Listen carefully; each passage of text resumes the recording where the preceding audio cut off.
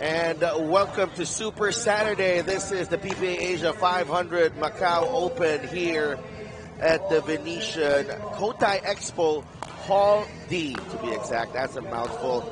Welcome everyone to our coverage as we bring you the semifinals of all divisions here in the Macao Open. Sidaf Tupas right here with Phoebe Toe. Phoebe, welcome to the coverage.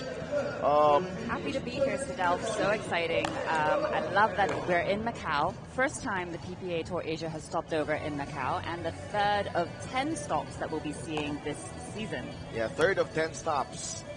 And we're just in the third, by the way, but already so many things are happening, and especially yesterday, so eventful. And right here, the survivors from yesterday's grueling round of 16 and quarterfinal matches are here. They've made it through the weekend. Yes, we've had some amazing matches so far, some upsets, some surprise wins, some impressive plays. We've kind of had a bit of everything, I think. Yeah, absolutely. And going into the weekend, I think the biggest news to me is that Tama Shimabukuro is in the semifinals of all of his 3 events. That's amazing. But that's Tama for you. I got to say, Tama has come great leaps and strides from the first time we met him last year, playing in the States, playing here. He's really come into his own. Yeah, absolutely. And we have some surprise semifinalists here going into the Super Saturday. And especially in women's doubles, we have a couple of new faces making it to the last 4, and it's such a welcome sight to see that, we are in the semifinals. Super Saturday for you. Tomorrow will be Championship Sunday, but it's already quite an achievement considering the field that we have here. I think it's got to be one of the more compact yet competitive fields that we have in our schedule. Yeah, I couldn't agree more. We've been here for 3 days. This is our 3rd day thus far, but it'll be 4 days overall. Thursday, obviously, we had our qualifying, our round of 32. Yesterday, we went through round of 16 and quarters. Super grueling, such hard work from all the athletes. And, of course, the semifinals today. Yeah, semifinals. We have a loaded day for you. The amateurs had to, enjoy their time yesterday as well. They were playing up until late in the evening right here, but I don't mind, but man. That's okay. That's okay. That's Nobody pickleball. Minds. Exactly. That's Nobody pickleball. Minds a bit more pickleball. You go home at 2 in the morning, it's okay. It's okay. Pickleball. So check out our schedule here. Hotam, Kentam will take on Annie Shea for our first semifinal. Yu Fei Long takes on Rika Fujiwara, who had won a bronze in Ho Chi Minh last year. Matthew Finnerty, who's won a couple of PPA Challenger events, stands in the way of Tama Shimabukuro. Jack Wong and Kenta Miyoshi. This is a familiar semifinalist right here. And then some women's doubles. Ken Tam and Mihei Kwan taking on Rika and Kay. Xiao Yuan Beckwell and Ling Wei Kong against Jamie Haas and Pei Chuan Kao. So that is our morning session for you. And I think we're going to see a lot of three-game matches here. Absolutely. There's already been some upsets to get here, which we'll talk through as and when we see those matches. And of course, we have a whole afternoon session just waiting for you guys as well. So please do stay with us throughout the day. But first up, we got Ken Tam against Annie Shea for the first women's singles semifinal. Ken Tam, PPA Asia Trailblazer Season 1 against PPA Trailblazer Season 2. Annie. And so there's a bit of a Season 1 versus Season 2 going on here. Yep. I like it. And I'm happy for Ken Tam. Really just the hard work that she's put in and getting it, finally crashing the last 4 here in the PPA Tour Asia. So we're just about ready. Ken Tam against Annie Shea for your first women's singles semifinal.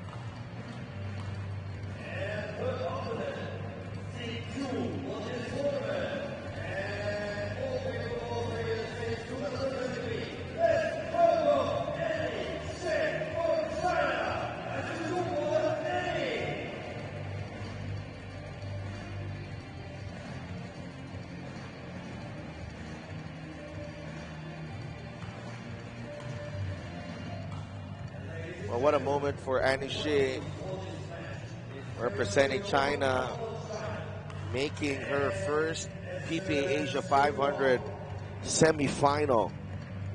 She took down the number 1 seed, Abi Wang, in the quarterfinals. And now gunning for a first gold medal match against Ken Tam, a fellow trailblazer. Different batches.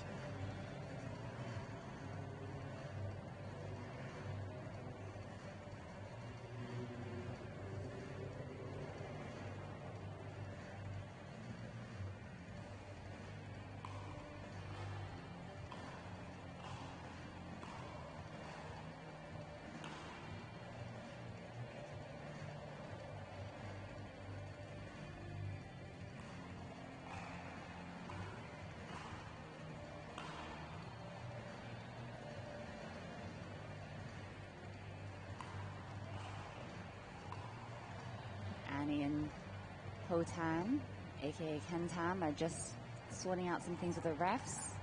Of course, it was referee Clara with us today.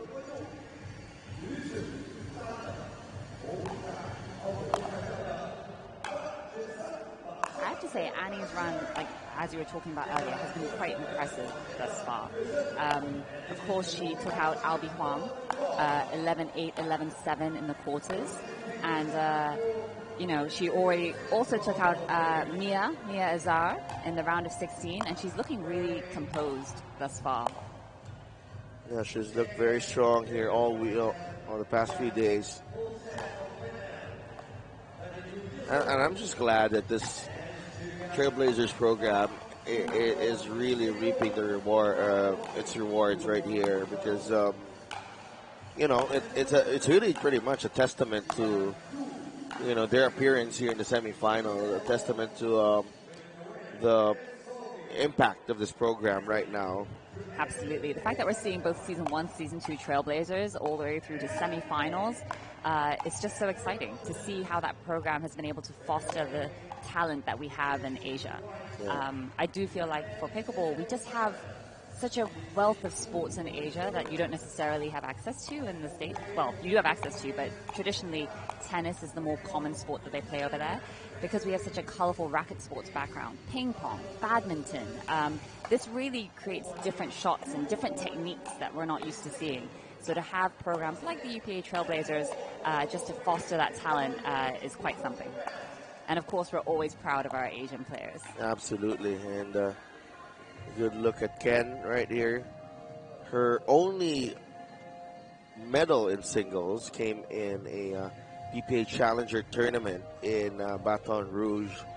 A silver in a PPA Challenger. So do you happen to recall if that was a doubles or she had a gold in doubles? Oh, That's, doubles. I think that was when they were in the Trailblazers program and they were going around. Going around the States. Here's Annie, a former collegiate tennis player from Sejong University. Undergrad degree, Administrative Management. Ministry of Management. Yeah, postgrad, Sports Humanities and Sociology. She's currently based in Hangzhou. And, hey, Zoe Wang, shout out to you. You are Annie's dream. pro doubles partner. Oh, let's go. You know Let's what? make it happen. I have to say that's something Annie and I, probably the only thing Annie and I will have in common in terms of playing is that I also would love to have Zoe Wang as my dream doubles partner. Yeah, absolutely. So here we go. Annie Shi and Ken Tam, let's ball. Ooh. Our first time finalists here from these two. Both first time semifinalists. And you might have, and we will have a first time finalist here as well in the PPA Asia 500 from these two players. Annie on the board. And just misses the backhand, that cross-court passing shot.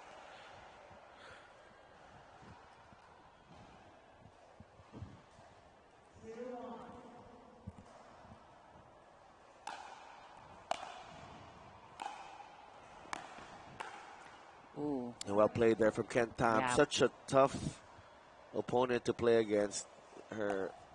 The lefty, always a difficult angle every time. Lefties are always a little bit more challenging. So many times I kind of go for shots in terms of just patterns, and then if I'm playing against a lefty, it's usually game over for me.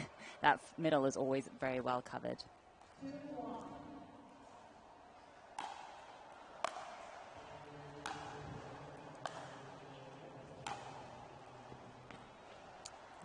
Wow, Painting lines great early shot here. there, yeah.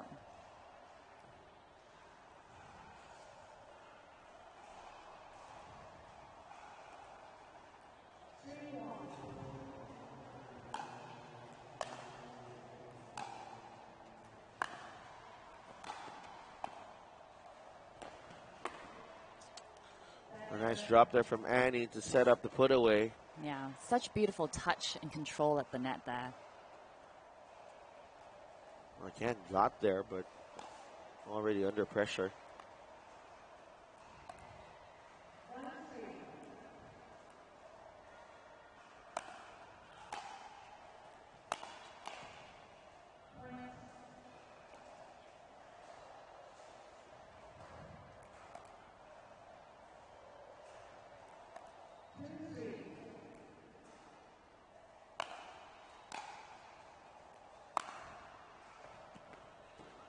Once again, inside out forehand from Annie.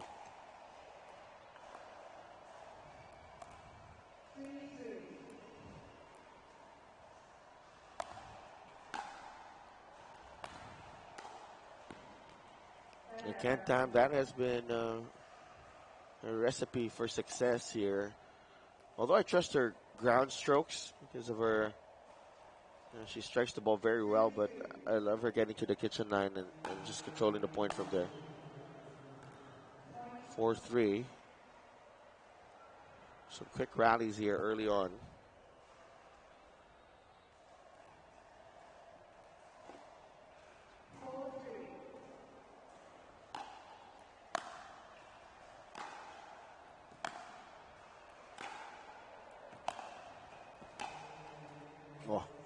Just missed yeah, it. she went for it. Yeah.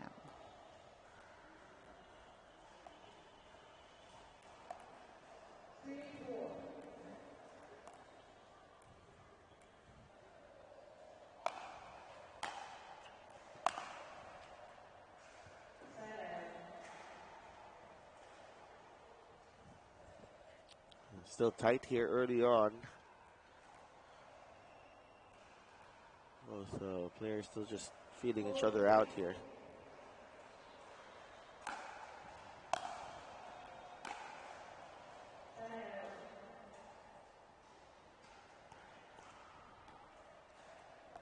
And just looking at the floor, it seems like she misjudged the bounce on that one.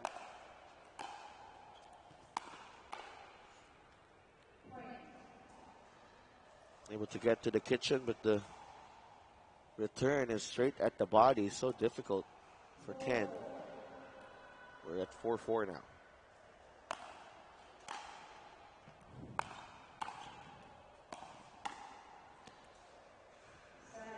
Side out, off balance already. Can't Using that deep return to get to the kitchen line.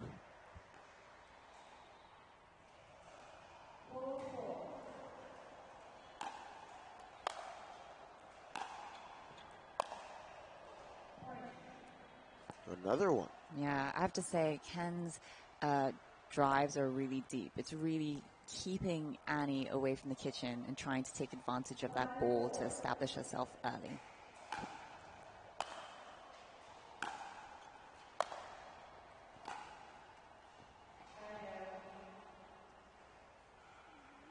Sophia Tran helping out Ken Tam in her warm-ups earlier.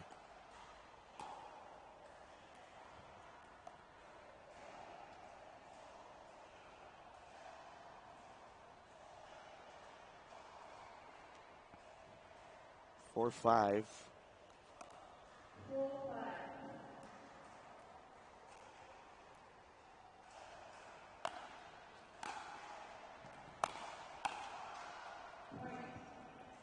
5-5. Wow. It really feels like they're just chasing themselves up this way. Yeah. 1 point, 1 point side outs. They're really keeping this one tight here.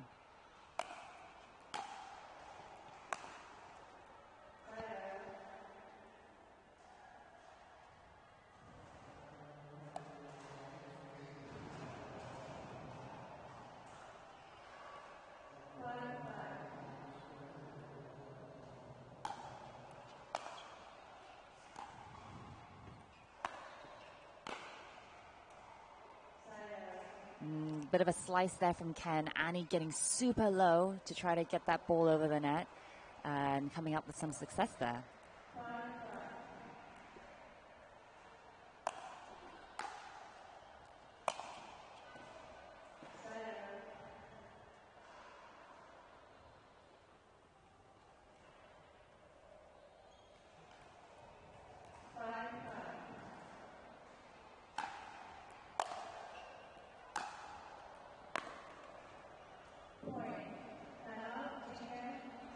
Okay, and it is Ken Tam who gets to 6 first. Yeah, but very, very tight game one, and nobody has yet to build some sort of momentum here, but might just be enough if you're Ken Tam. And she takes a 6-5 lead as we change ends.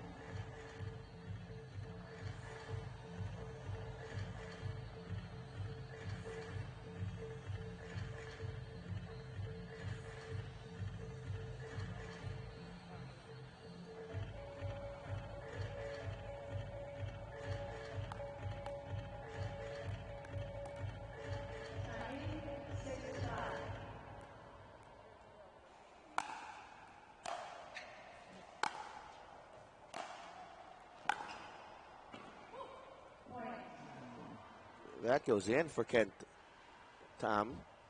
7-5.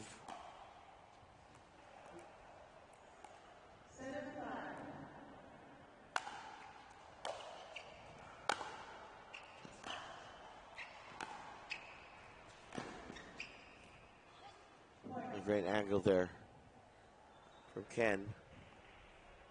And that's another point. So from 4-4, it's now 8-5. And Ken has her shoes again. Yes, I think that was a case of some missing shoes this morning. Footwear issues. Footwear issues, yeah. But it's sorted.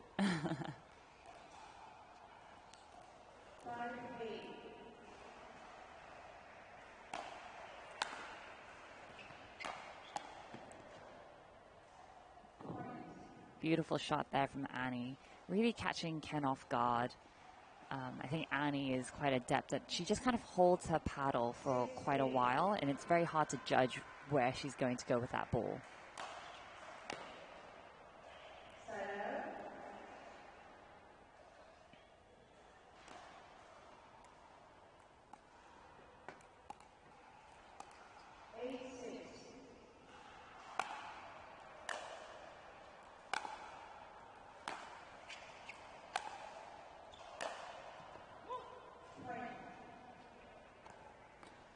Nine six now off that miss from Annie.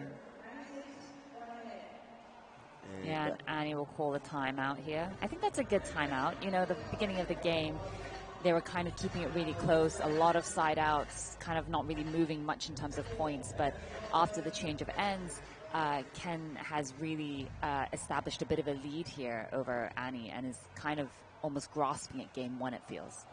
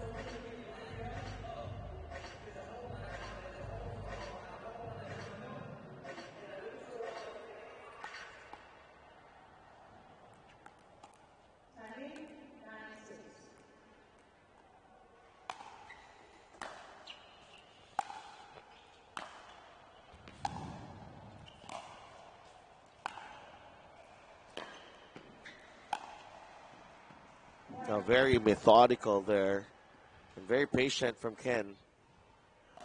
Working that point from the baseline. Really impressive. Great placement there. Game point.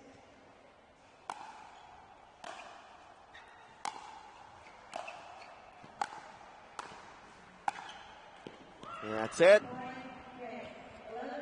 Game one to Ken Tam as she finishes strong after a tight few exchanges. The first two exchanges was tight, and then Ken just finding another gear in the second half of game one. 11-6 to Ken Tam.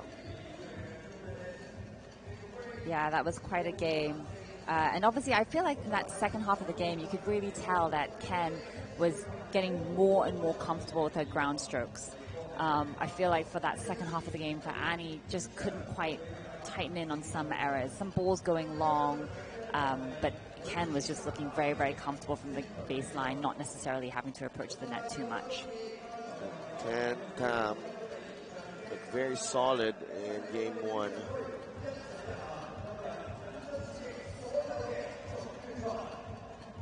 Yeah, just a couple of these balls going long. But I like how Annie's playing quite aggressive. She's still trying to get herself up at the net and kind of forcing Ken to take the wilder shot.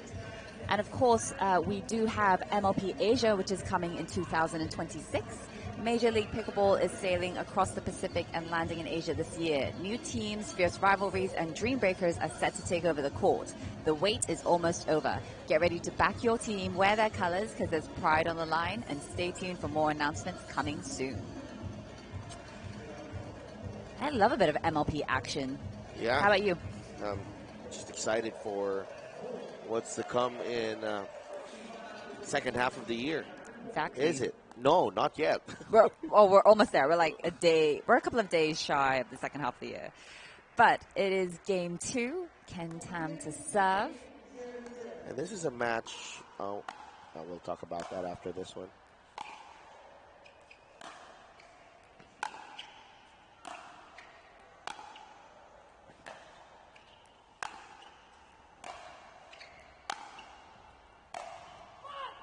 Again, just with more solid ground strokes there. And this is a match where I feel like both players would go into this one liking their chances. But I think Ken is the steadier player here.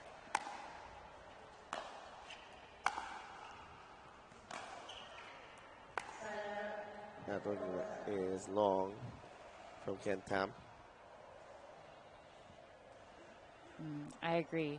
I feel like Ken has really settled into these ground strokes and is feeling pretty good from staying at the baseline. So maybe that will work for her here.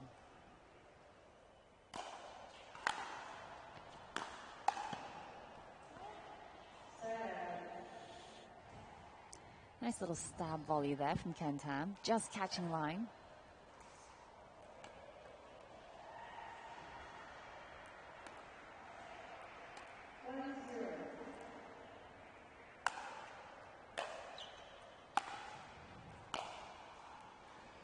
That one is wide from Annie.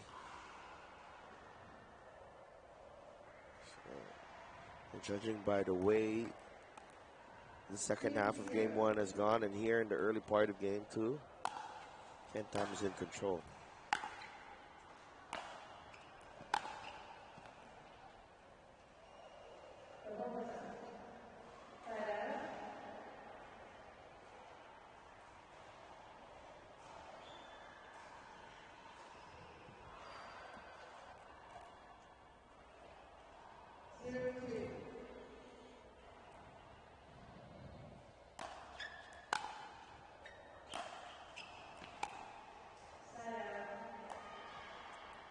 Annie just does not look comfortable at the moment.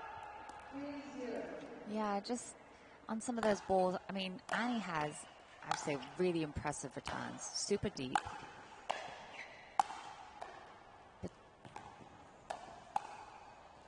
Ken Tam, right there, just looking very strong right now. Just the anticipation right here. Very composed as well. Yeah.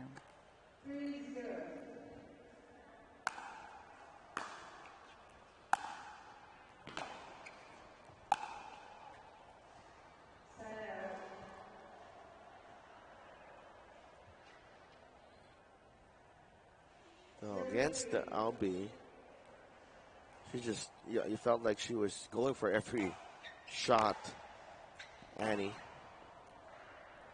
And that has not, it's not here today. Does not look like she was finding her spots today. Yeah.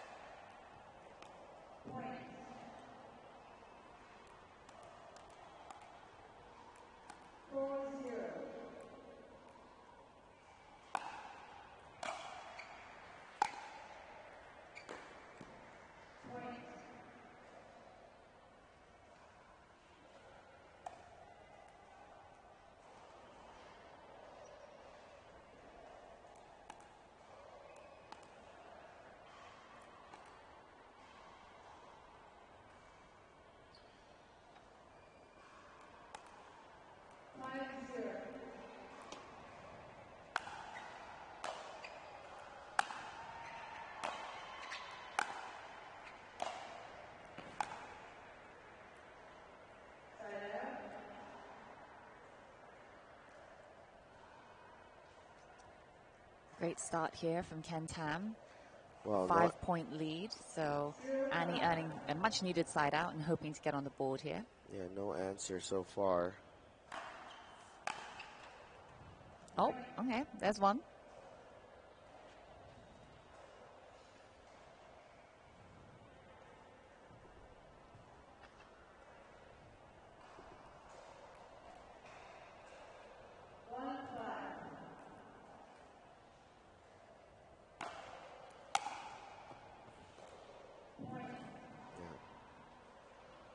So this can help Annie here. There's some quick points.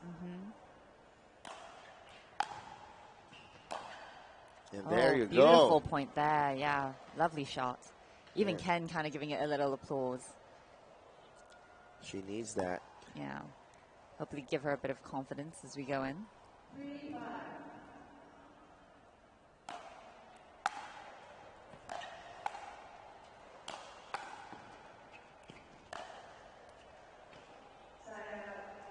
Oh, I think I think Ken called that in. Yep. Yeah.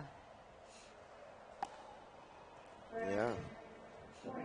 Good sportsmanship there, shown by Ken Tam. She was ready to call it out. Yeah.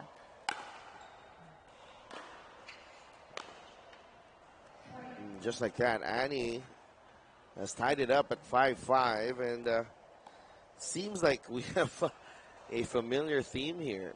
Partner was 6-5 at the turn in the game one.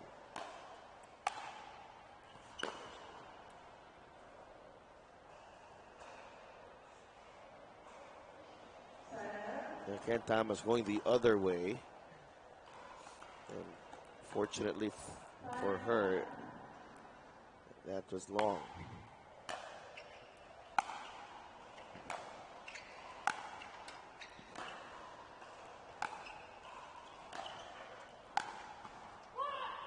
Once again, Ken Tam finding the open court there, and she takes a 1-point lead at 6-5. Bit of deja vu here, partner. Yes, 6-5 at the turn for Ken Tam leading. 6-5 at the turn for the second game, also Ken Tam leading.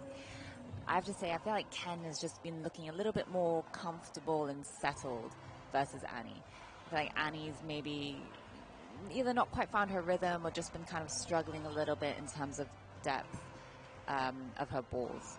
Yeah, I think the experience really showing here, and Ken Tam having the edge with like one full season with with the tour, and a lot of tournaments in Vietnam for sure. So 6-5. This is where, at this point, this is where Ken slowly pulled away in game one. Yeah, we'll have to see if there is a similar pattern waiting for us in game two.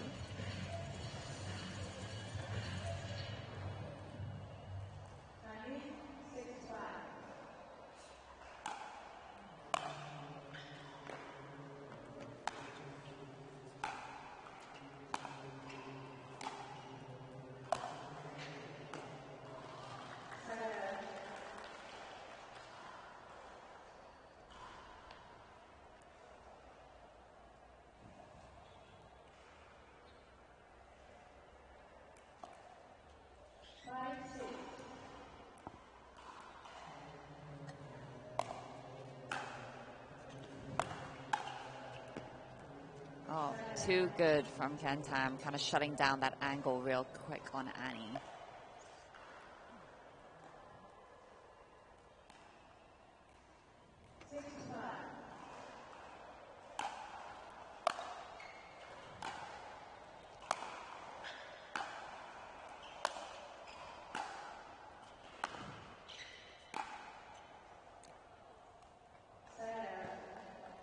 Shot for shot there, Annie matching up against Ken, and ends up as an unforced error.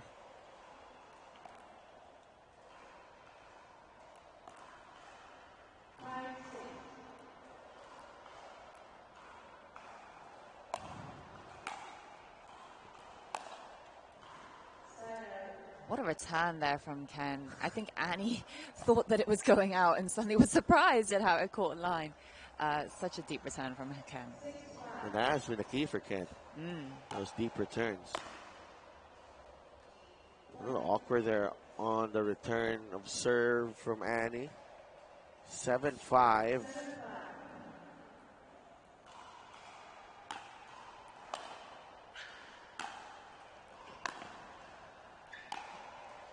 Oh, great retrieval on that ball from Annie. Really, Ken just forcing her to move so far and still to hit such a quality shot there.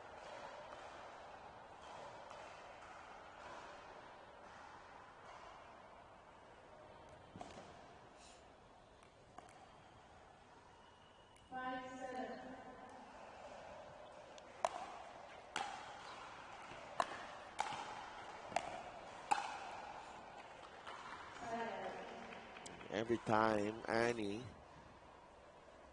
comes up with something, Ken Tam is quick to shut it down and just grab the match once again, the momentum of the match.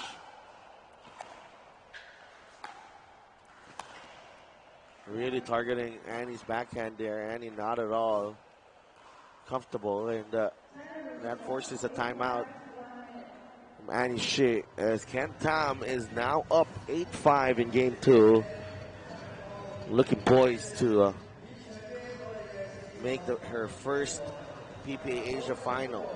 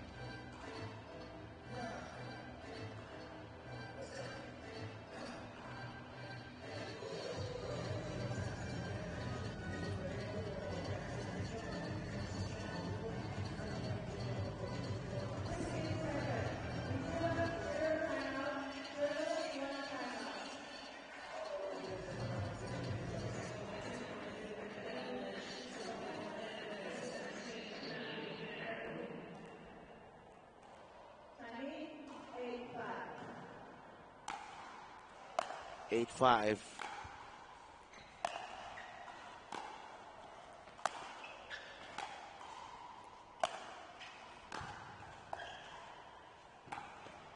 Oh.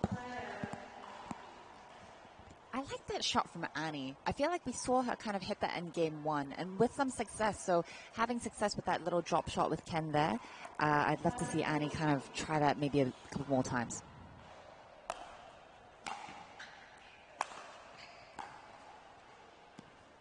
I think she has to get to the kitchen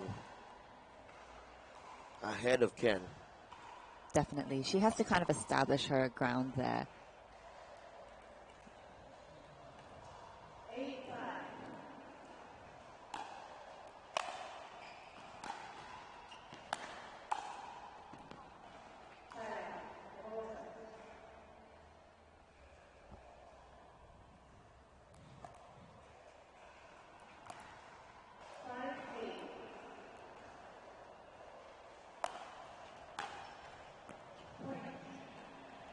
Another point for Annie. Quick one.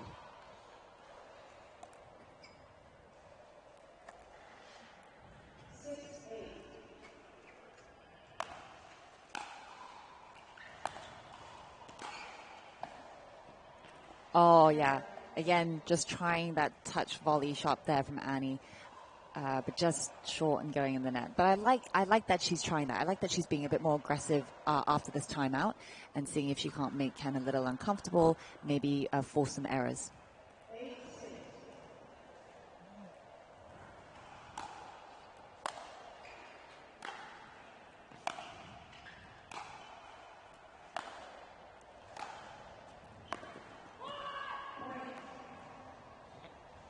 Nine six, just like that.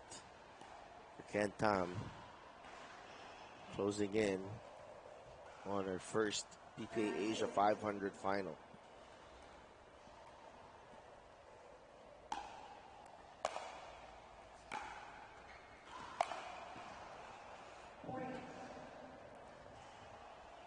Approach shot goes wide, and we are at match point for Ken Tam.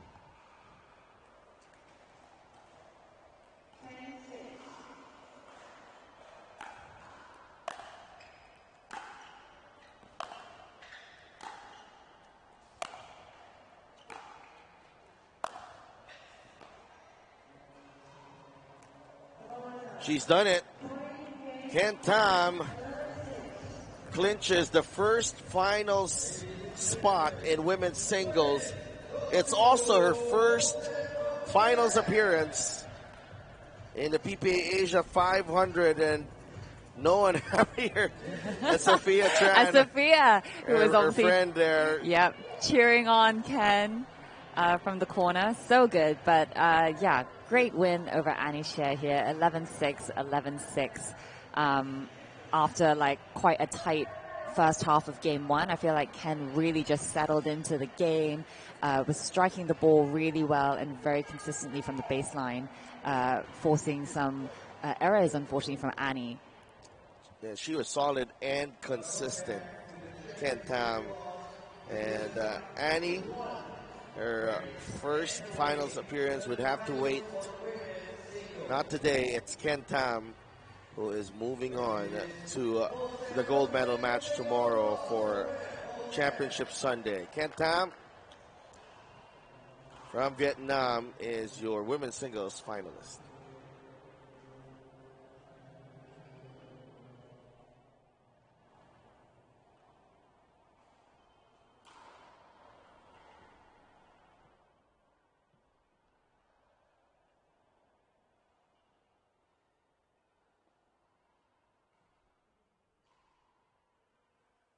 Congratulations to our winners for the women's single, this semifinal, and now you enter the final. How's the feeling for this match? Oh, for me, I'm feeling it's good match for me. I'm trying better for myself and so happy for the first time PPA in Macau. So just keep going for tomorrow. Yeah. So any words you want to tell your fans or your family members, all the supporters for you, you can say in Vietnam language or in English to your fans.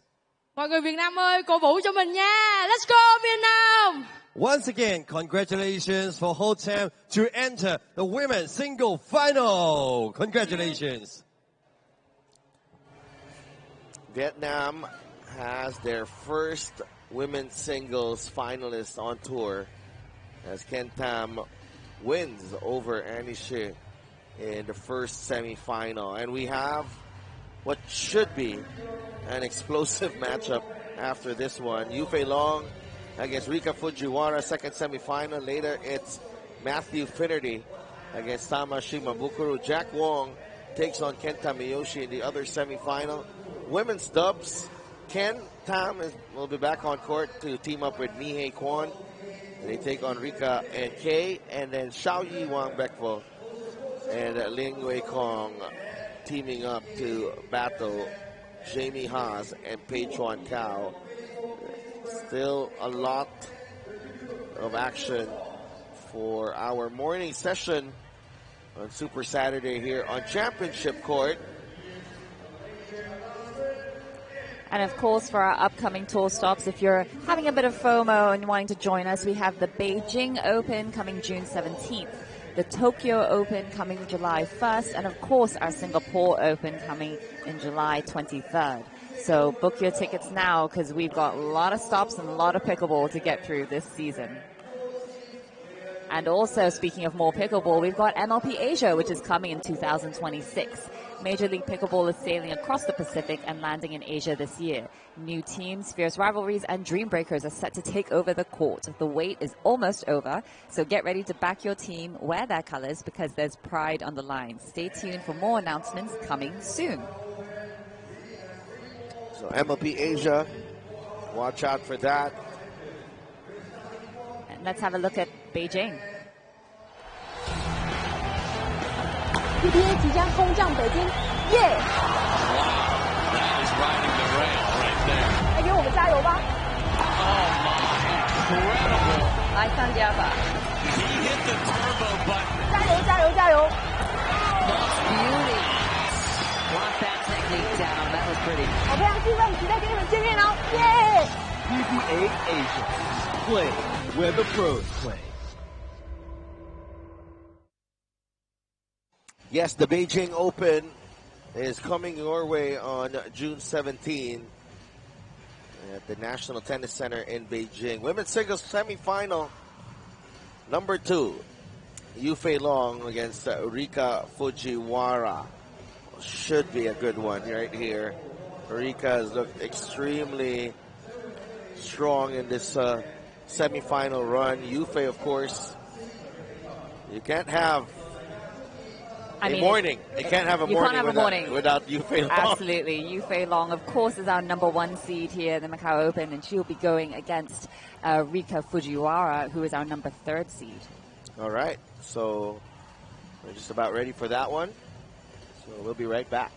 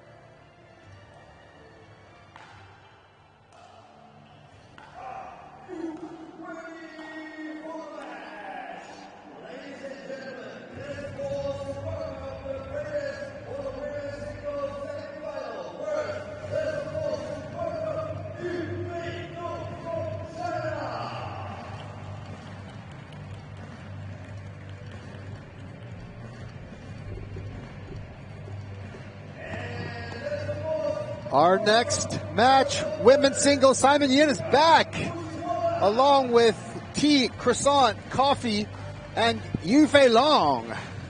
Who's back? Guess who's back? Guess who's back? Whoa, whoa, whoa. It's Rika.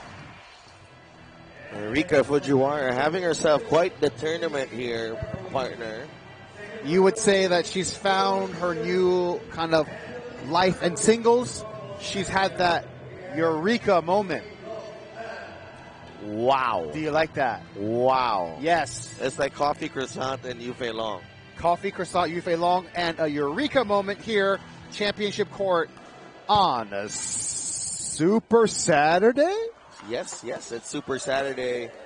So Rika comes into this one having, quite a run herself. Well, she's sort of focused on singles for quite some time with competing in the States. Especially last year, we saw her in Ho Chi Minh. She won the bronze there. Yeah, right. But she's found some joy in the States, reached the round of 16 in the... This is, I think, in Dallas, partner. Oh, I like Dallas. In Worlds? Pickleball World Championships. Yes. And she just lost to Leah Jansen. Yes. That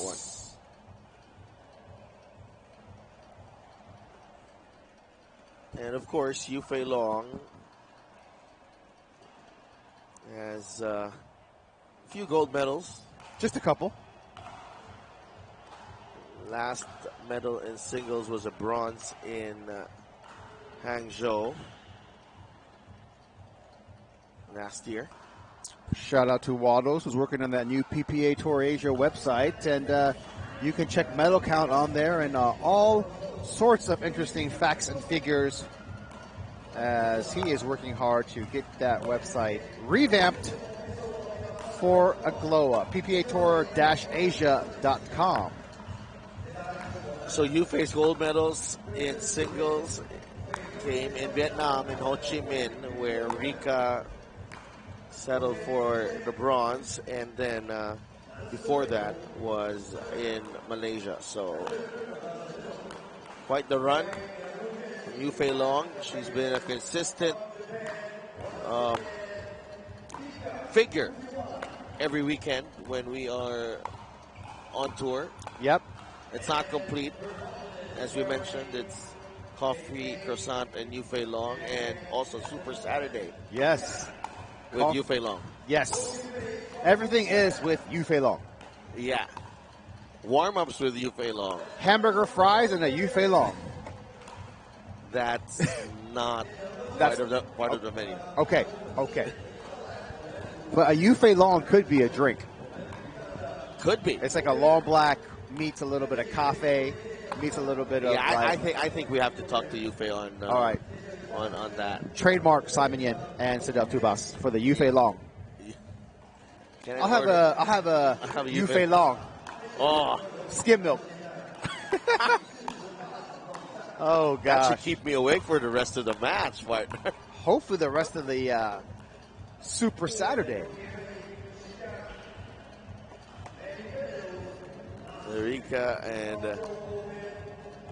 Rika just one of the nicest and figures on tour as well, right? Yeah, I really loved watching her yesterday play with Kay, her student, and just them putting down some great points and able to take the dub. In the So, partner, they last played against each other in the semifinal as well in Vietnam, in Ho Chi Minh. Ooh, well. You and Ken were there. Shout out to Ken. Yeah. Your boy, Ken. Filipino Ken. Ken. But not married to Filipino Barbie. Or is he? Could be. I heard Ken is taking his pickleball quite serious these days. Yes, absolutely. He has not talked to me about pickleball, partner. He doesn't dare. Yeah. Oh, my.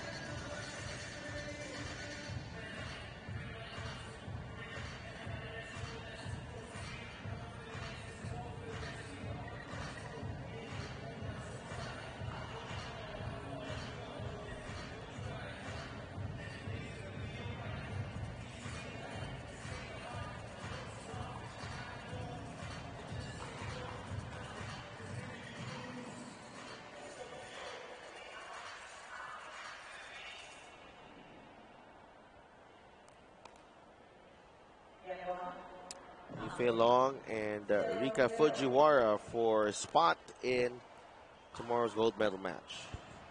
Let's ball.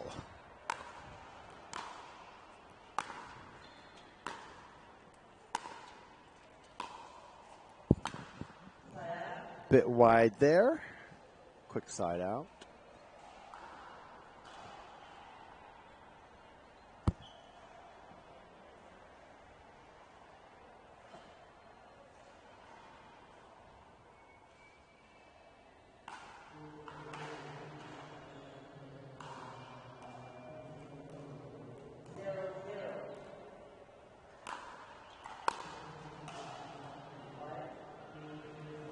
Rika strikes first blood.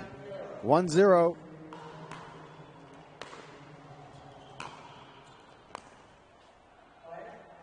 Rika, quite an accomplished tennis player, and has found her second pro career in pickleball. That must be nice. Can I just get one pro career? Can I? You already have one. It's professional. Husband, yes. And no, so you have two. Professional pickleball commentator. Oh. Are we in the pros? This is the pros? No, we're playing where the pros play. We're watching where the pros play.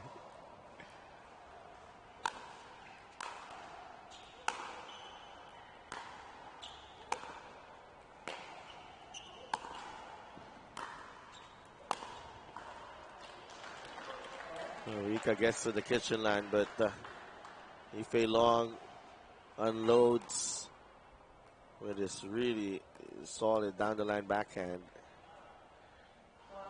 And she's on the board, 1-2.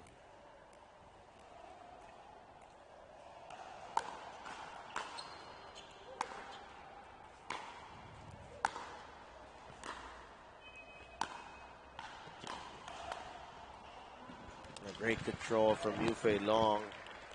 Had to stay strong and stable there at the kitchen line, partner.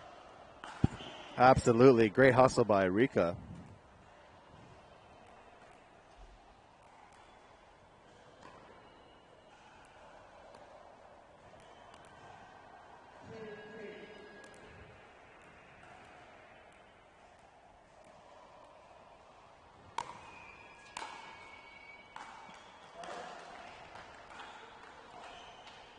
3 straight points here for Yufei.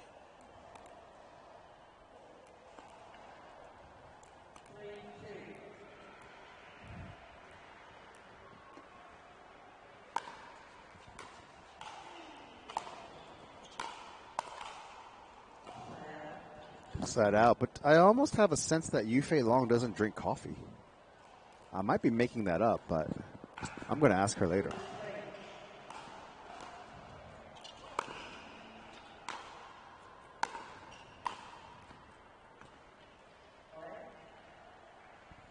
We haven't seen Rika on championship court in quite a while, actually, but she is quite impressive, no?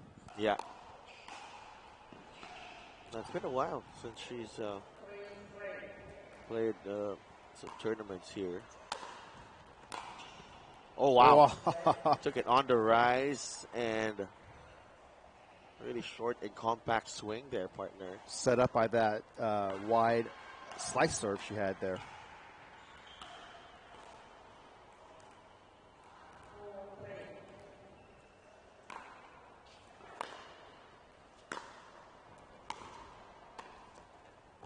Ooh. Oh, nice. The touch. Absolutely impressive right here from Rika.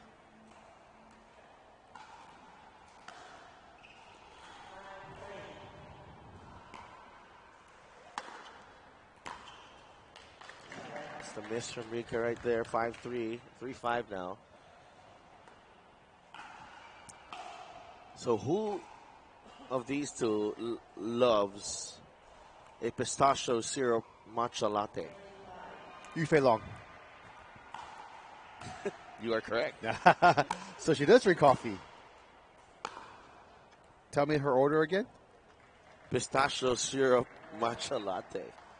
Pistachio syrup matcha latte. Matcha latte. Okay. I didn't even know that was a thing. Pistachio syrup matcha latte. Add a shot of espresso, and that's a Yufei Long. Yeah. 3-5.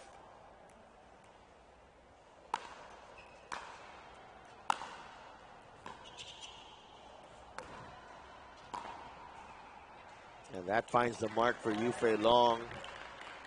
Good setup there. I feel like both players quite comfortable playing from the baseline, but yes, whoever goes to the kitchen line first, I think, takes control every single time. But no, says Yufei. Just giving Rika warnings here. You can't go to the kitchen line that easily. It's 5-5.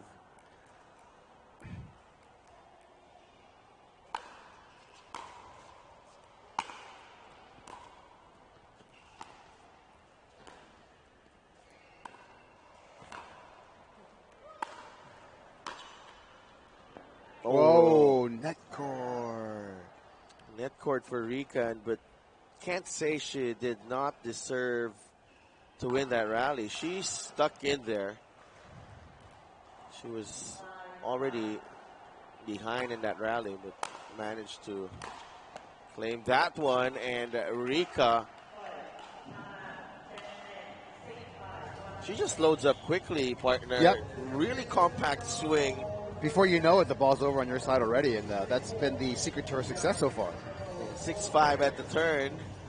Rika Fujiwara with a narrow lead in this exciting women's singles semifinal.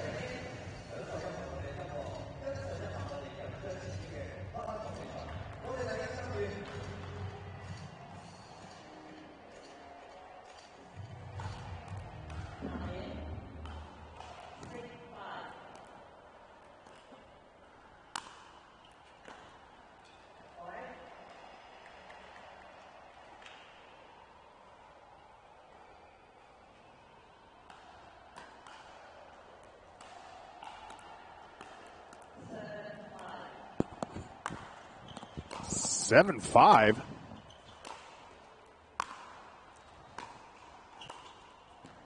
Now Rika with the angle, another wonderful volley. You can really see Rika's tennis coming into play here with the just beautiful volleys at the kitchen.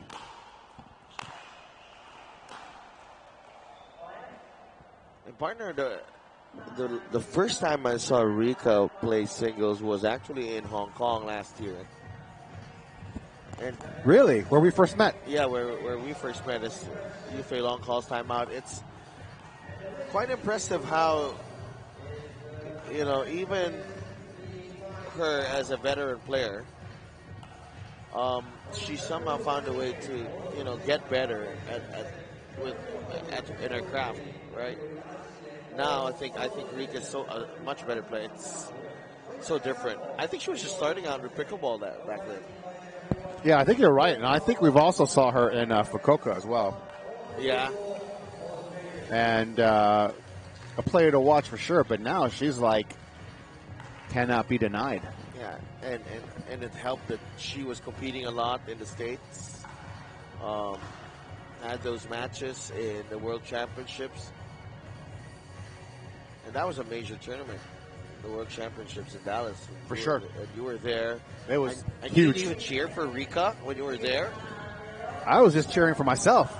Oh. I was actually cheering for pickleball and how amazing Worlds was. So Rika's part of that. So yeah, exactly. Yeah, so I was cheering for her. Okay. Yeah.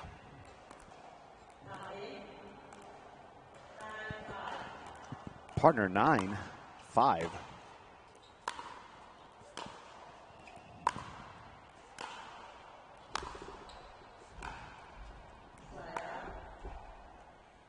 Okay. Yufei calls that ball down. We're going to 5-9. Now, Rika's been playing, you know, Yufei has been playing Rika's game here. She has dictated the play. That's right. Oh, wow. Oh. That loops over and in. Nice.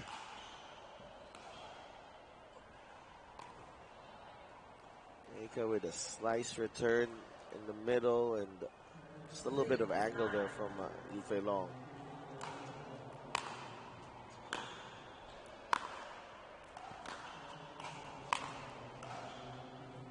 What an amazing forehand from Rika. She is whipping with that ball with such ferocity. And just out of Yufei Long's reach. 9-6. Side out from net court into the kitchen.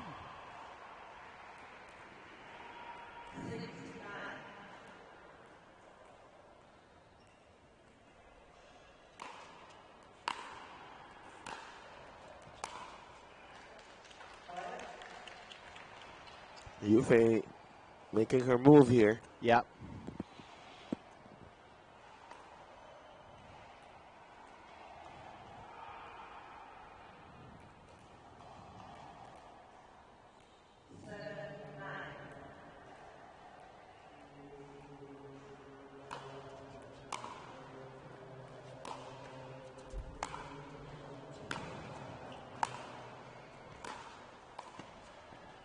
Again with the touch.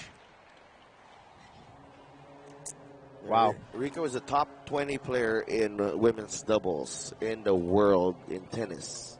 In the world.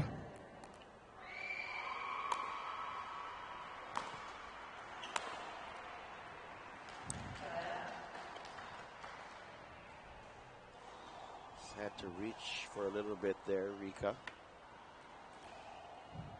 Yufei Long. Consistent.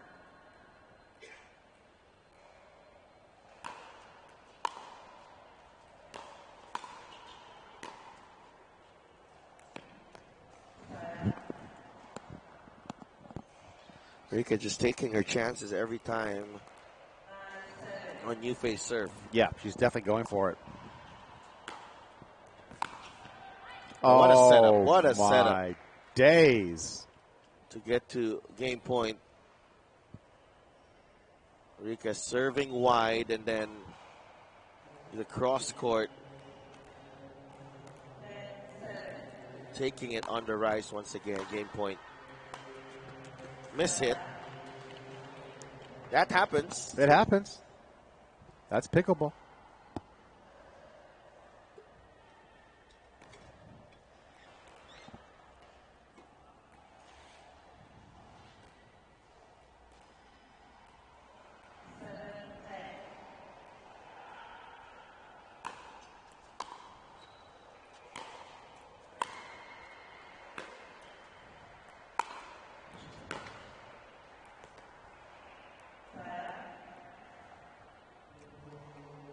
Game point number 2 here for Rika Fujiwara.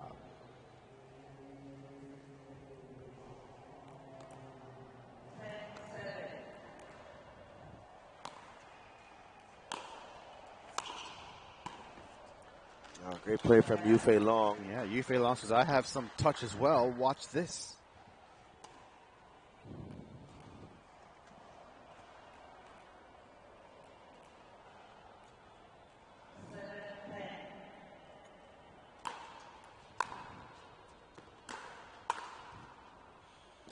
Rika with a strong put away, just using that middle ball. That has been her go-to on Yufei Long's serve partner.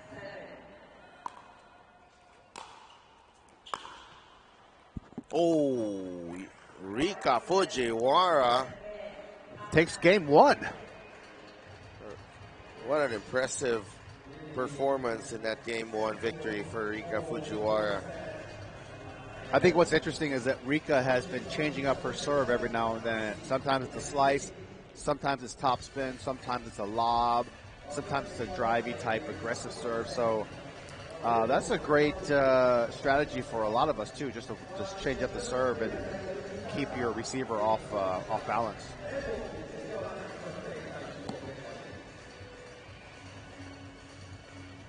(11-7) in game 1 for Rika Fujiwara. Great striking by Yufei Long as well. As always. Yeah. Yep. But Rika's showing us variety with her shots. She's very unpredictable and then very intentional with her shots as well. And that slice serve doing some damage. The onus is now on Yufei Long to change it up a little bit. Which we are sure she will. Yep. Otherwise, Rika's game plan has worked to a T. What a shot to close out game 1. And check this out. MLP Asia is coming in 2026. Major League Pickleball is sailing across the Pacific and landing in Asia this year. New teams, fierce rivalries, and dream breakers are set to take over the court. The wait is almost over. Get ready to back your team, wear their colors. There's pride on the line, so stay tuned for more details and announcements coming soon. It's MLP Asia. Let's go. Did you know that the P stands for Philippines? No. Major League Philippines Asia? No. It doesn't? It don't doesn't? Change it, no. Oh, all right. Dang. It's Major League Pickleball. Oh, okay. I thought that was going to be too obvious, but okay. MLP coming your way. Are you down with MLP? Yeah. Sure. Yeah, you know me.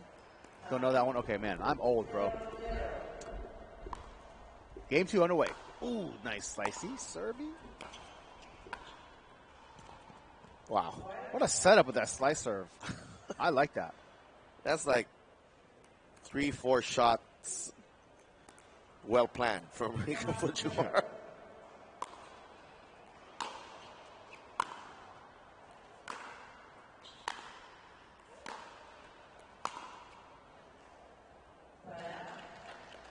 Another deep return from Yufei Long.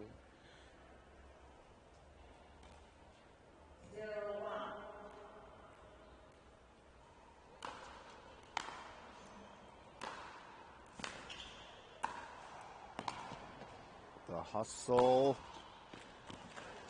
Yufei with an overhead put away, but I think that point really just also sums up what needs to be done just to take down Rika right here, 1-1.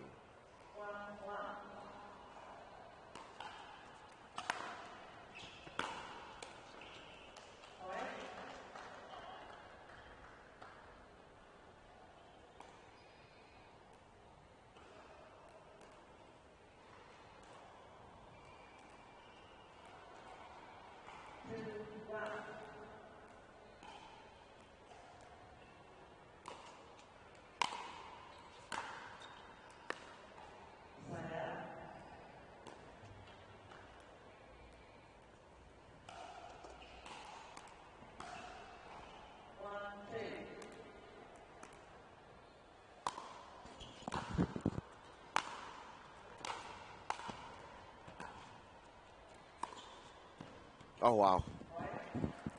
Rika. So much precision there. Just right down the line here. Yeah, she's just a well-rounded player. So many shots.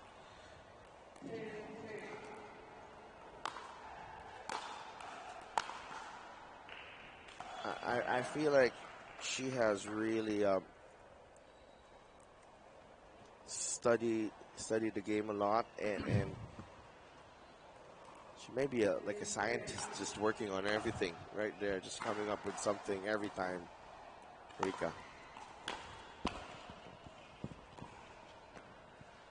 Which is ironic because Yufei is a literal scientist, a research scientist.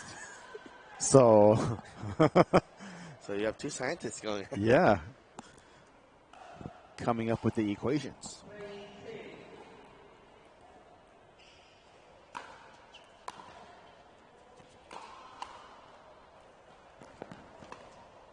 That's another. Oh my goodness! Incredible volley from Rika, and Yufei able to get there.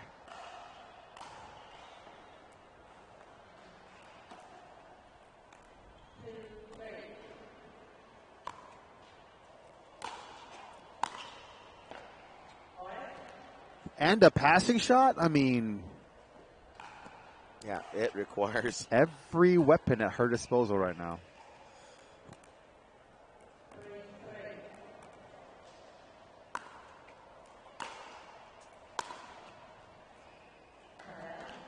Just a little long there from Rika.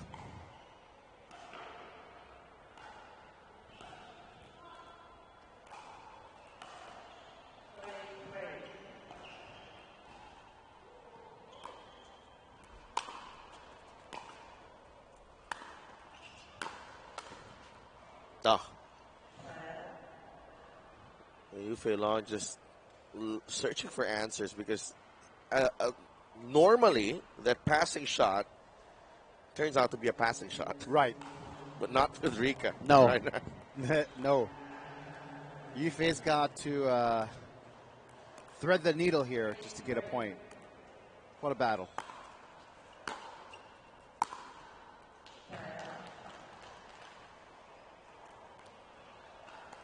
I think that might just be her chance here, like forcing Rika into some mistakes, because Rika's been winning a lot of the rallies here. Oh, and she misses on the slice serve.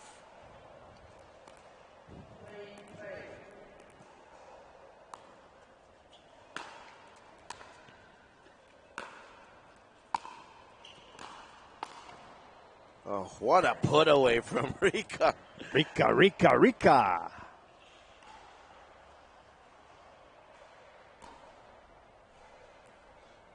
4-3. Showing a lot of control in this match. That's the end. Yufei looks at it. She wanted to call that out. Looked out from my perspective, but Yufei's a better person than me.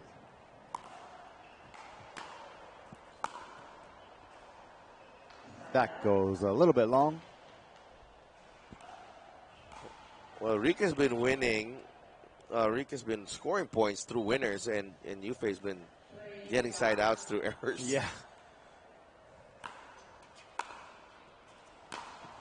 Okay. Nice shot by Yufei Long. Here we go. Just lets it rip right here. So much spin on that return.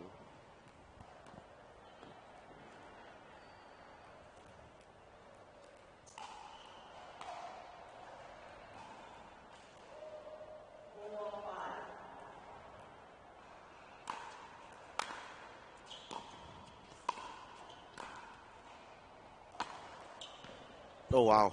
What an overhead by Rika.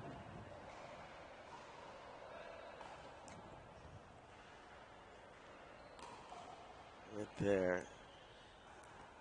Little shot shape. Some shot shaping there from Rika. Shot shaping. Some shot shaping.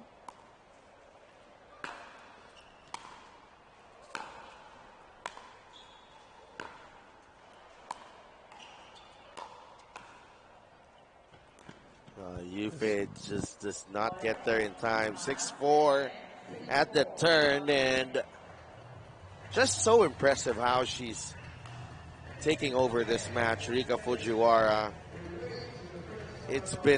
This match has been done on her terms right now. It's gonna take a lot from Yufei to get back into this one at the rate things are going. Absolutely, partner. Absolutely. But we know Yufei. We've been seeing Yufei a lot here on Championship Court. And we know when the going gets tough, the tough get going. And Yufei is going to come back strong with a game plan. And speaking of coming back strong, so will we right after the break.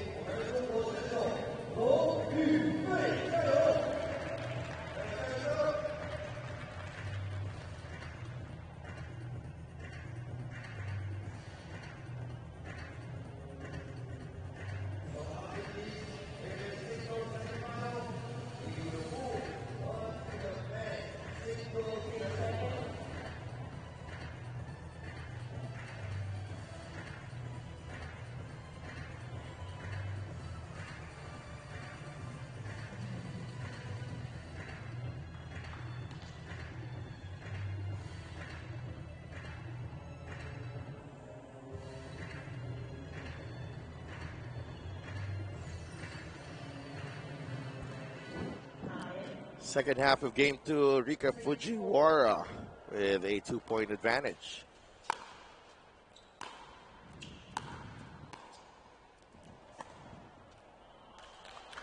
Great setup there from Yufei Long. Rika able to get that back. Made Yufei make another ball, and Yufei does the rest.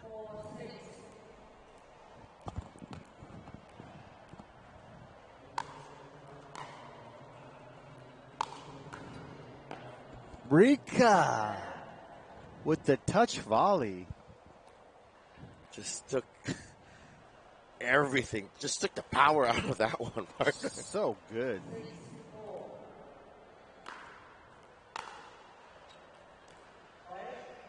You know what happens? You say the ball has energy, right? Yes. And Rika's just taking away all the energy out of that ball. Another point for Rika.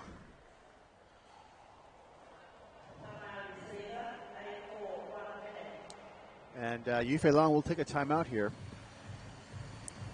11-7, game 1. Now 8-4, Rika in game 2. We'll be right back.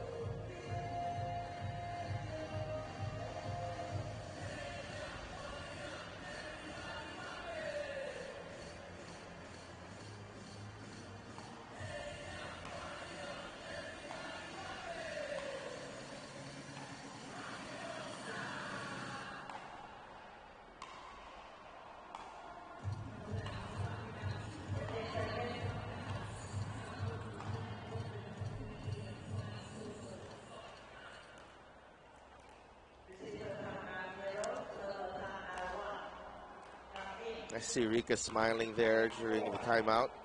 8-4.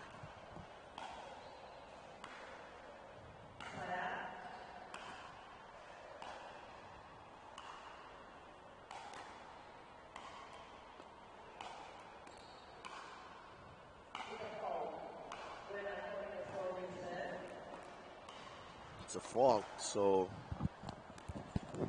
Yufei gets the serve back. 4-8.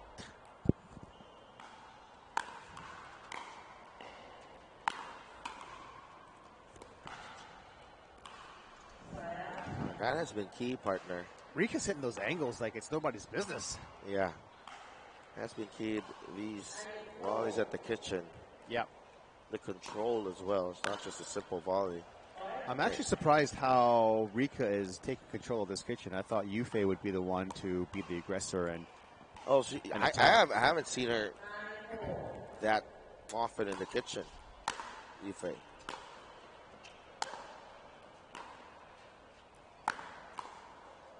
Again. That's great approach shot. Approach the kitchen, and she's able to get low and just take all the pace out of the ball. And not even the placement on the approach shot. It's just that so much spin on it. This is match point. And that's it. What a way. Rika Fujiwara. Eureka. What a performance from Rika Fujiwara. It's not just the scoreline, partner, but the way she's managed to pull it off here. It was a show of force from Rika Fujiwara. 7-4 against the top seed, Yufei Long. She is through to the final against Ken Tam of Vietnam. 2 first-time finalists in the PPA Asia 500 here in Macau. Let's go! Just happy for Rika to be able to make her first PPA Asia final. She still has women's doubles with Case Waki later on, but just impressed at the way she was able to vanquish Yufei Long. Taking control of the rallies at the kitchen line, her touch, and just keeping things fresh and unpredictable. Rika Fujiwara is your women's singles finalist. And yet to drop a single game in women's singles. Had to go through Yu Che-Shea, Mihei Kwan, and now Yufei Long for her journey into the finals. Absolutely amazing. Congratulations, Rika. Well played. Now let's hear from our finalist, Rika Fujiwara. Congratulations to the winners for this match. Rika, how you feel at the moment? Now you enter the finals. Yeah, for the first time. Thank you, everyone. Okay, you can speak Cantonese. 谢谢大家. And also Mandarin. So, talking back to the games, we see that the first set is a bit tough. And starting from the second one, you control the whole rhythm. Thank you. I never beat Yufei before. She's a strong player, strongest in Asia. And so very happy to play with her, first of all. And I'm so fortunate to win today. So last year, you got a bronze medal. And this year, you got a chance at least a silver. Yeah! How do you prepare for the next final games? Just eat Macao food. Nice and delicious food, and get some good sleep, and then looking forward to tomorrow. Okay, Rika, congratulations for these games, and looking forward to see you in the final match. Yeah, thank you. Thank you, everyone. So Rika Fujiwara takes it in 2 games to set up a gold medal match with Vietnam's Ken Tam. Coming right up, men's singles, semifinals. Tama Shimabukuro against Matthew Finnerty, the qualifier. And Jack Wong takes on Kenta Miyoshi in the other semifinal. Kenta teams up with Mihei Kwon in the women's doubles semifinal against Rika and Kei. And then another women's doubles semifinal, Xiao Yi Wang Bekbal against Ling Wei Kong. And Ling Wei Kong against Jamie Haas and Pei Chuan Kao. So plenty of action on championship court on Super Saturday here at the Cotai Expo Hall D at the Venetian in Macau. Hall D. Boo, boo, boo, boo.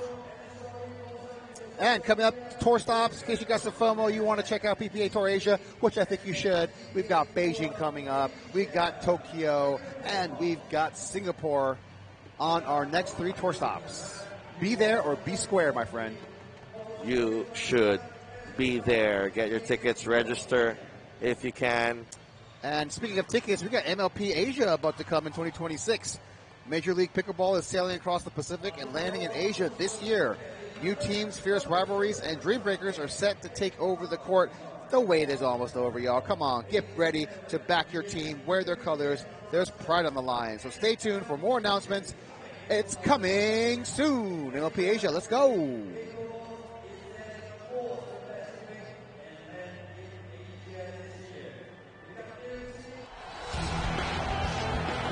PPA 即将攻占北京，耶！ That is riding the rail right there. 来给我们加油吧！ Incredible. 来参加吧。 He hit the turbo button. 加油加油加油！ Beauty. Lock that technique down. That was pretty. 我非常兴奋，期待跟你们见面哦，耶！ PPA Asia. Play where the pros play.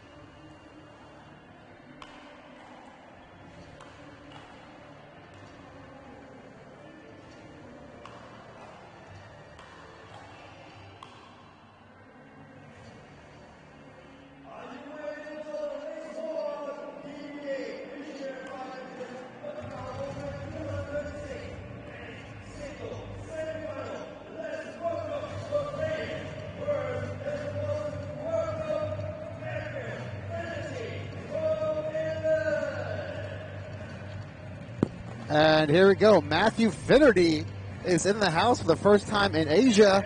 And not only that, he's on championship court. Men's singles semifinals here also features the one, the only, Tama, the kid, Shimabukuro. And Tama with a trademark walk now. I think they should trade. I think he should take ownership of that move. And looks like a trademark strut, bruh. Yeah. Tama the King has landed. But I've seen some of Matthew playing here, and he hits the ball hard. Yeah, and, you know, I'm actually very impressed, and he is intense. Oh, he is very also intelligent on the court. Yeah, I've seen a few of his matches, and I'm actually quite impressed. Yeah. With Matthew Finnerty. Plays a lot in the States. Plays in the PPA Challenger Series. Yeah, Challenger Series. Couple of gold medals there. Yep. So should be a good test here for both players. Tama wants to make his first singles final in the PPA Asia. He's made the final in the States, by the way. Taking silver, yes. So when he was starting out, I first saw him in Fukuoka. he only made the quarterfinals. So this is his first semifinal appearance. Love of that. Love the trucker hat look from Tama. Classic. And Tama's got his own style of play, his own style of game. And can get very electric very quickly. Tama he's impressive in the dubs. In both mixed and men's dubs. Had a huge win against Will Schaefer yesterday. Yeah, that was yesterday. Yeah. Around the 16th. All a blur, right? It's been a blur. But Tama also... Lucas Tabasco, yeah. Tama's had a very tough travel schedule, though, and I saw him for breakfast today, and he's kind of feeling it a bit, just having to fly from KL to Dallas, and then now back to Macau, all in the span of like 2 weeks. That could take a toll on anybody, and just being a super champ here as he faces down the face of referee Long here, Vietnam Air Force Captain Long. And his favorite piece of breakfast is always protein. Referee Long? Yeah. How about Tama? Tama doesn't eat. Ooh. He just puts food on his body and it just infuses into his body and it becomes one with Tama. Tama's very spiritual in that way. Okay. I could be making that up. I'll ask Tama. You can ask Tama later. I believe Finnerty's origin is from the UK. Yeah. So has maybe that UK flag there, and he sure does. Beside his name in our information sheet. So he definitely reps beans and toast in the morning. So Delta doesn't believe me, but beans and toast really is a thing, I promise. I wish Phoebe were here now to back me up. But I also could be lying. But what I'm not going to lie about is what's about to happen. So let's ball.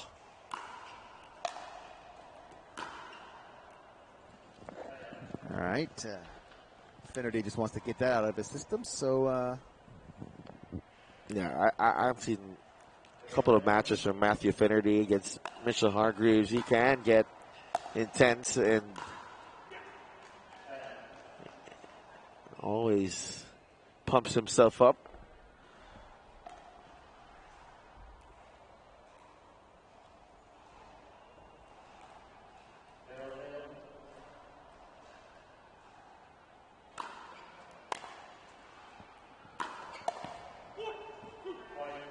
Well, Tama, quite surprised there. That had a lot of spin in there. Just popped off his paddle.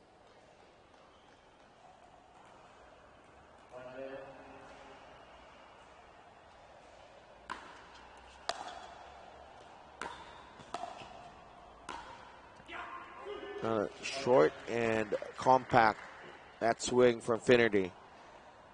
And it's another great passing shot for him. An inside-out forehand right there.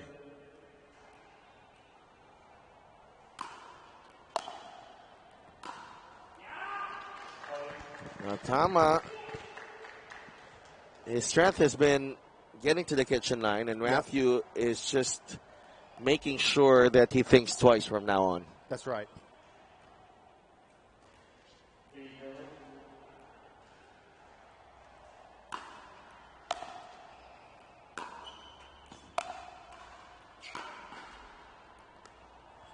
Thomas stays back on that one just to get the side out to reset here and 0-3.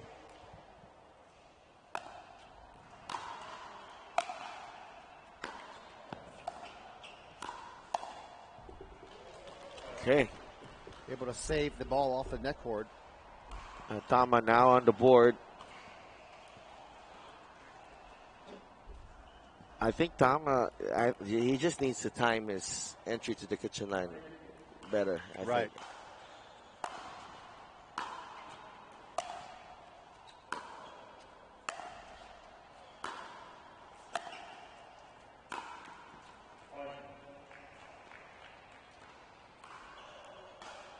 Tama testing out the strokes of Matthew Finnerty here.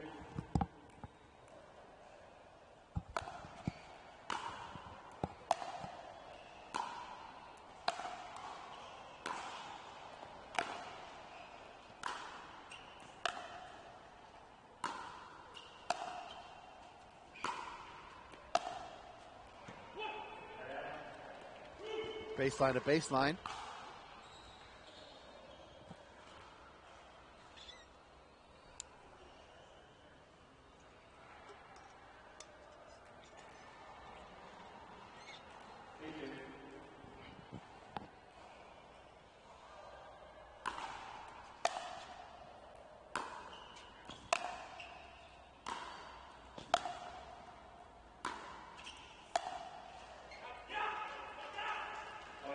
Tama has to be patient here. Matthew Finnerty is off to a fine start. 4-2. Trusting his ground strokes. He strikes the ball very well, partner. He sure does.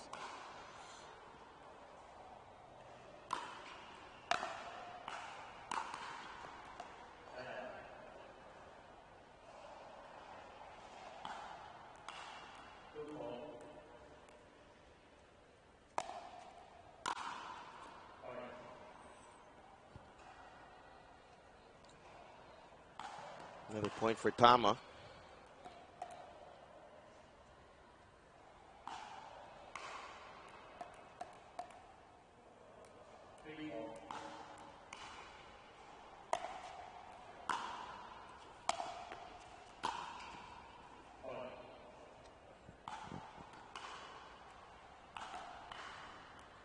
Just like that, we're at 4-4.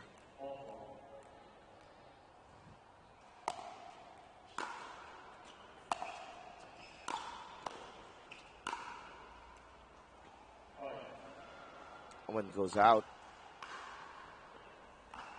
No real tennis background from Matthew Finnerty, which is surprising.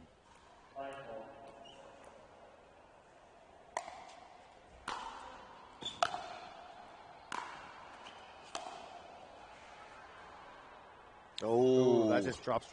Matthew almost called that one out, but yeah, hits the line there. And now we are on the side change. I thought Matthew had the upper hand even in most of the rallies, even though he's down 4-6. But Tama just being steady and being patient in the first half of game one, partner. That's right.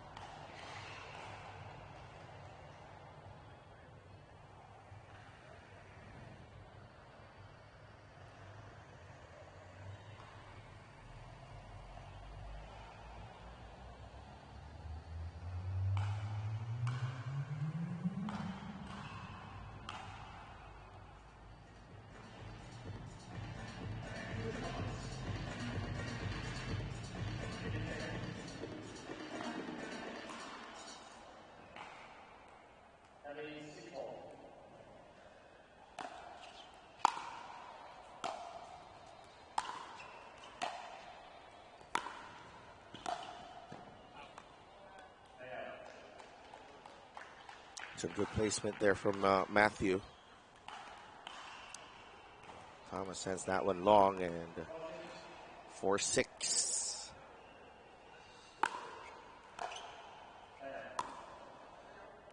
This is on the serve.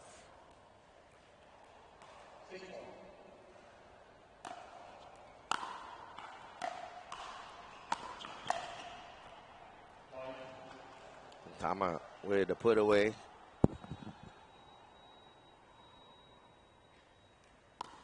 This approach and closing down the angle on that passing shot from Matthew.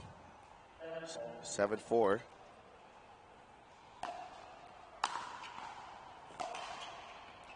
That one's out. That ball's wide. Yeah, Tama waited until the ball bounced. Really, really waited last minute there. 8-4.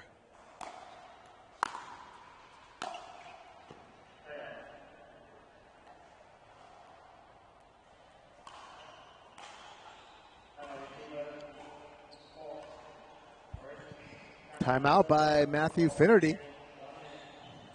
looking to mount a comeback here in game one, down 4-8. We'll be right back.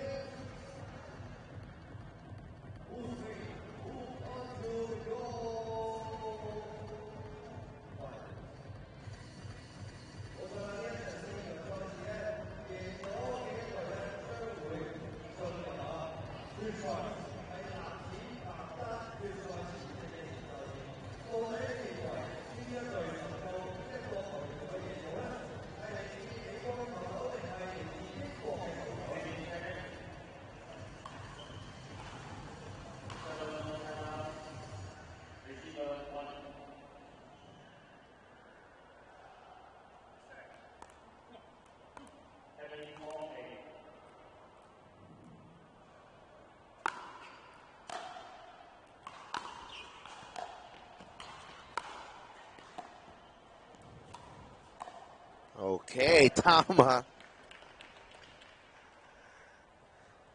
He's just a chill guy. Tama, look at this. So chill and so good. That's that aloha spirit. Just chill, brah.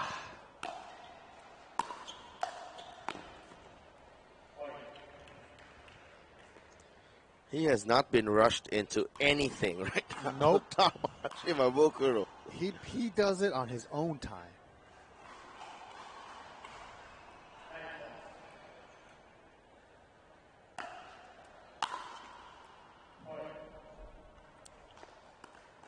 And Tama is at game point. 10-4.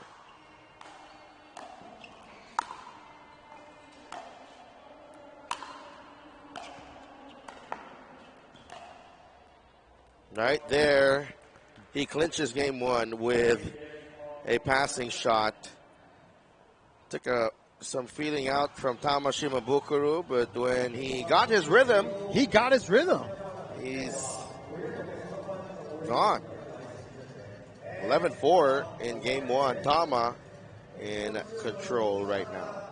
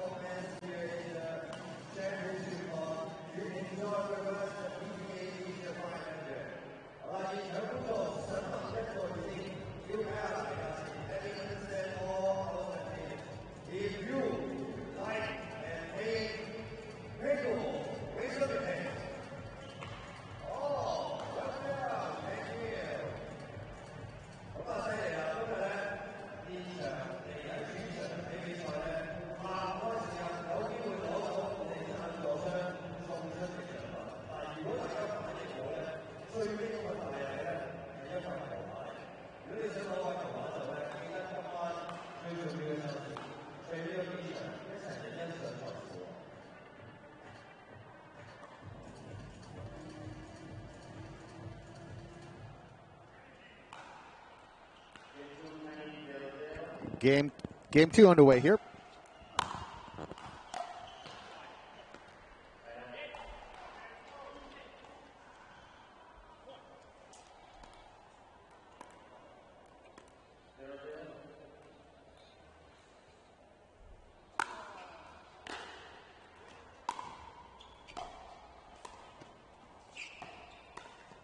Oh. Tama with a clever touch there. Matthew aimed to get there, but just can't get it over the net.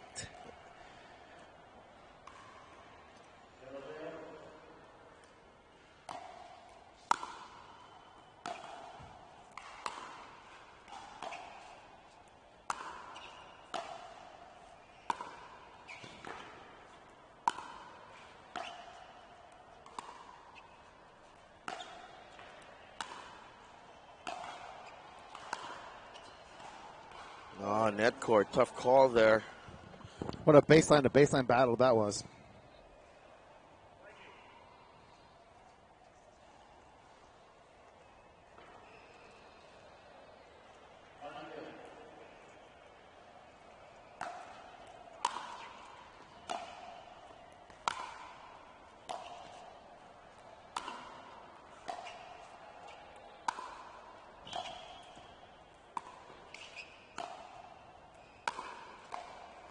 Tama takes over after the net cord and wins the rally. Well, Finnerty just thrown off by that net cord. And 2-0 for Tama.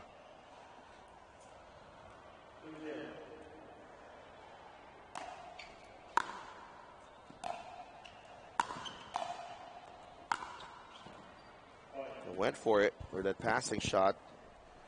Finnerty. It took Tama a little bit in the beginning of the match to figure it out, but once he's got it, he's got it. I thought he rushed going to the kitchen line in game one, but he was about to fall down, partner. Look at this. Oh. Ooh, so close. So GB side out here, 0-3. I don't think Matthew Finnerty is not playing well. He is actually playing well. That's just Tama. Super well. Matt Finnerty strokes the ball extremely well. Yes, yes. Just like that. Finnerty making us look very smart right there.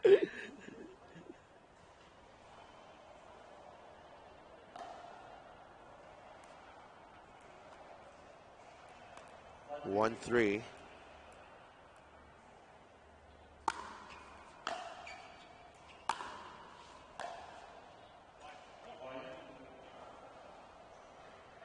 It's a point for Finnerty.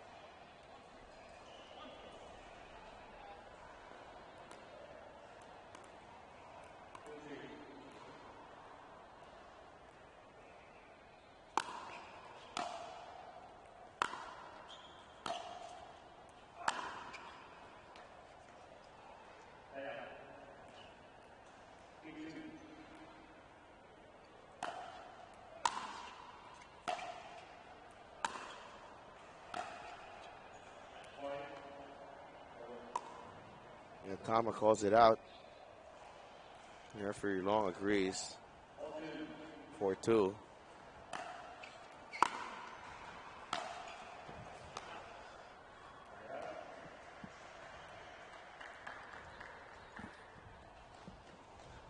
Side out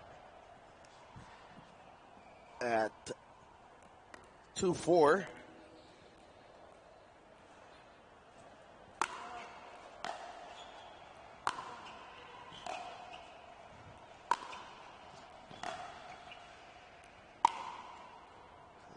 That one's out. Finnerty at 3-4 now.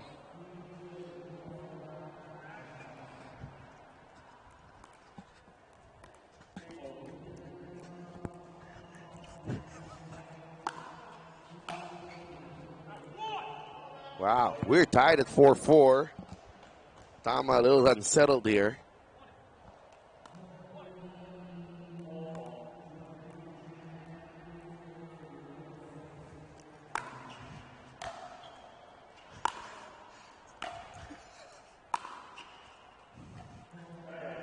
Side out.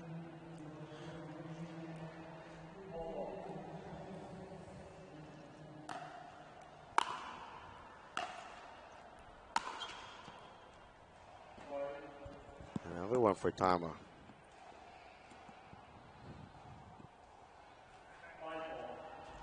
5-4.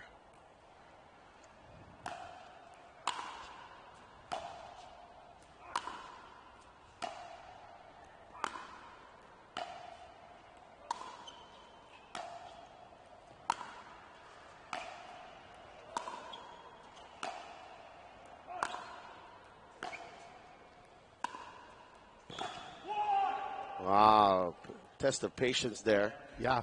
For Matthew and Tama. It's Matthew finally getting the upper hand. I think this is going to need to grind it out every time against Tama because Tama does not blink.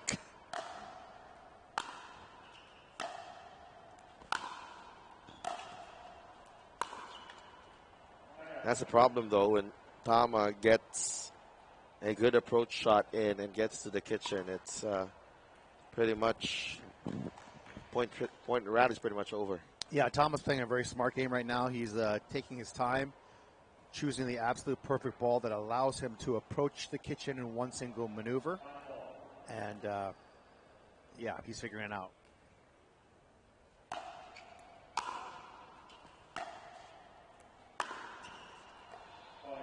That's it. Game switch sides here at 6-4. That's a crucial point for Tama as they change ends. Tama still in command here after taking game one, now up by 2 as they switch sides.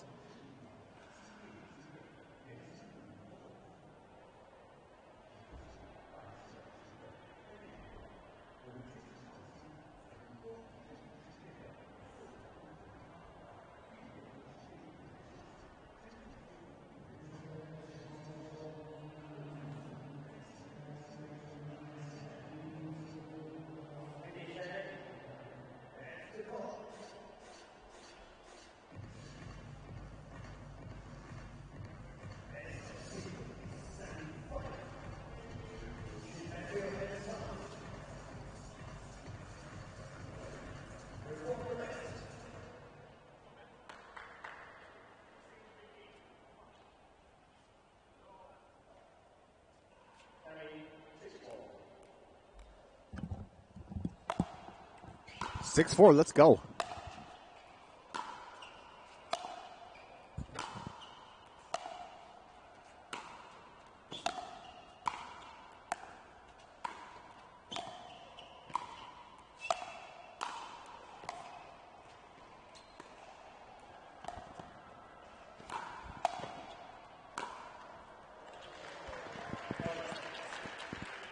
It's just like a Celine Dion song, huh? It's just coming back. It's all coming back. I thought it was going to be My Heart Will Go On, No. but it's all coming back to me. Yeah, from Tama. You see Matthew Finnerty all alone on that screen, on that kitchen like camera. 7-4, Tama.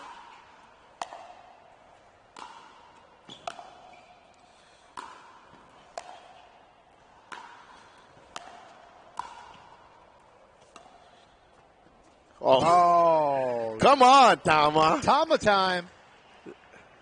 Stop it. Come on, look at this. Matthew Finnerty's been blessed. And that cross-court trademark Tama backhand right there. It's 9-4. Just want to give a quick shout-out, partner, to the biggest Tama fan in the Philippines, Dennis Abella, watching right now. He sent his paddle over just to have it signed for Tama.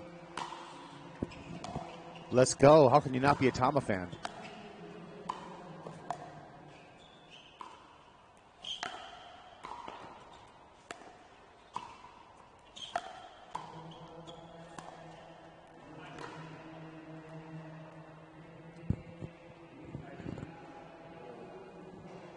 Yeah, that was out already.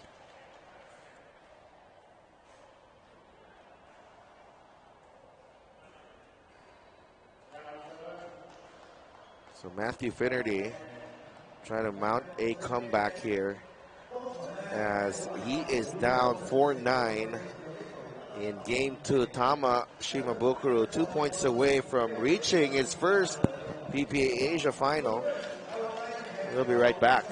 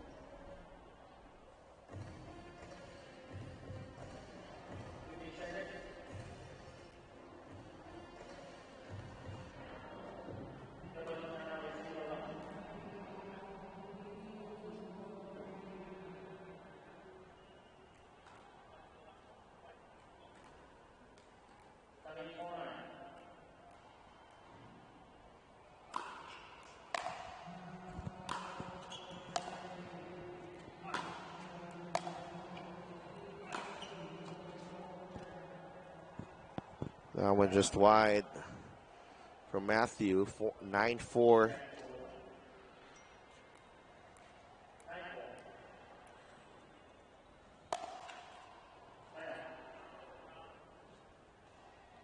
Just misses it.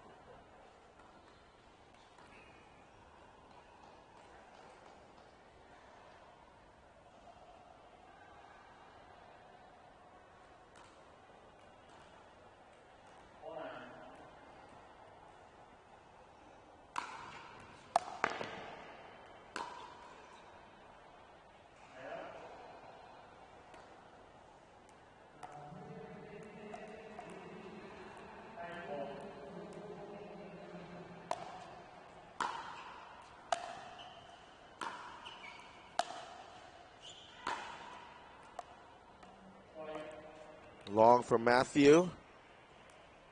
And it's 10-4. Shimabukuro. Match point.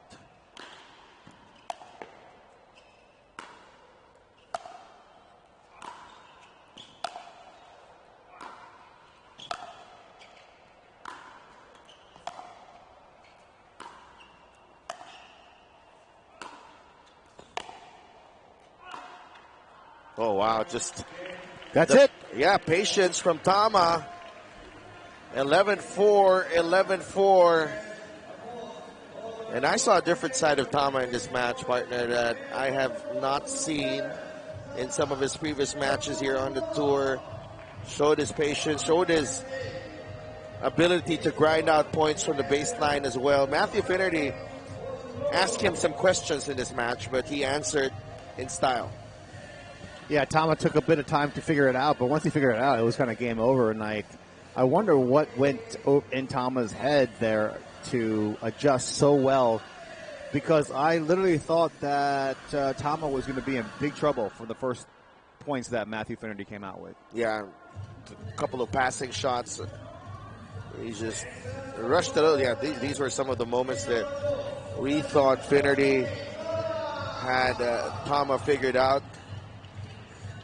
But Tama, again, with, really managed the game quite well. He took his time, especially going to the kitchen line. He had gone to the kitchen line quite early in some of the rallies, but then Finnerty was getting the better of him with those passing shots. But Tama grinding out a few points from the baseline, and Tama is off to his first PPA Asia singles final. Congratulations, Tama. He is still on track. We're making 2 other gold medal matches tomorrow. But Tama gets the job done here. And let's hear from our boy here as he gives us some secrets to life and pickleball. In 8, 7, 6, 5, 4, 3, 2. That was perfect. Yes, here we go. We got the young superstar Tama here. Tama, you got the goal, and then you move on to the finals. How's your feelings about this match? Yeah, I'm feeling super good. Matthew's a great player. I played him a few months ago in the States. He beat me, so it feels good to get this one. So it's tough for tomorrow because you move on to the final games. How you prepare and you want to get a goal? Yeah, just get a good dinner tonight, maybe watch this next match, and get a good rest. So once again, thank you for Tama, and congratulations to enter our final. Tama keeping it short and sweet. Just like him. And we have our first finalist in men's singles, Tama Shimabukuro over Matthew Finnerty.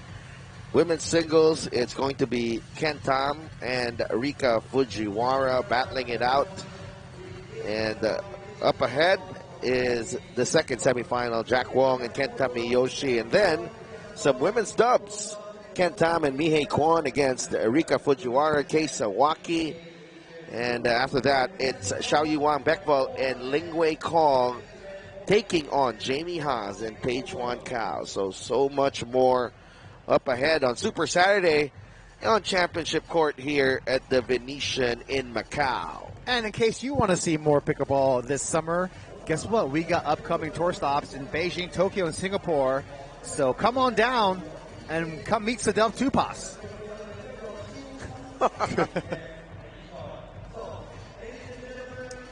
But this is more MLP Asia talk. Sadel, what we got? MLP Asia is coming your way in 2026.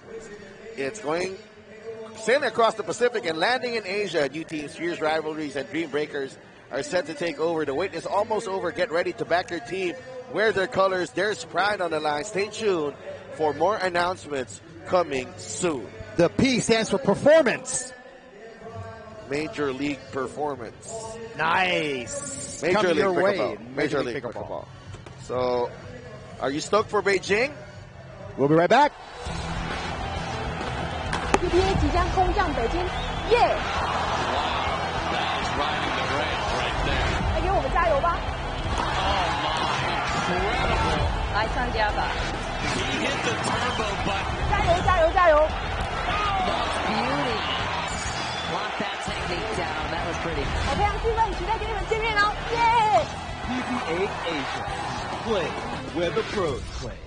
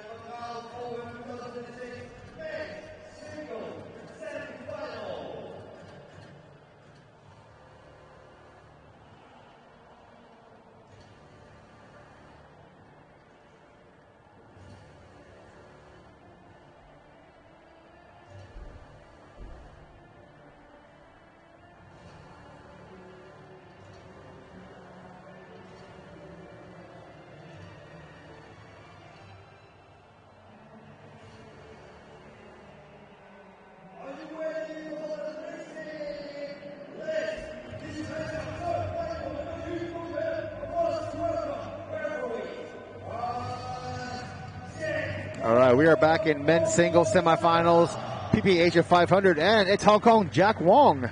You know that guy, don't you, Phoebe? I do indeed. Of course, we are familiar with Jack Wong coming from Hong Kong ourselves. We're very proud of our hometown hero. Standing in his way is the one, the only, Mr. Perm himself. Give it up for Kenta Miyoshi. I don't know if Kenta appreciates you shouting out his perm so much. I wish he would take off his hat because his hair looks actually really fire. Probably because I'm jealous I don't have hair. I see. But that's where it all stems from. Yes, the insecurities. My insecurities. Yes. I see. But Kenta has. But I have to agree, Kenta's locks are luscious. So luscious.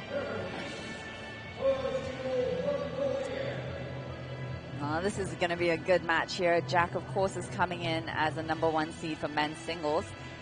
He won gold last year at the Hong Kong Open 2025. And if he gets gold here, that would actually send Jack to the top of the men's singles overall medal ladder in Asia. Wow. Gonghei, Mr. Jack. Does Gonghei work in this scenario? If it floats your boat. Okay, I guess it does.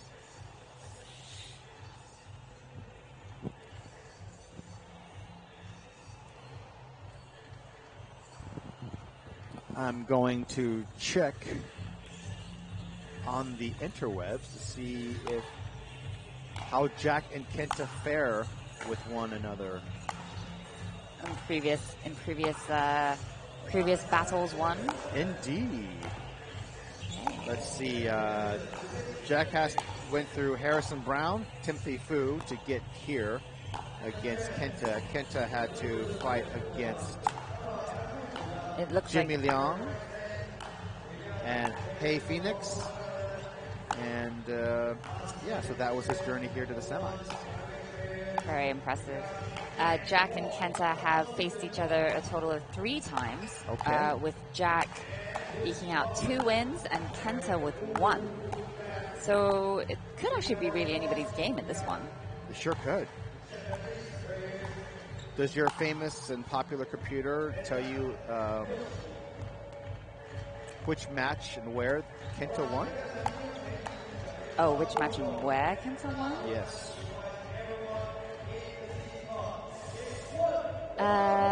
It technically does. Let me look. Kenta last one. Oh, on the PPA Tour New Zealand. Oh, interesting. Pickleball Cup. For pro men's singles. I didn't know New Zealand had a pickleball cup. That's so fun. 11-4, 11-3.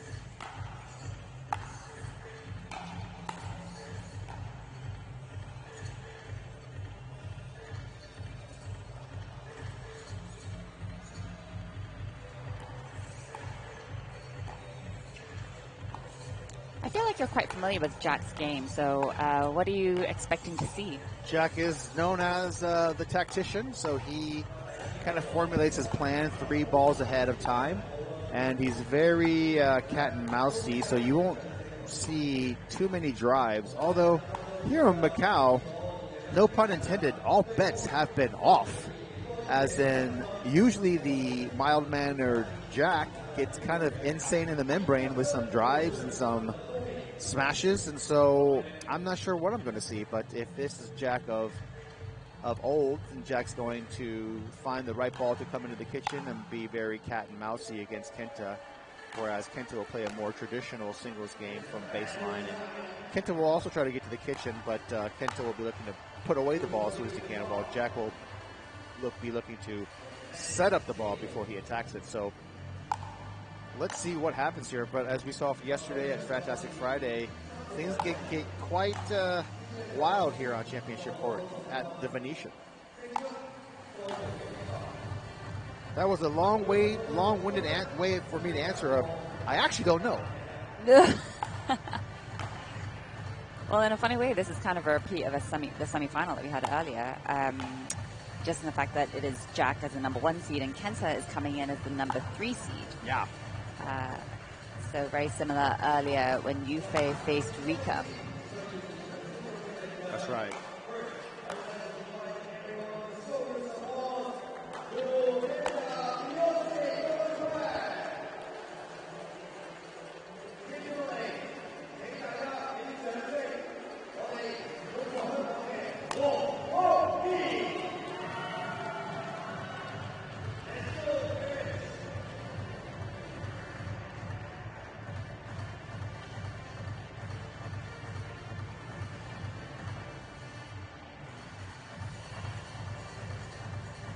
What's your experience been like at the PPA Tour Macao Open?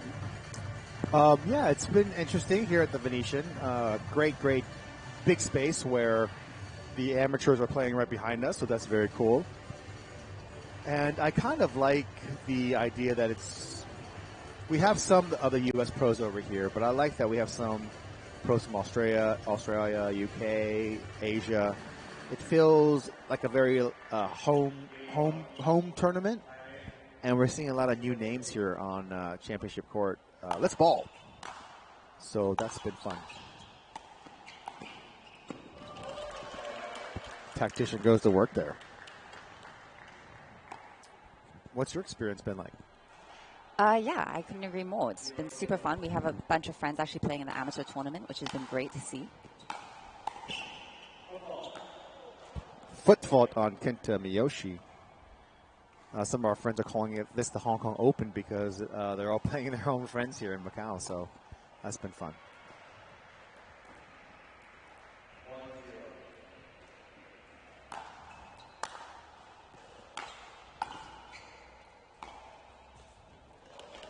Nice shot there from Jack. Very drippy. I always find it's quite interesting with Jack. He doesn't necessarily always drive the ball in singles. If he sees Kenta up at the net, he will take the time to really choose his place for his drop shots to try to push Kenta off guard.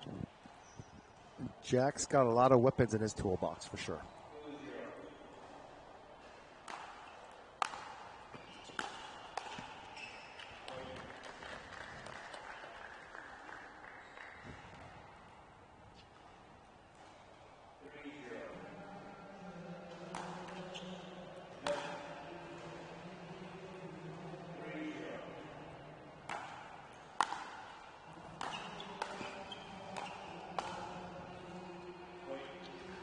That goes a bit long there.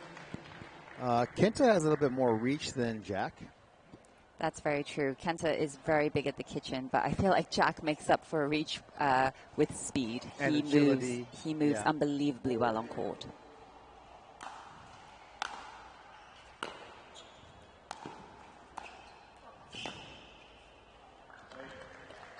Yeah, just Jack dictating every point here, everything going according to plan for Hong Kong Jack Wong.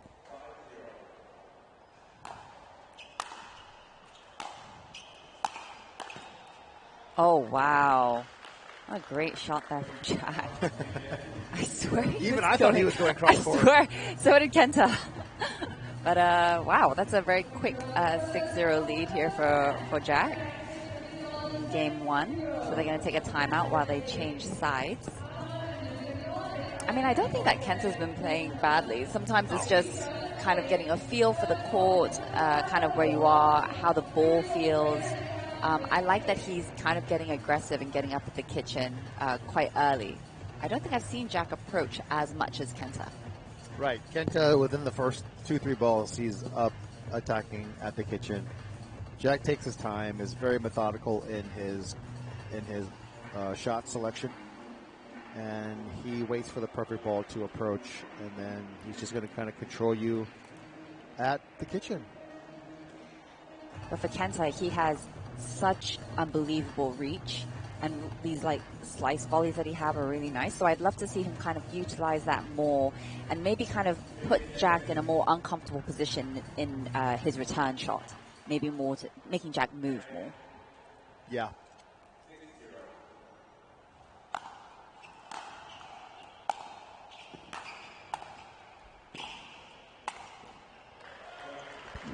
I swear Jack is like got ESP for pickleball. Like, he knows exactly where everybody's thinking, and he'll just go the opposite direction.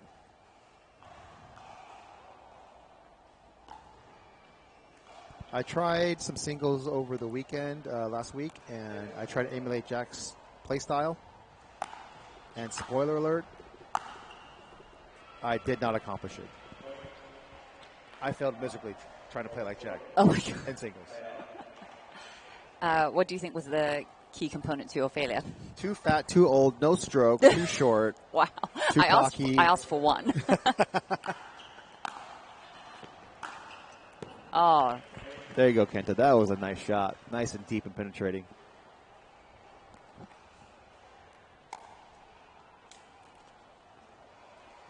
All right, Kenta on the board here.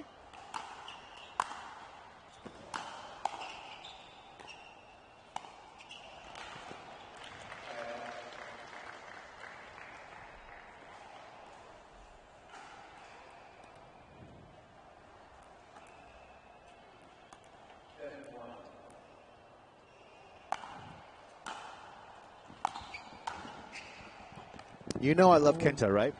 I love Kenta. I know you love Kenta. I love Aiko. Yeah, I know. I would love to see Jack and Tama in the finals, though.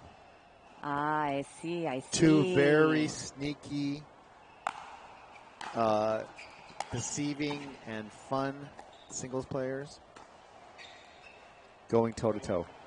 I mean, that would be quite a match. I'm not going to lie.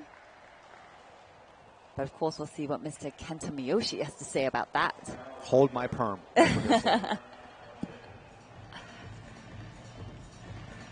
Kenta will call timeout here. But, yeah, I've been dying to see the matchup between Tama and Jack since we met Tama in Fukuoka.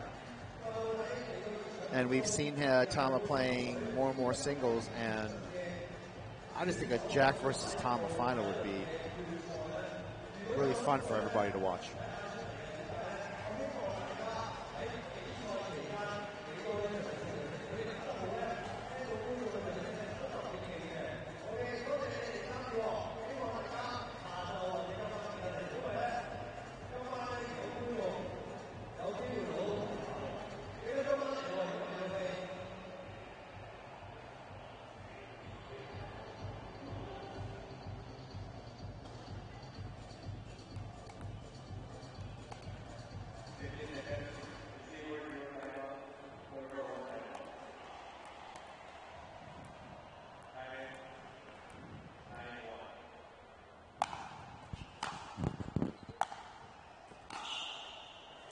I'm looking at some of these YouTube comments here, and the commenters here are talking about some maybe serve from the previous match, but according to the new UPA handbook, the kind of below the waist serving is no longer a thing.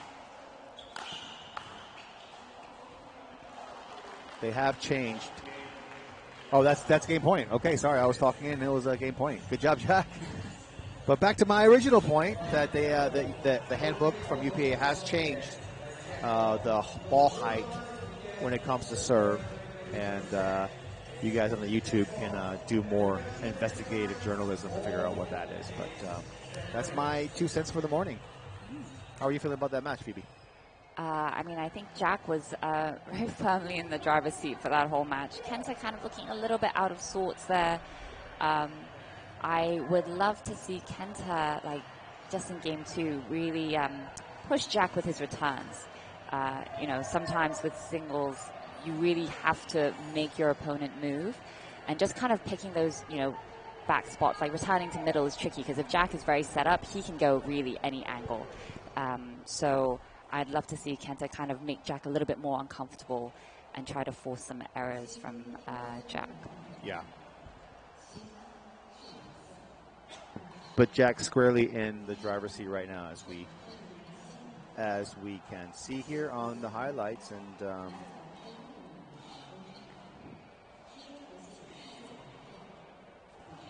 just Jack looking very, very strong right now.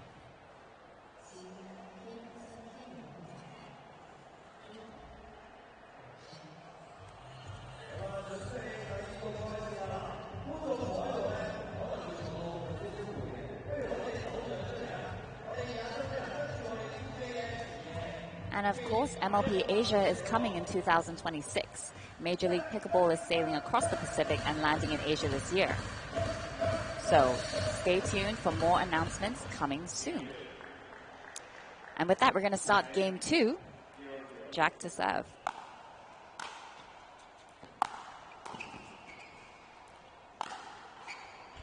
Rare drives from Jack there.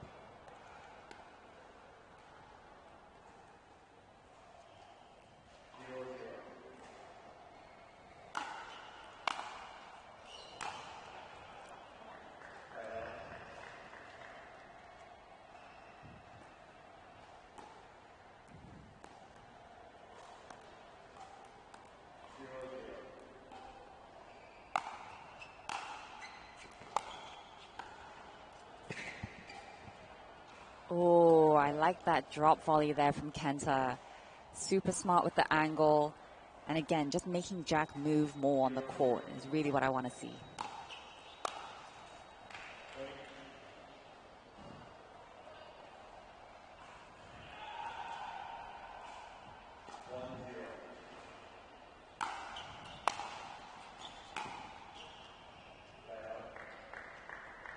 Great return there from Jack. Really forcing Kenta to take that ball on the rise. And sometimes when Jack, his balls, they have a lot of topspin on them, and they can really kick up quite fast and surprise you.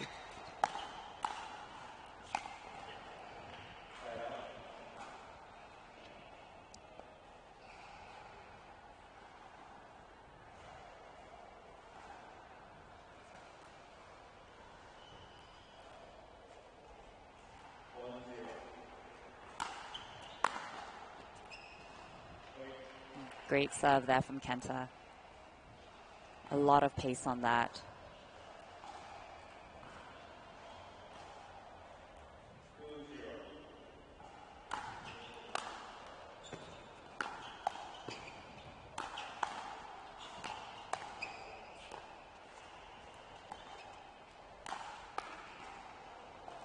Ooh, oh, just a bit of a weird one off of Jack's paddle, but just catches line there.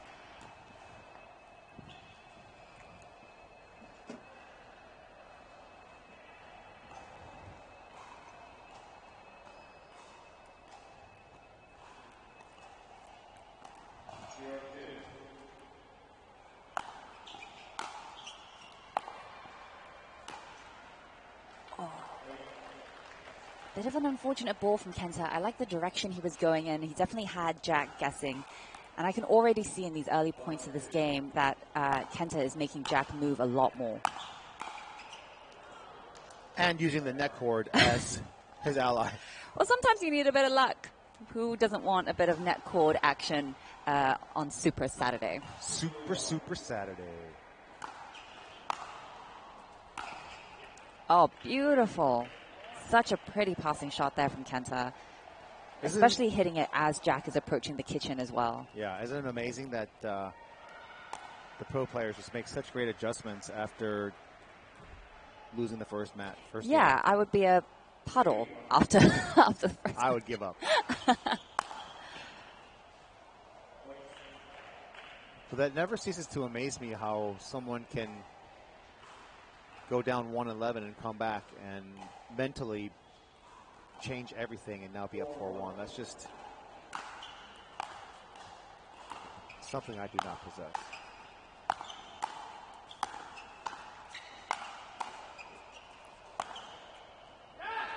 Oh, wow. Ooh, wow. Kenta was definitely holding the ball there for a while, but Jack just would not be denied, finding his way through.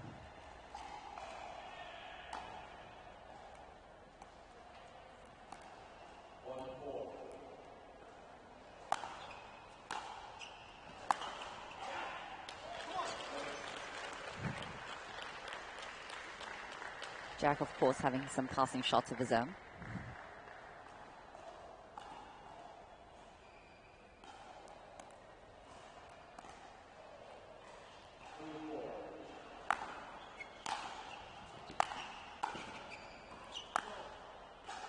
That just goes long, and Jack is slowly climbing his mountain.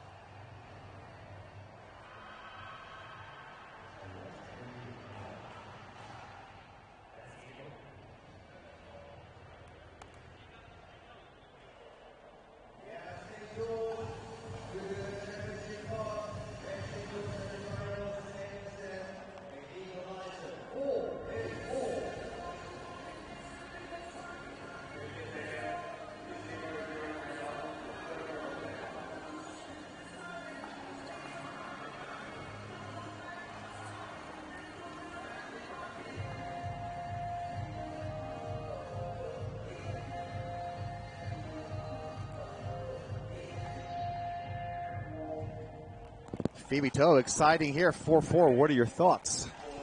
I'll tell you after this point.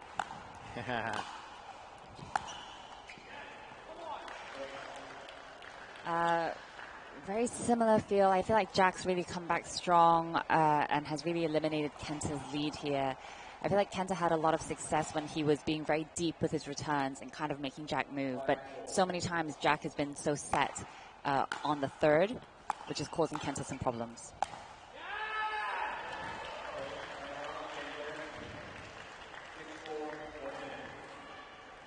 So very quickly after the timeout at 4-4, we are now at 6-4. Jack, of course, getting to 6 first. And so we'll time out as they change ends.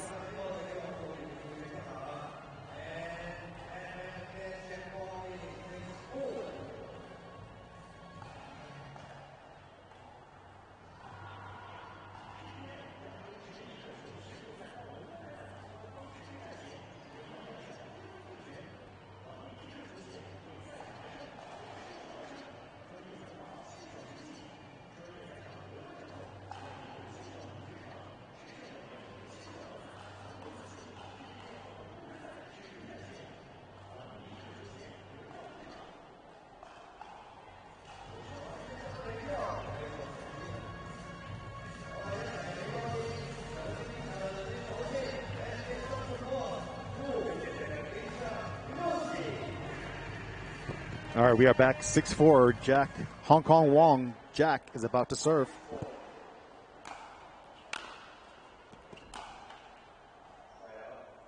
Side out.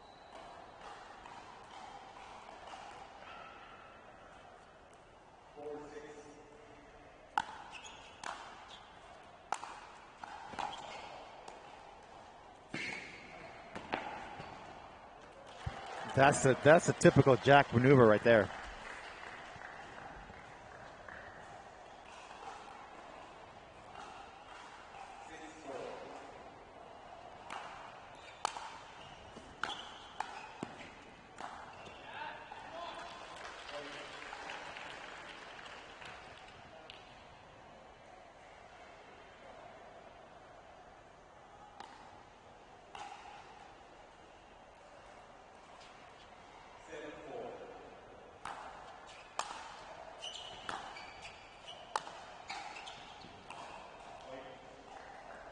Okay, some quick points here for Jack. Kenta really needing to settle in here.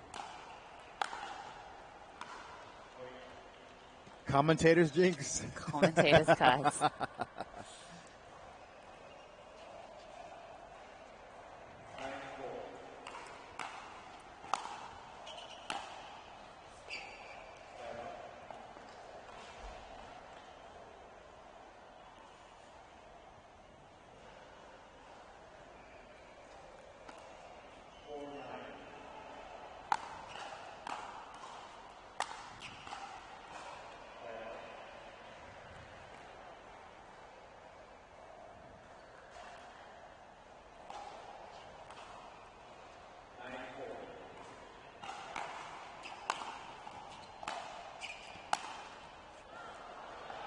Net guard.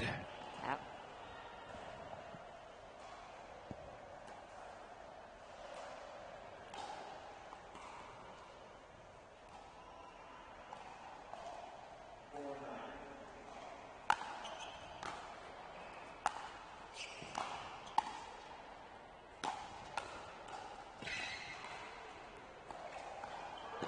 Oh, wow. Great point there from Kenta. He really made Jack move. And I think it was amazing Jack got to every single ball from that angle. But then again, just with that little lucky net cord. Jack is just amazingly quick on his feet there. Yeah, but that's exactly what Kenta needs to be doing when you're facing somebody like Jack. You really need to be making him move as much as possible on the court.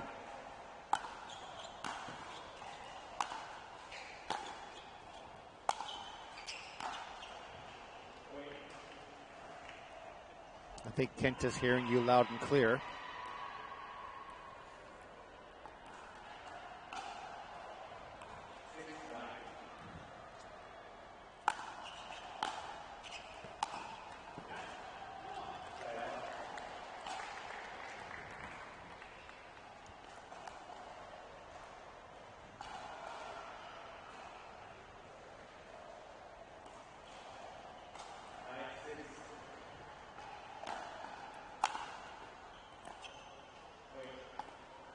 Okay, a little bit of a long one on the return there from Kenta, and that'll bring us to match point for Jack Wong.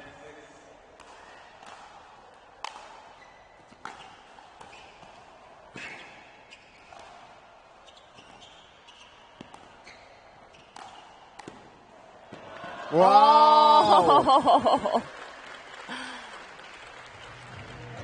What a crazy end to a crazy match with the tactician Jack Wong displaying pretty dominant behavior there. Yeah, absolutely. I felt like towards the second half of that second game, Kenta was beginning to kind of settle in, get more of a rhythm going, but Jack, unfortunately, is the one that eked out the win and took it from Kenta. But I'm sure we'll be seeing him again soon at another one of our PPA Tour Asia stops. But for now, it is Jack who has punched his ticket to the finals. And I got my wish. 11-1, 11-6, which means we will be seeing Jack versus Tama in the finals for Championship Sunday tomorrow. But just looking at his points, some great points here from both men. I have to say, Jack was always seemed quite comfortable and in control, especially when he was at the kitchen. Kenta obviously has such good reach, but Jack was really just kind of working him in terms of like positioning on the court and movement. Just smart play all around from Jack. And Kenta did show signs of life here in the beginning of game 2 with some great stroking, great ball placement, and but Jack just went to work here. Yeah, I love this point too. So nice. Oh, all right. Let's hear from the winner, Mr. Hong Kong, Jack Wong. Congratulations to the winner. Moving to the golden stage, we got Jack Wong next to me. Jack, you know, this is the most exciting games for these few days. How do you feel to get into the finals? It was just nice to be here, and then thank you for all the Hong Kong and Macau supporters. And then it was my second round. My first round I was down like 2-6 in the third game, and then came back and won the match. And then now I'm in the finals. Tamash and Babukuro tomorrow. He's like a really good player, and then just really looking forward to it. So did you hear during the games? Did you hear we got all the supporters supporting you? Do you have any words to all the supporters for you? It just feels different to play in Macau or next to Hong Kong. It just feels like a hometown, and then it feels like a home court for me. Thanks for everyone that's supporting me, and then love here. Thank you. Wow, I love you say that. Okay, you got a chance to say in your own language, Cantonese, to say thank you to your supporter or to your families. 好多謝所有喺度支持我嘅香港人、澳門人啦，跟住咁屋企人都有，即係有屋企人嚟啦，咁多謝大家，多謝。Okay, once again, the winners will move on to his final to get the goal. I hope that you got the goals in the final games. Thank you, Jack. All right, so there we have it. Jack Wong punches his ticket to the finals. In women's singles, we have Ho Tam over Annie Shea and Rika taking out Yu Fei Long. Men's singles, Matthew Finnerty goes down to Tamashima Bukuro. And, of course, Hong Kit Wong, Mr. Jack Wong, takes out Kenta Miyoshi in 2. Coming up next in our morning session, we have women's doubles semifinal. Ho Tam and Mihei Kwan take on Rike Fujiwara and Kei Sawaki. And then Xiao Yi and Ling Wei take on Jamie Haas and Pei Tran Kao. Women's doubles semifinal action coming your way here at the PPA Asia 500 Macao Open. And of course, we have MLP Asia, which is coming in 2026. Major League Pickleball is sailing across the Pacific and landing in Asia this year. New teams, fierce rivalries, and dream breakers are set to take over the court. The wait is almost over. Get ready to back your team and wear their colors because there's pride on the line. Stay tuned for more announcements coming soon. And if you want even more pickleball, we also have our upcoming tour stops coming. We'll be at the Beijing Open in June 17th, the Sansan Tokyo Open July 1st, and of course the Singapore Open July 23rd.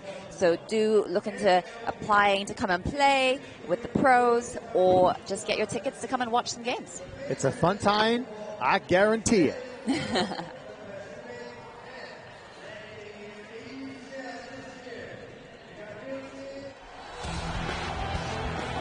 PPA 即将空降北京，耶！来给我们加油吧！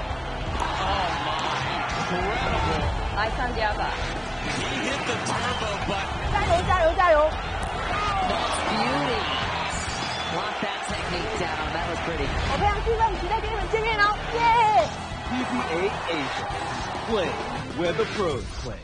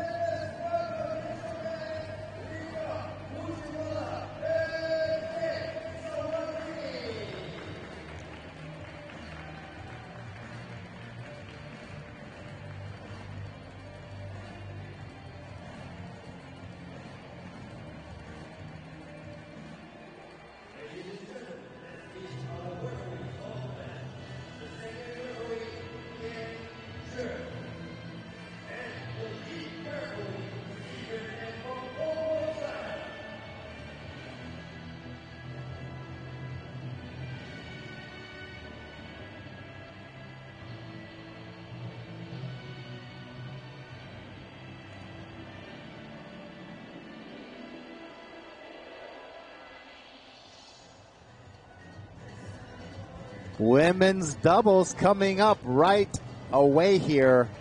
And I will say here in Macau, things are quite efficient. Yeah, we're running really fast here. We're going to get through the morning session before we even know it. But I do love some women's doubles action. This is the first of 2 semifinals that we'll be seeing this morning session. And we have Ho Tam, who we also saw earlier today, with Mihei Kwon versus Rika Fujiwara, who again we saw earlier today, with Kei Sawaki. So this will be a really good match. And I think, was it you or Sadal saying Rika and Kei have some history, is it? Or Rika was Kei's? Rika was training Kei. And the first thing Rika did was looked at Kei's game. And Kei back then had a two-handed forehand. And Rika was like, yes. What are you doing? And ever since then, the two have been bonded together and just playing some lights-out pickleball.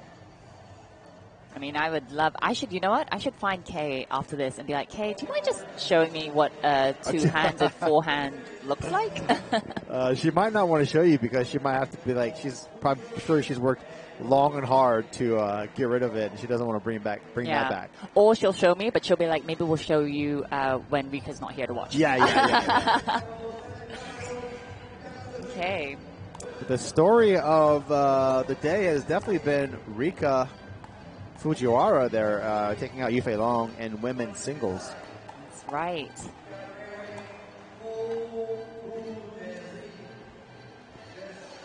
Ho Tam also took out Annie Xie earlier on in women's singles. So actually, this is kind of interesting. Depending on who wins this match, one of these ladies could be up for a double crown here at the Macao Open. Are we talking about Ho Tam? Ho Tam and Rika Fujiwara. Depending on which one of them wins, of course. There could be a double crown in their future. So cool. So lots to play for here. Of course, Ho Tam and Mihei, they've battled from the round of 16. They took out Ying Shut Lam, Rachel Lam, and Tia Karina. And then they took out Sarah Jane Lim and Naomi Mehta in 2 before getting to the semifinals.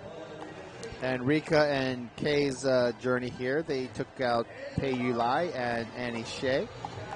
And then took out Yu Che Xie and Yu Fei Long, obviously, yesterday at Fantastic Friday. That was a great match. That first game, I felt like Yu Che Xie and Yu Fei Long were firmly in the driver's seat. They took it 11-2. Exactly. But Rika and Kei really fought back, really grinded, and was able to take it 11-6, 11-8 in the third. Yeah, really surprising match, but we are here for it, and we love watching it happen live here at Champion Court. And today is Super Saturday. And I'm going to look at my head-to-head comparison chart here, and these two pairs have never played each other. That's right. This will be a first-time battle for the players here, which, sometimes is a little bit fun. I've spoken to a couple of pros in terms of how they prepare for their matches, and sometimes it obviously involves watching tape on your opponent because you want to see their style of play. Do they have a tendency to drive their thirds, or do they like to drop their thirds? Do they like to dink, speed up? There's so many different elements to kind of think about when you're playing doubles. I'm obviously biased because I cannot play singles, but that's why I love pickleball, is that there is this doubles element where there's just so many more different ways to try to win over your opponent. Yeah. You can play singles, just choose not to. No. He's being kind. I'm telling you guys now, I cannot play singles. Maybe Rika Fujiwara can help you with that. Don't worry, Rika, I'm a lost cause. You don't want to help me with that. Of course, referee Steve Lam is with us for this match. He is from Hong Kong, lead referee. And also Zhang Yan will be our second referee for this match today.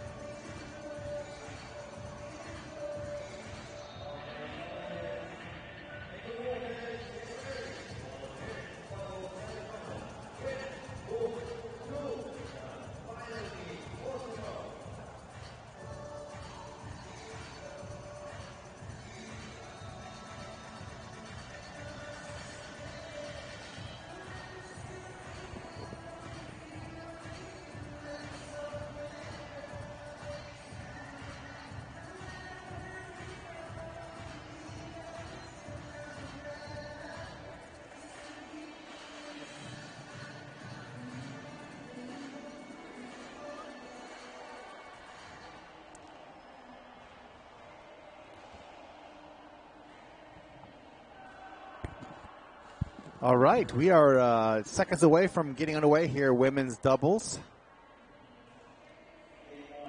Kei Sawaki to serve. And let's ball.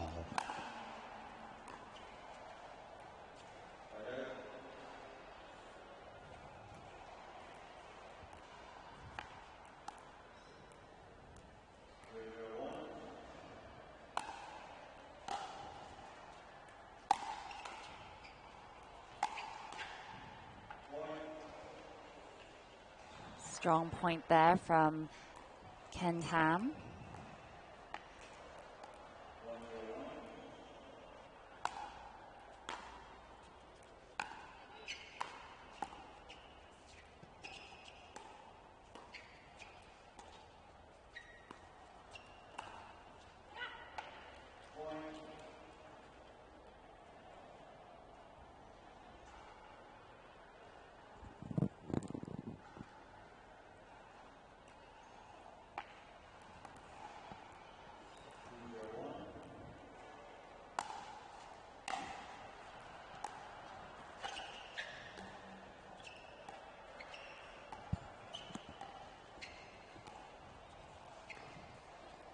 Oh, so good to see doubles again.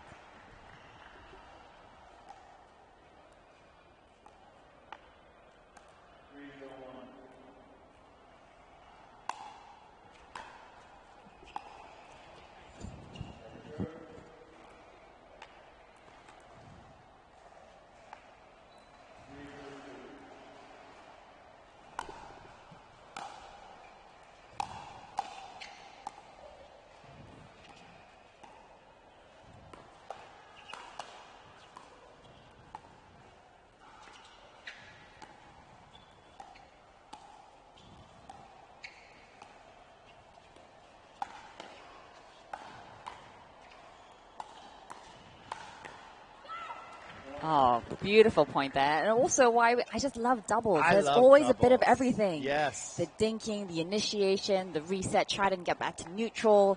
And it gets very tense, you know, when they're all four players are at the kitchen because you're very, very close together.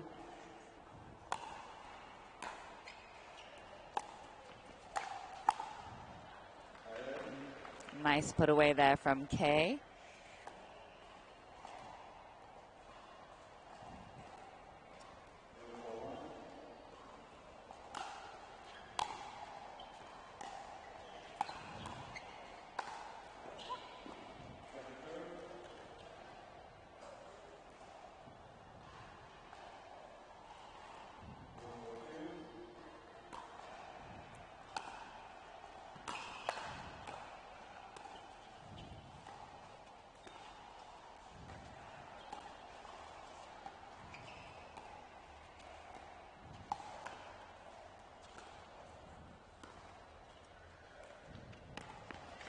Oh, beautiful lob there from Rika. Lob. I love that. So good. Really catching Mihei and Tam off guard.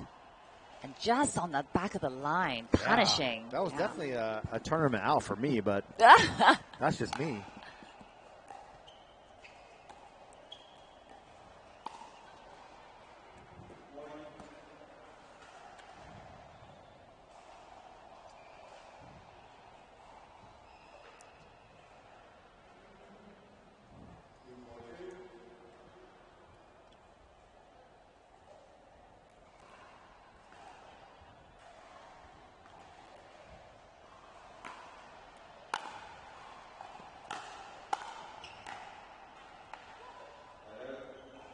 Great deep return there from Mihei, forcing a little error from Kei on her third, giving Mihei an easy put away.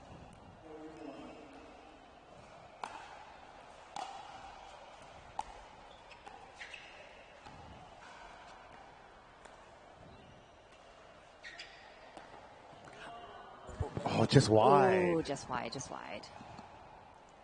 Little scramble there from Tam to get to that ball.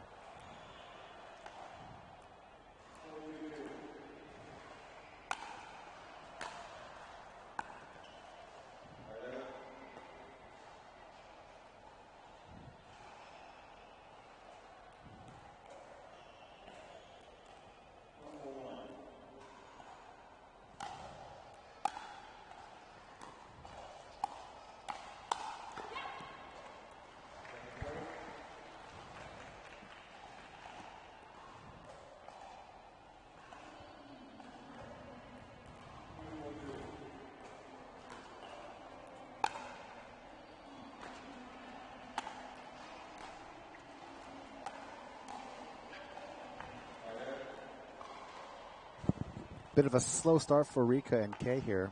Not quite able to add to their points here.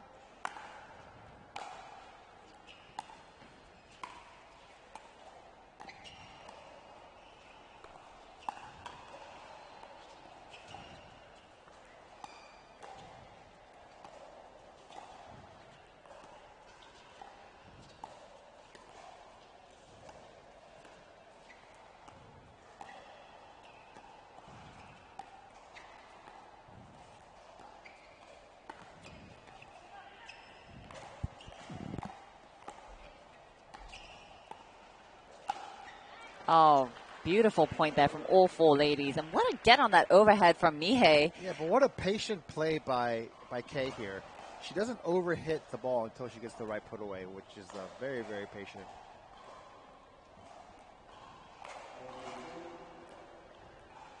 Interesting drip from Mihei. Oh, what a get.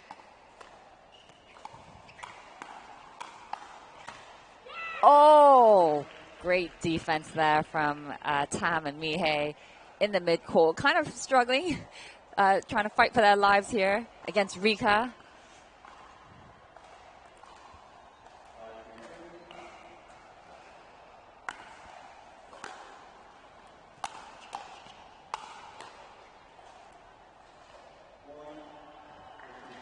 Mihei's got a killer too, yeah?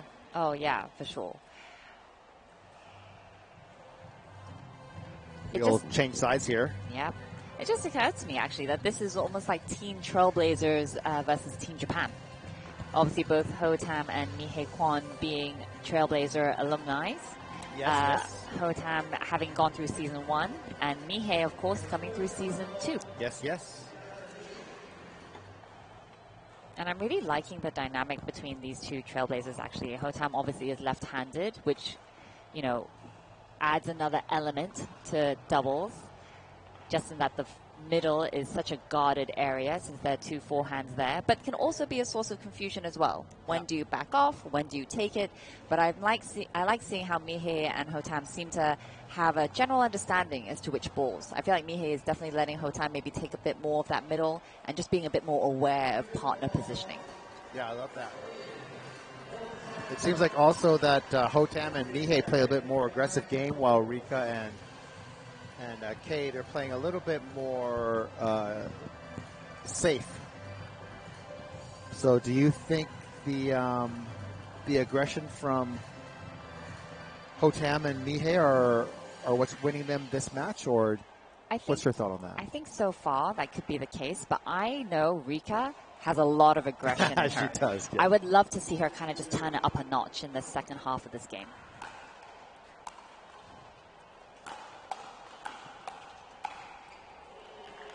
Yep. There's that aggression again from the team of Ho Tam and Mihei Kwon.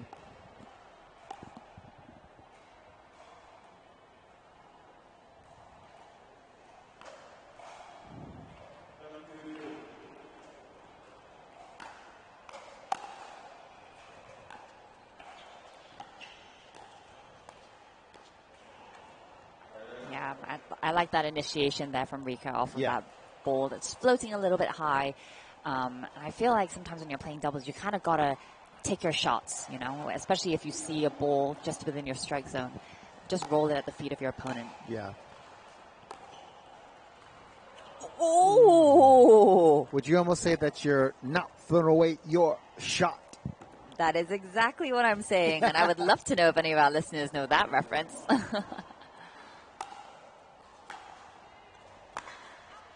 Yeah, I mean, Rika and Kay got to be really young, hungry, and scrappy. Because they can't throw away their shot.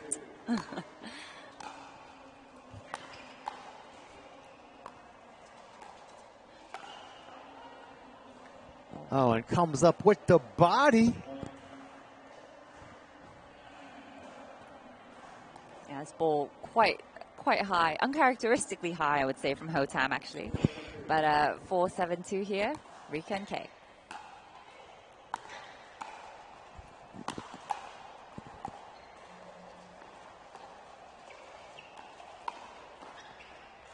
I'm kind of also a paddle nerd, so I think it's interesting to see the Generation 1 Trailblazer playing with the Yola 3S and the Generation 2 Trailblazer playing with the Gen 5. So also some differences there as well.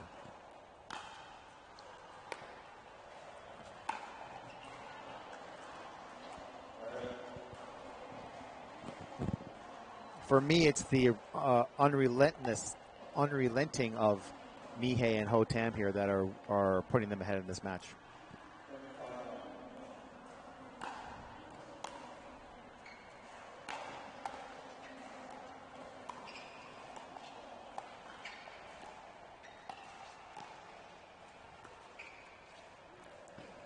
That's such a good lob. Such a good lob.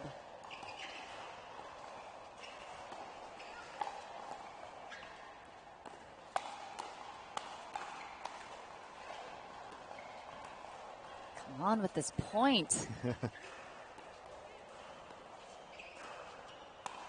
Oh, yes. Too good.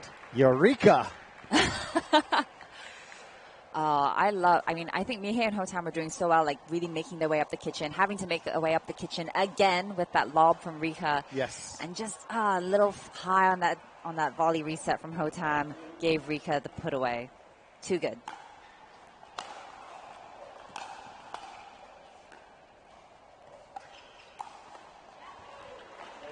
Yeah, nice little one-handed flick there from Ho Tam. Seeing it more and more in women's doubles, actually. It's really been quite a difference maker, I feel like, in the women's doubles game. Mm-hmm.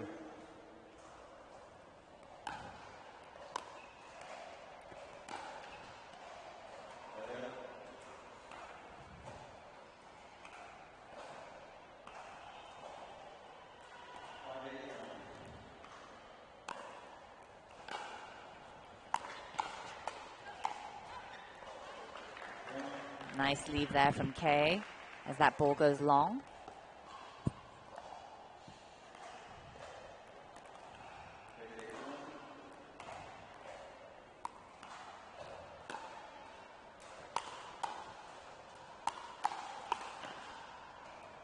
Oh, I like that aggression from Rika. That's what we need, Rika. Let's go. Let's turn it up to a 12. Like, I'll drive my third. Yes. You know what? I'll drive my fifth. Yes. You know what?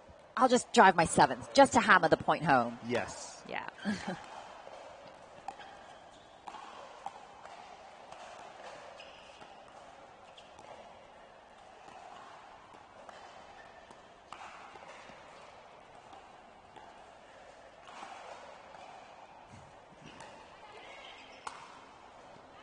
Oh, Rika and Kay, I feel like I'm really finding success with lobbing with Ho Tam and Mihei Kwon. Yes.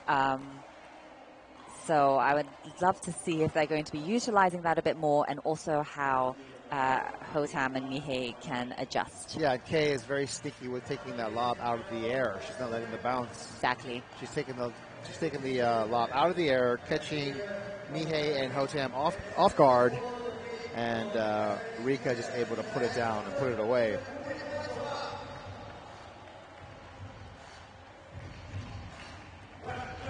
I also think Rika and Kay are being really smart on their lob positions. I was just trying to do a bit of calculation in my head, but because Ho Tam is left-handed, because normally you'd want to lob over the left shoulder, the non-dominant shoulder. Yes. But they're being really smart and taking their lobs down the line. They're not going to cross the court because that is actually covered. Right. If Kay had lobbed over Ho Tam, for example, Ho Tam would be able to smash it with her forehand.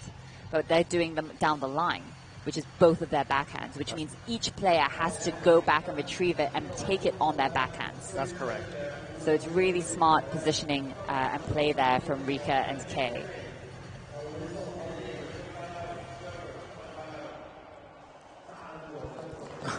I love watching Mihei drink water. Every match is a close-up on Mihei on her water bottle, and it's the cutest thing I've ever seen in my entire life at the PPA Tour Asia. Come on, Mihei, get yourself a water bottle sponsor. Let's go. I can't handle that. I don't know why the camera always finds Mihei whenever she's drinking water out of her water bottle. I love that. All right, 8-8. Go, Hei Fa Choi. Rika with the serve.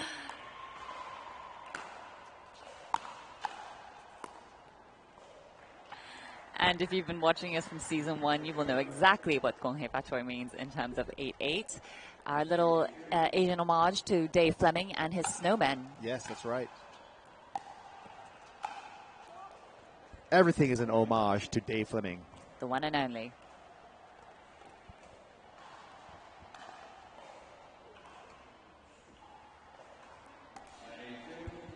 What a turn of events here, 9-8. Oh, a little wide on that return from Mihei, which brings our girls from Japan 10-8 game point.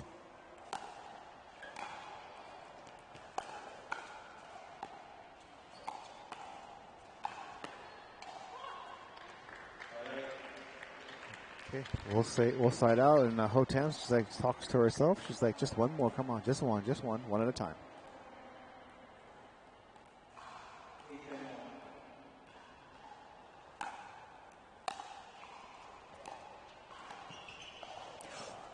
Oh, what a get. What a scramble.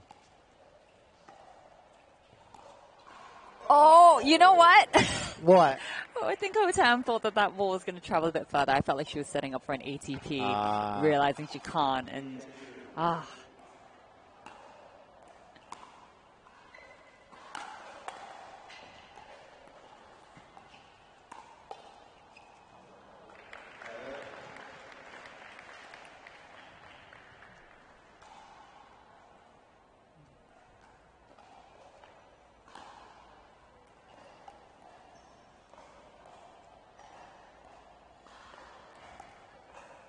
game point number 2.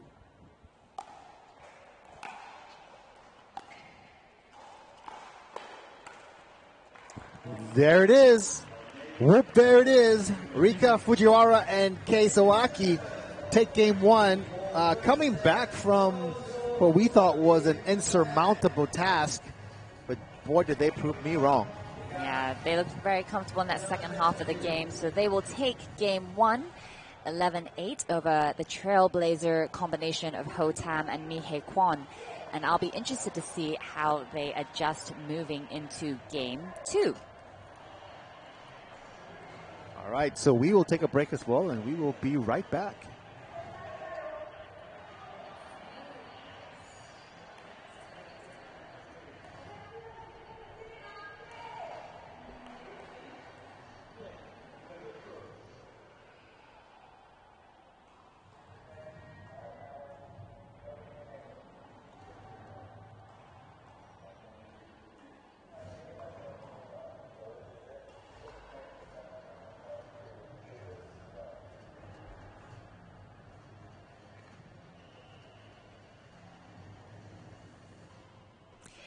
And of course, we will be seeing MLP Asia in 2026. Major League Pickleball is sailing across the Pacific and landing in Asia this year. New teams, fierce rivalries, and dream breakers are set to take over the court. The wait is almost over. Get ready to back your team and wear their colors because there's pride on the line. So stay tuned for more announcements coming soon.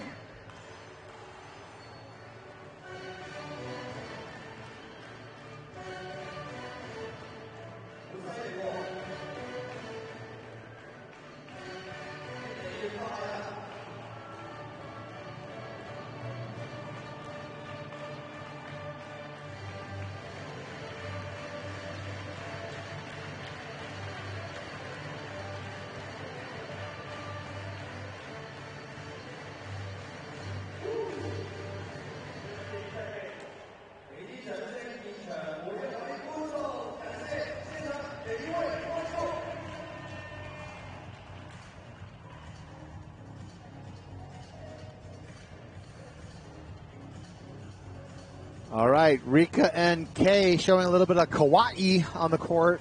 Yeah, they are looking and feeling good as they head into game 2. But it is Ho Tam to serve.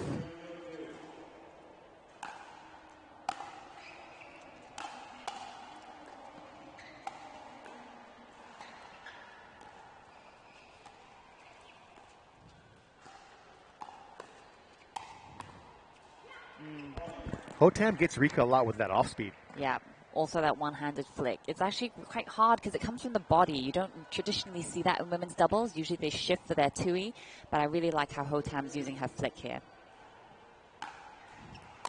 her left-handed flick.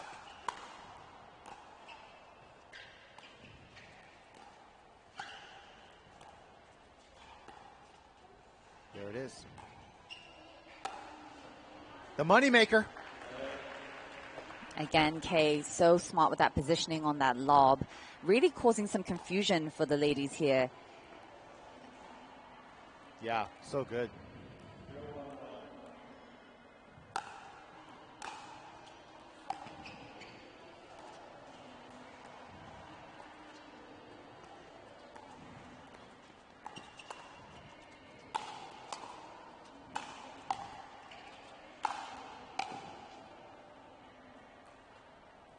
Oh, you know wide. what? It almost touched line. Almost there. clipped it. Almost clipped it. But a great little Ernie there from Hotam that kind of set up that whole sequence of events.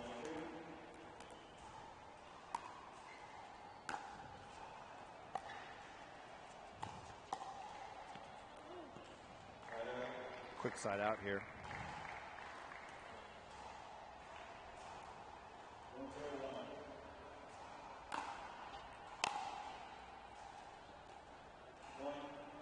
That return will go long for Kay, giving Hotam and Mihei another point.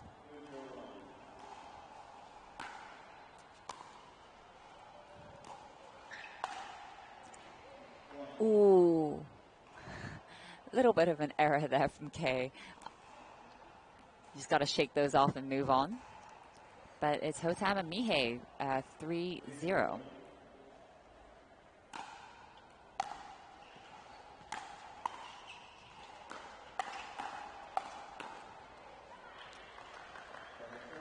Great offense from Kay. I love to see it. And this is how Hotam and Mihei started out in game one as well.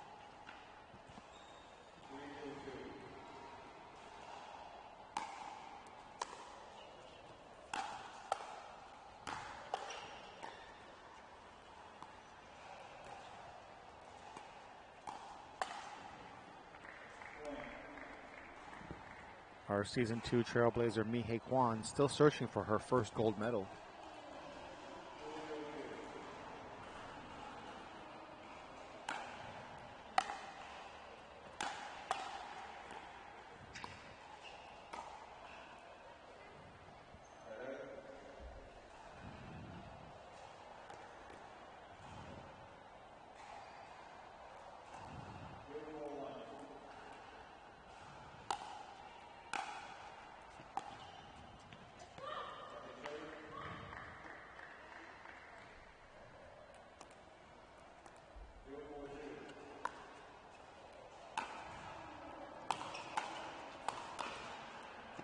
Ooh, nice blocking there from Hotam, going behind Rika.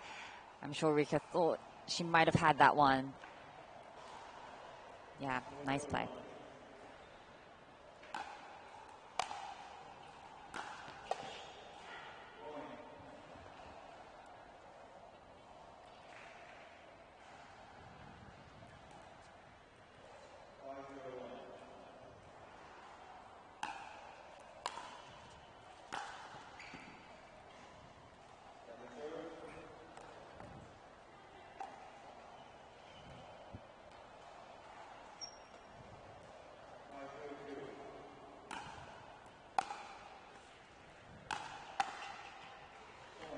Wow, that's a quick 6-0 as we change sides here. And Kay and Rika a bit shell-shocked. It seems like they're freezing out Rika a bit and going to meet Kay a lot. Yeah, especially on those thirds. Kay has missed some of those fourths in the net off of the drive, for example. So maybe they're targeting Kay there for their third shot for sure. Yeah.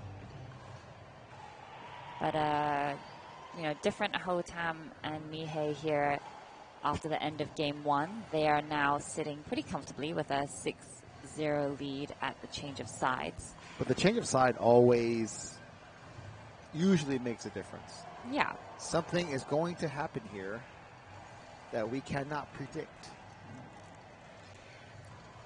I mean, for Rika and Kay, Rika being such a veteran in terms of racket sports in general, having such a rich tennis background, I'm sure, is going to suss something out with Kay that could potentially get them to turn this fortune around. Let's see, shall we?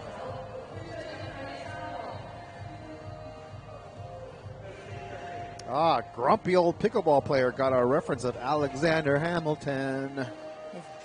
No, he didn't. He did. He's on it. Good old Grumpy. My boy Grumpy. we kind of have something in common because they call me Plumpy. Here we go. Here we go. 6-0.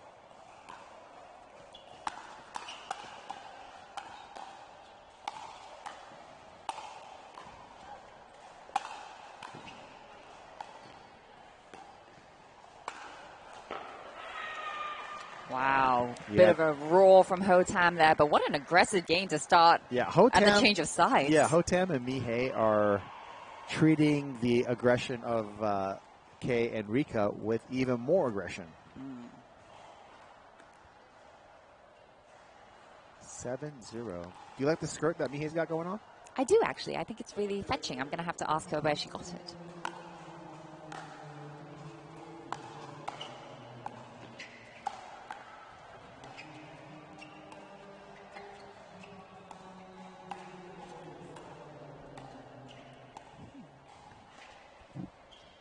Wow, what great footwork to get them back to. Ooh.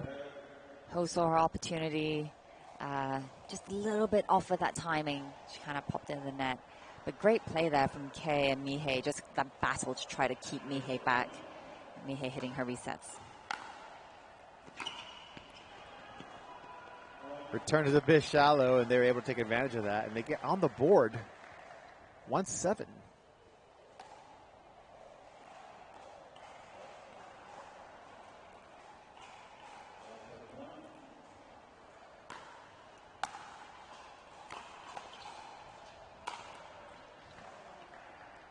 I think it was a foot fault anyway, right? No? I don't know. But Kay and Rika are definitely taking advantage of the fact that Hotam and Mihei have to unwind the stack. Here they do not. I mean, I think that was a smart choice from the two players, the Trailblazers. Yes. You'd already lost two. Rika and Kay were definitely targeting that. So to choose not to unwind sometimes is a safer option.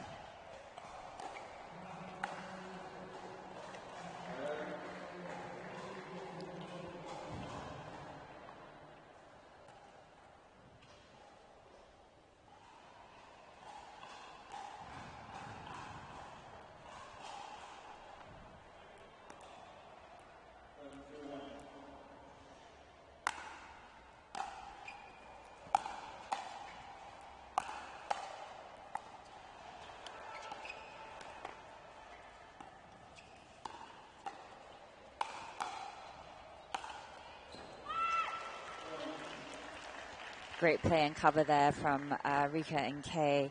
But Mihei, when she sees a high ball, she knows exactly what to do with it. She knows what to do with it.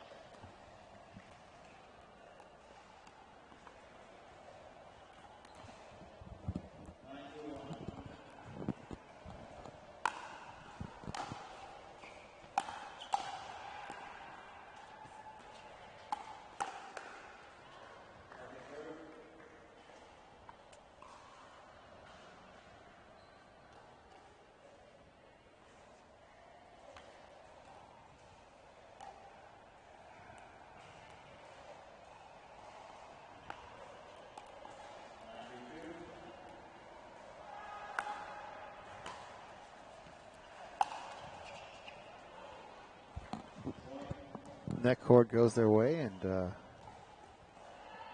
here we are at game point. A little bit of shock and awe here from Hotam and Mihei Kwan. That's it.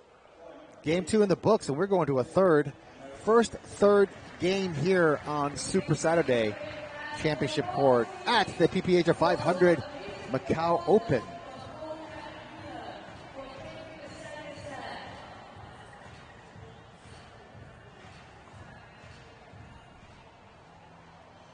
Eight, 11, 11, 2.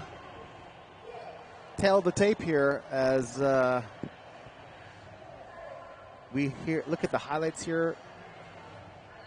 Kay didn't get very many chances to lob in game 2. No, she only hit the lob probably once that whole game. Hotam and Mihei came out guns blazing right from that first point, and definitely showed a lot more aggression in how they were playing.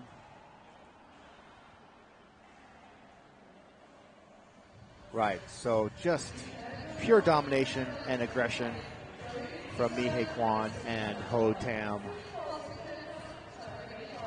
Let's see how Rika and Kay adapt here in game 3.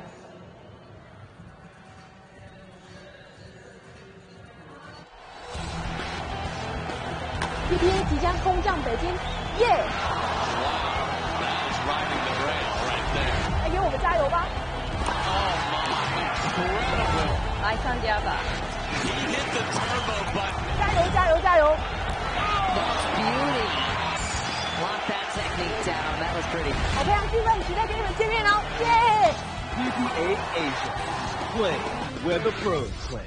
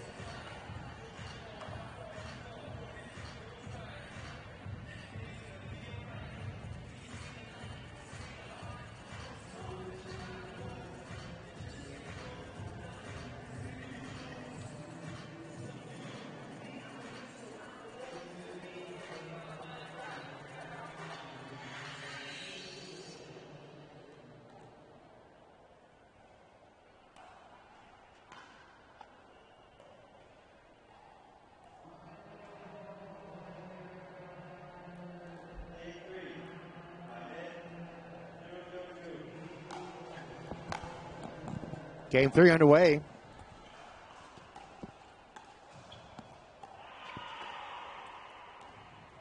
Starts out with a fun dink battle here.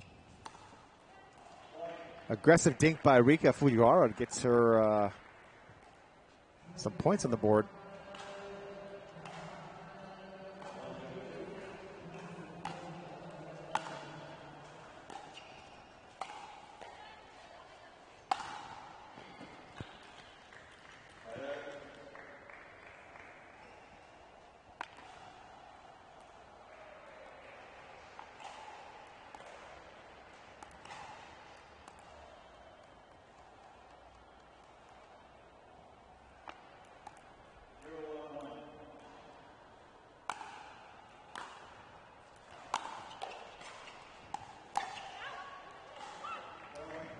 Nice call and leave there from Hotam and Mihei.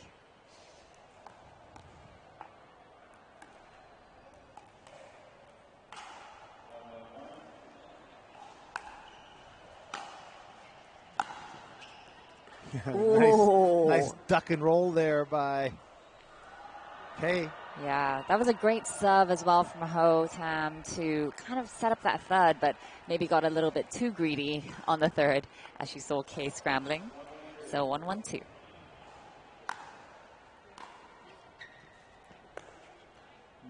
Deadly slice there from Rika on that return. These courts seem a bit grippy, so the slice could do quite a lot of damage, especially with Rika's slice serve when she's got pulling you out wide.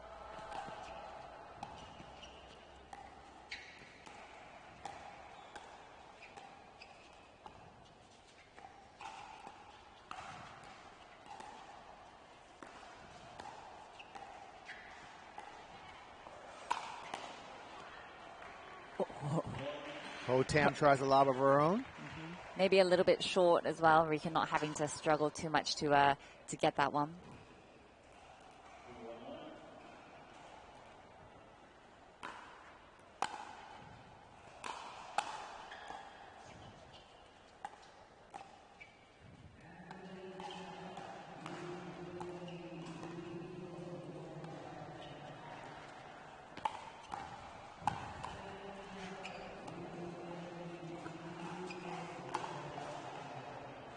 Over again, the left shoulder of Mihei. Yeah, I have to say though, Mihei retrieving those lobs over her back shoulder is quite impressive.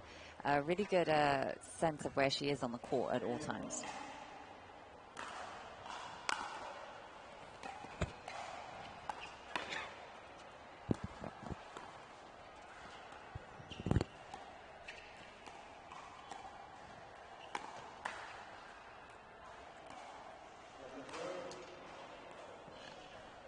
I'm not sure what call that was. Was that out? Was that a good job?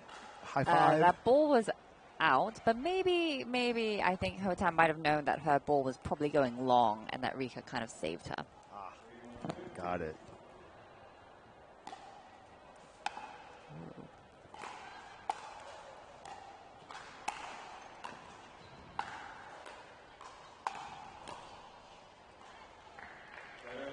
Hotam just kind of punishing Rika there, giving her more and more challenging resets, all on the backhand. Yeah, great shot selection there from Hotam.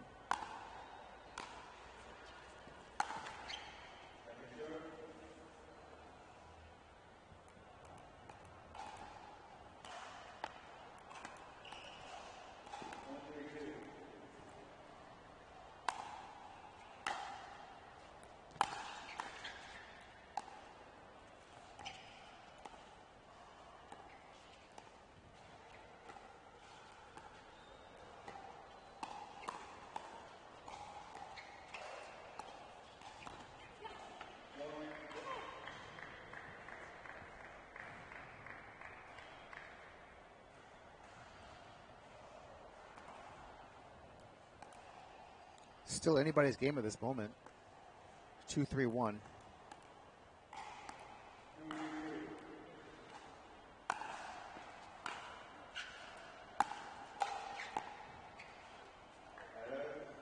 Great shot by Kay right at the feet of Hotam.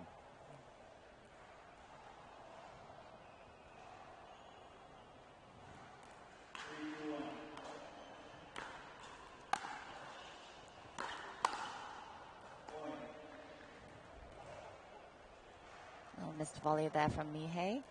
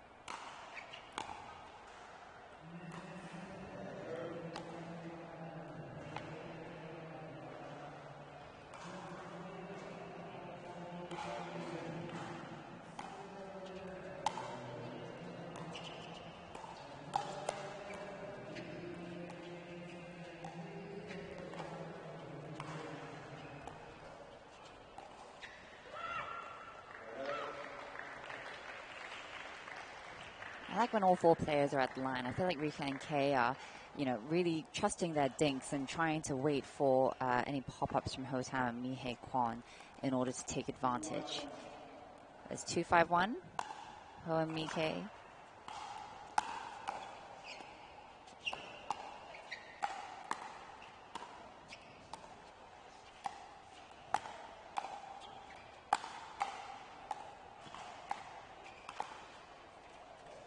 Oh, great points there. Just Kay, all the balls kind of going to Kay, but Kay just so successfully at keeping both Ho and Mihei back, not allowing them into the kitchen.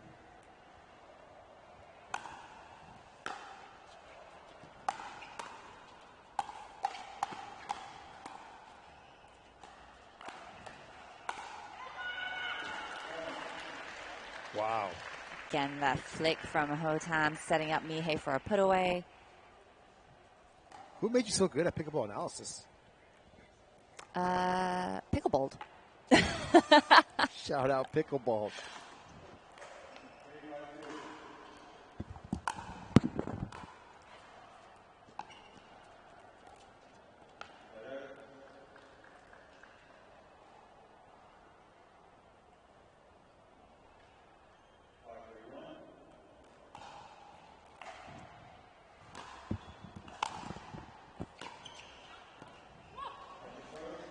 Can't believe you shut it out pickleball. Oh my God. The one, the only. Squishy? Do you know what that means? Yes, that women actually play a game that's quite squishy. They play off from the kitchen line. I'm not going to lie, I haven't actually seen it yet on this match, but maybe another one. I don't think the Asian pros play squishy. I think it's more of like the heavy hitters of on the U.S. tour. I haven't seen it either, actually. Happy for you to explain squishy at some point. Maybe now, since we're at a break.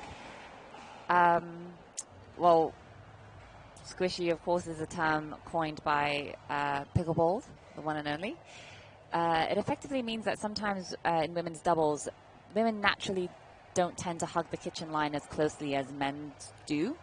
Men kind of hug it very closely, but women are always kind of adjusting. They're always either at the line or they're stepping back to kind of prepare themselves for the volleys, but they're always looking for a ball where it's at the feet of their opponents, and then even though they are far off the kitchen line, they're able to get up to the kitchen line very quickly, and they kind of go hunting at that point, looking for a pop-up when their player is looking down. Almost like as if you're going for an Ernie. You're looking for your player, looking down, looking at the ball. It's probably going to be a little floaty, and in your opponent's mind, they think that you're off the line, and then when they look up and the ball's there, you're there, and you're hunting and looking for that put away. Yeah, some would call it squishy. I would call it fluid, perhaps. We all have different terms. Hashtag Simon Yen, hashtag entertainment, hashtag I love pickleball.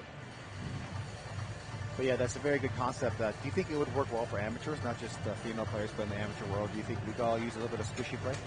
I do. I mean, I think it's quite an interesting strategy overall, but you have to, I mean, I think there's a reason we only see it at such high level pro play. You have to have great recognition of what ball you hit.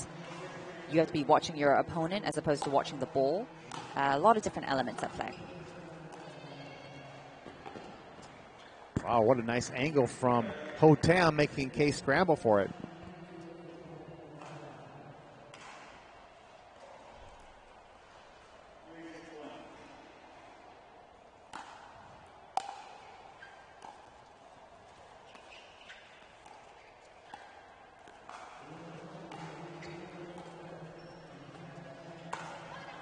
Oh, that lob wasn't that successful, but Mihei just kind of mishit that.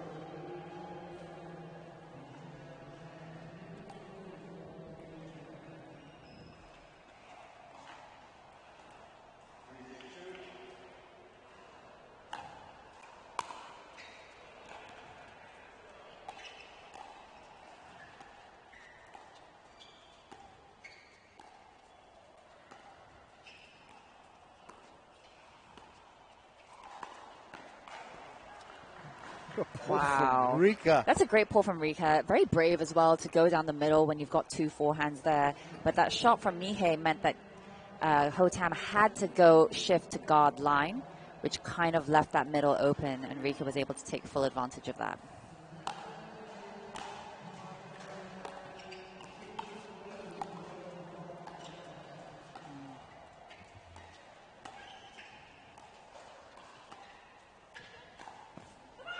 There's the ATP that she's been wanting.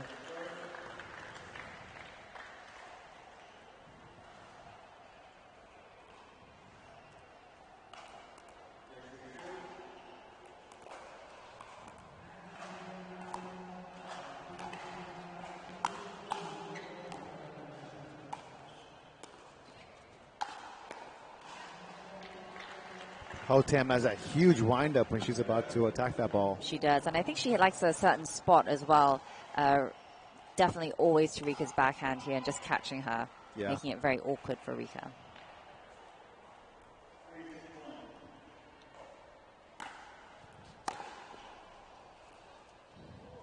Great serve by Mihei.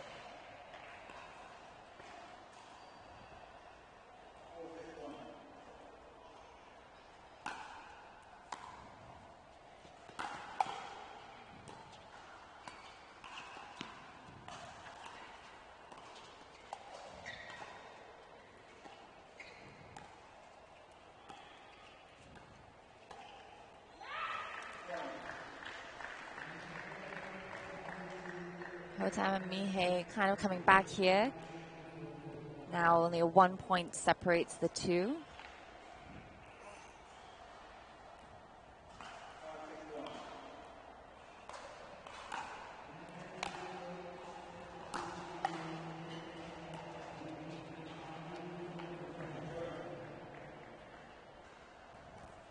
A couple of unforced errors here separating the two teams here.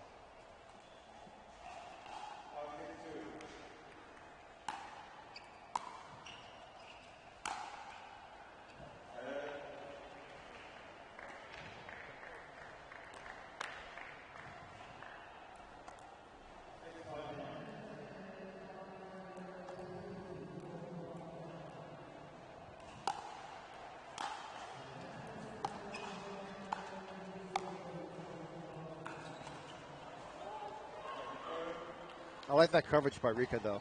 I like that. You got to take the gamble, and you got to take the aggression whenever you can have it.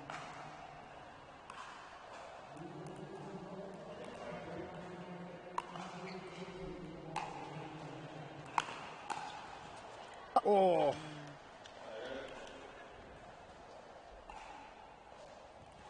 I guess that's the good thing about putting a lot of topspin on the ball. If it hits the top of the net, it'll at least go over.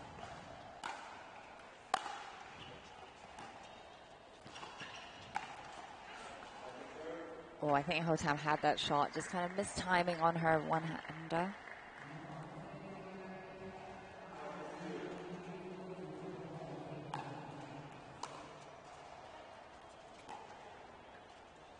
What a return by Rika.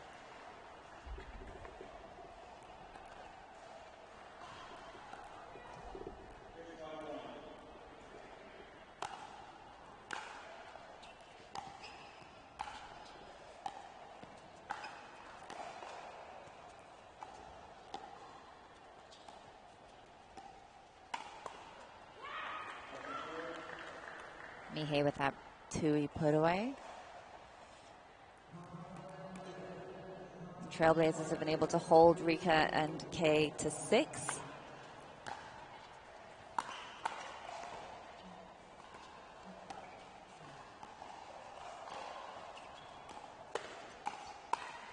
Oh, great coverage by Kay.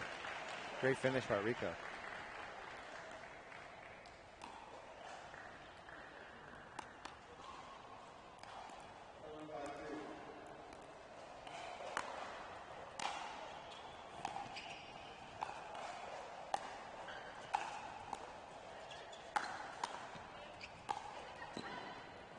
Oh, missed it. Again with that huge windup to Rika's backhand, setting herself up perfectly for the put away. Hong Kong.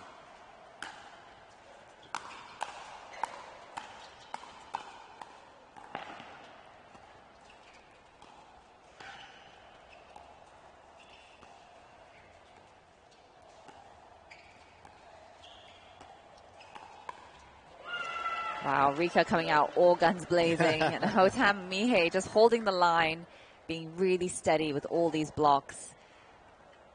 And just catching Rika on her non-dominant shoulder. Hotam's really good at aiming for that spot. Yeah, she's hit it multiple times. Super good.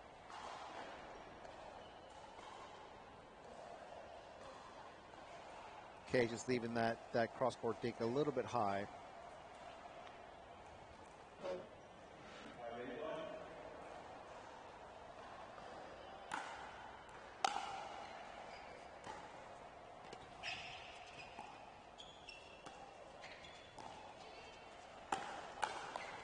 Oh, Rika.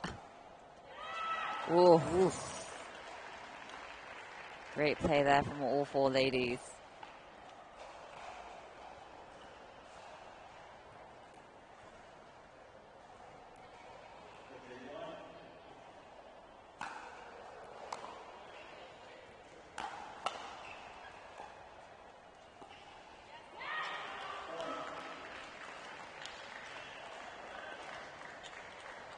Every time Rika and Kei have kind of pulled away a little bit, Hotam and Mihei are able to just catch them up point by point. Super patient, very smart play from the Trailblazers.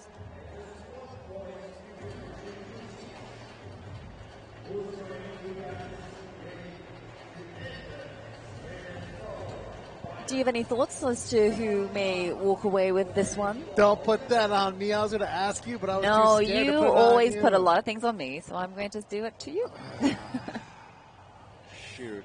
Because to be honest, it really is anyone's game. It's 7-8. Really it's very tight. It really is.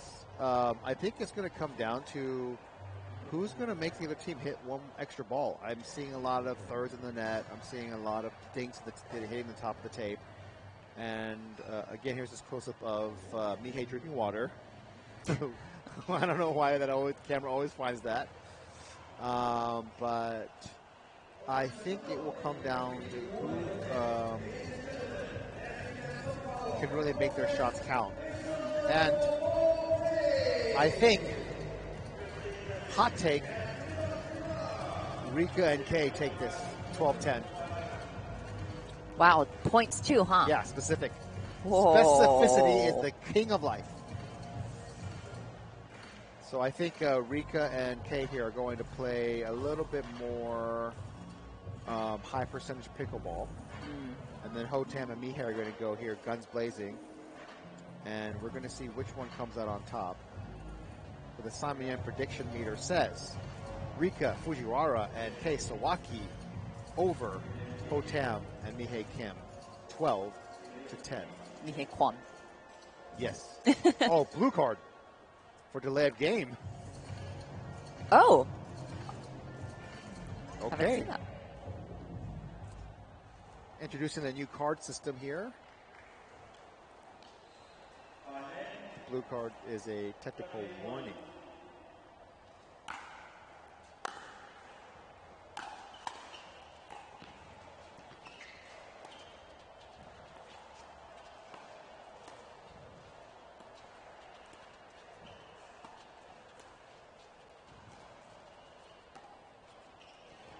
Oof. Now I'm feeling stressed. Because you want your prediction to be true. Yeah. You put baby in a corner there. Hey, go hey Vachoy.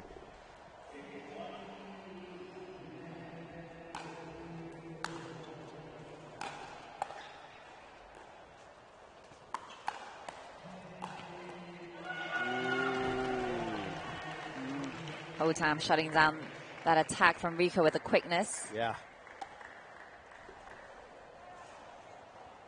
Yeah, Hotam's one-handed backhand has really been causing troubles, I feel like, for Rika and Kei this match.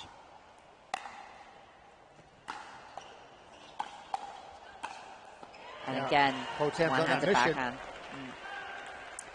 And just like that, we are at 10-8-1.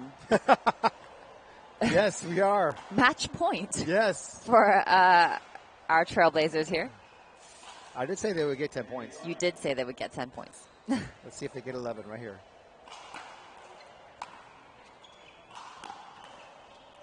Oh, off a net cord? And just like that. You made me a liar off a net cord? Oh, after the timeout, Hotam and Mihei Kwon had a mission. They wanted to go to the finals, and to the finals they will go, having bested over Rika Fujiwara and Kei Sawaki 8-11, 11-2, and 11-8. That is one crazy scoreline, actually, if you think about it. Yeah, great plays, great games, lots of great points all around. And Hotam and Mihei Kwon, with their aggressive style of play, were just able to really dictate, especially these last couple of points, and bring it over the line. Yeah, I think Hotam really came to her own there. Just super aggressive on all the balls. And for Rika and Kei, maybe not as much aggression as we would like to see. But I know I like this dynamic between Rika and Kei, and I'll be interested to see if they'll be partnering up some more in the future as we go to some of our other tour stops this season in Asia.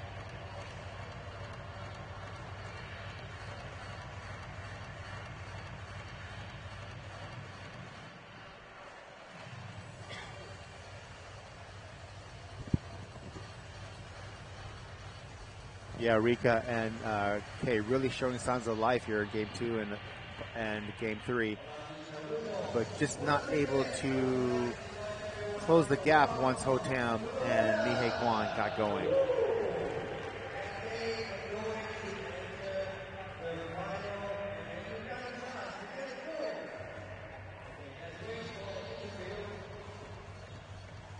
All right, so let's hear from the winners, Ho-Tam and Mi-Hei Kwan.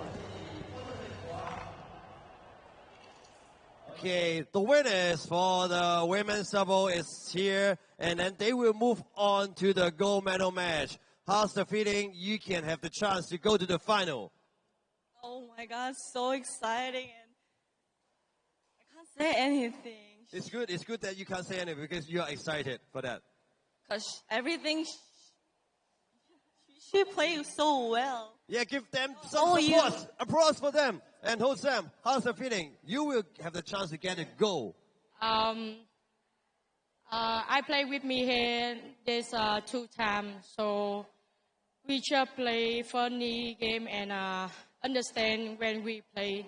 So today we play match so good and ready for tomorrow final.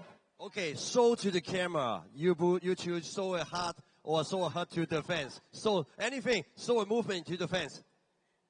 Maybe a good to the fans. Or you want to be a number one? Do you want number one? Yeah. So one. Yeah, one. Okay, once again, congratulations to the winner. They will enter the final.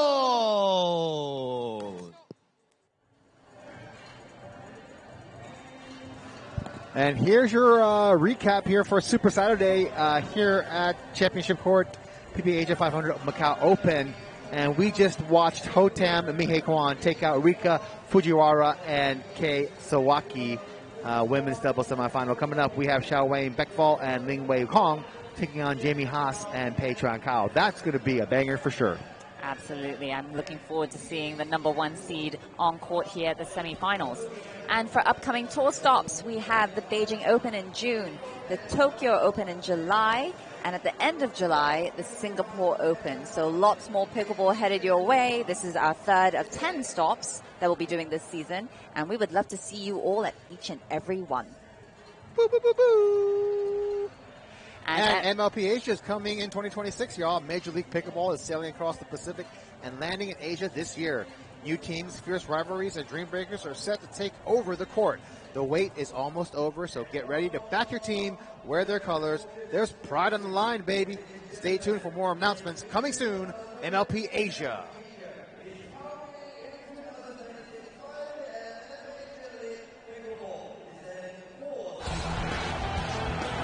PPA 即将攻占北京，耶！ That is riding the rail right there. 来给我们加油吧！ Incredible. 来参加吧。 He hit the turbo button. 加油加油加油！ Beauty. Lock that technique down. That was pretty. 我非常兴奋，期待跟你们见面哦，耶！ PPA Asia. Play where the pros play.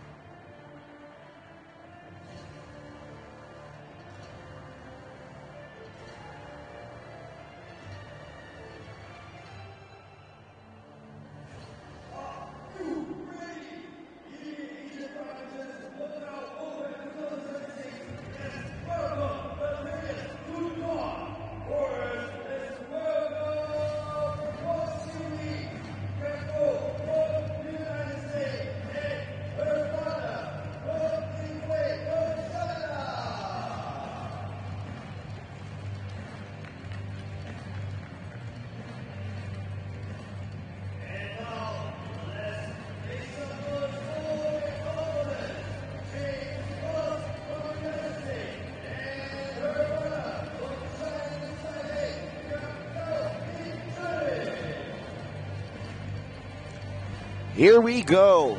Second semifinal of women's dubs. Patron Cow and Jamie Haas making their way to championship court. Already there are the top seeds, Ling Wei Kong and Xiao Yi Wang Bekval. It should be a cracker after that first one. I didn't expect that to go the distance, partner, but wow.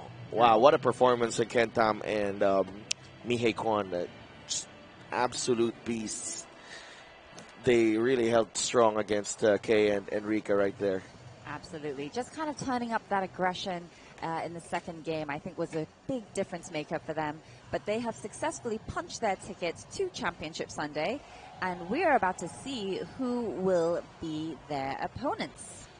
So this is an interesting one. You've obviously got the number 1 seed in Xiao Wang Bakball and Ling Wei Kong against the number 3 seed of Jamie Haas and Pei-Chuan Kao. Yeah, and Ling Wei's been... she's had I think she has family who came over. I think you have a nice little group, and I've seen here inside the Cotai Expo Hall D here at the Venetian in Macau. So just to be specific, where we are, guys, if you're looking for us. Yeah, get your tickets, by the way. Yeah, get your tickets. Especially for Championship Sunday. But yeah, it's nice, nice homecoming for her. She competes a lot in the U.S. And Xiao Yi, on the other hand, has been really working on her game. She was in Malaysia for a while, really just training and just getting better. But on the other side, Jamie Haas has also been working on her game after Malaysia, after the the Panas KL Open. And Pei-Chuan Kao, different player from last season, much improved. You know, won a silver in singles in the last top, but right here, she is bound for a Championship Sunday appearance. But they have to get past this formidable duo right here in Ling Wei and Xiao Yi. This has, of course, been Ling Wei's debut on the PPA Tour Asia. As my partner was saying, she does play out of the States more often. But it's been really fun to watch her kind of hit some of these shots and go up against opponents that she's not familiar with. Yeah, and I think a lot of... she's really good at resetting the ball. That's one thing that I've noticed. But if she turns up her aggression, also... quite a challenge for opponents. And of course, that is our referee for this match, Clara Chu, coming from Hong Kong. And our second referee, Wang Xiao from China.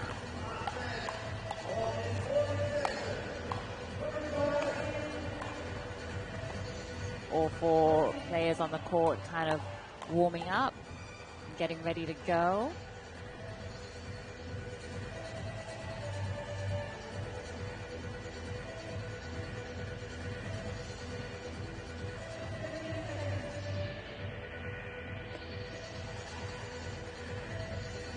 I'm trying to figure out who will be the more aggressive pair coming out of the gate. I think, to me, Pei-Chuan Kao could dictate terms here in this match. I know Jamie, saw her. She's been really good. She's been solid on the right side. So solid. I cannot agree with you more. Yeah. And she was a wall yesterday in mixed, working with Thomas. Yeah. So very explosive player, Pei-Chuan Kao. So let's see how Jamie supports her. Let's ball.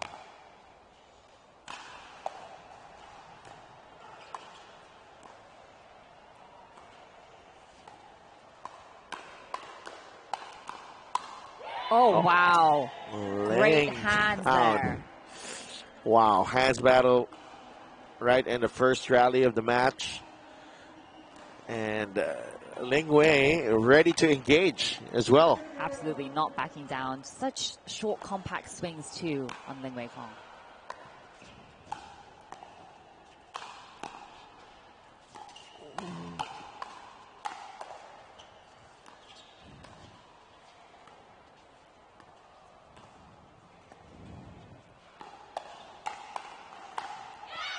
Wow, the Hawaiian wall needed a few. They needed to hammer. She's so tough to beat, Jamie. But Xiao Yi, another pride of Hawaii as well. Xiao Yi Wang back ball.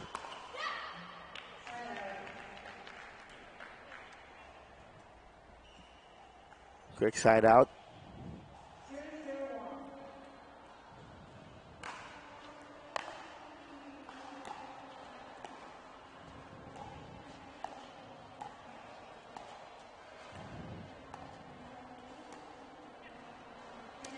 Nice aggressive dinks there from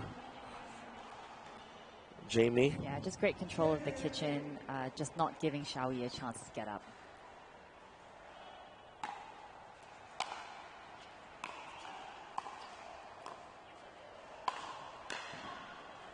That was long. Okay. I love our players on tour. You yes, know? yes. I love that they always have fun, can kind of laugh at themselves a little too.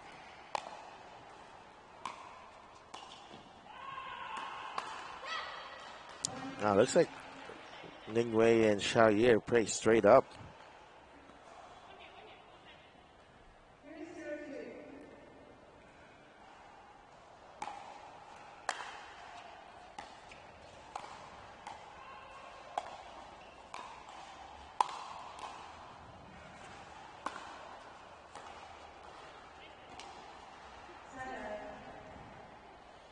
A little off speed there from Pei.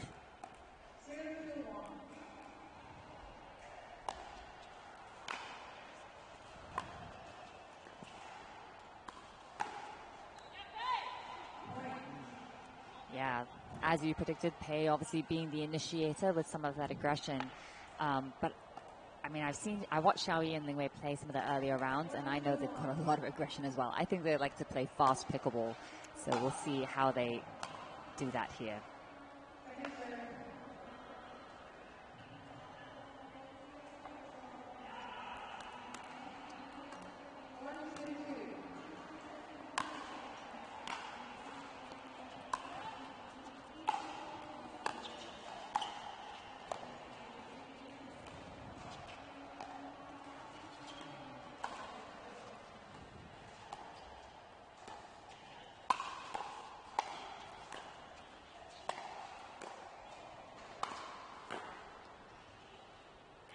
Wow. Great Well played. points. Well played for both teams. And the key there, Jamie just was not able to finish off the rally, but she was putting a lot of pressure. Just making sure that they don't lose that control of the rally.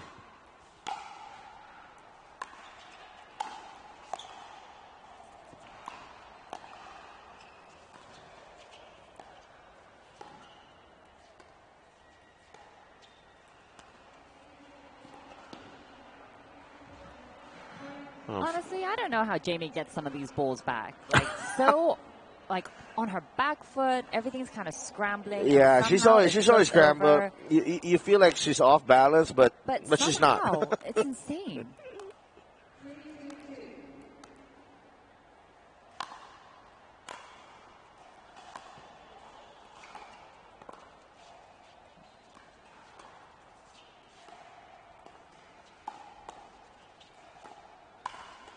Again, lovely reset. So good. From Jamie. Lovely.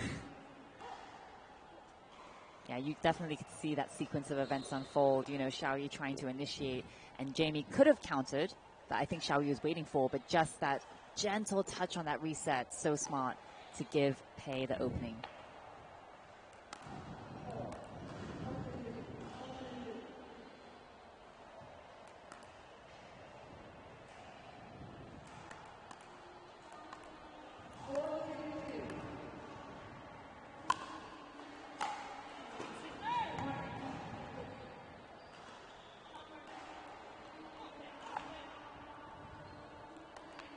And we are at 5-2 in game one.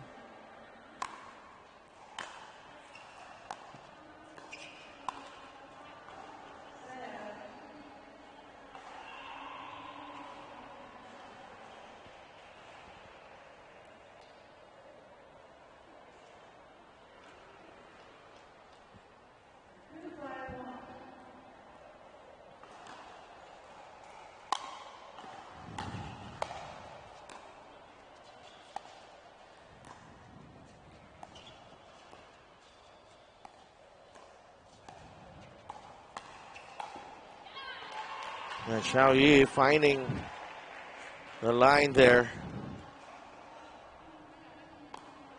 Ling Wei with a setup and Xiao Yi with a combo.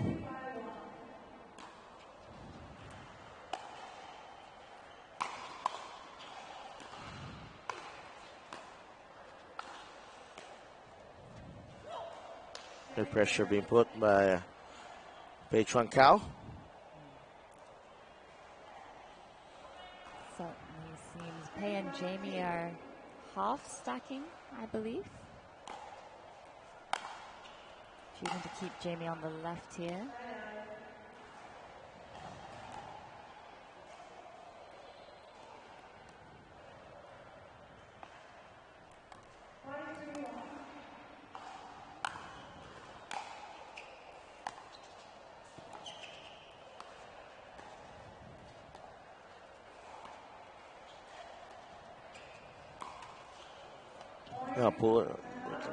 Ling Wei pulling the trigger, 6-3.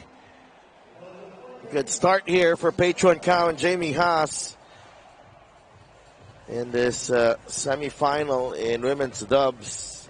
PPA Asia 500 Macao Open. We'll be right back.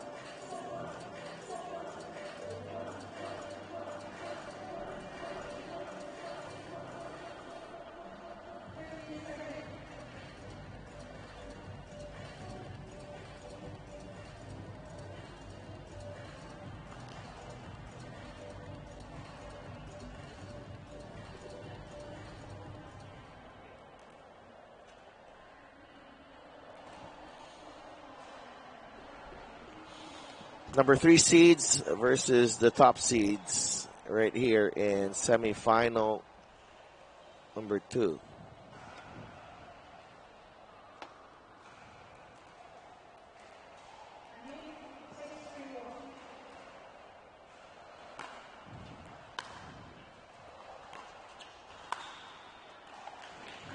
Just a little high there in the third from Pei.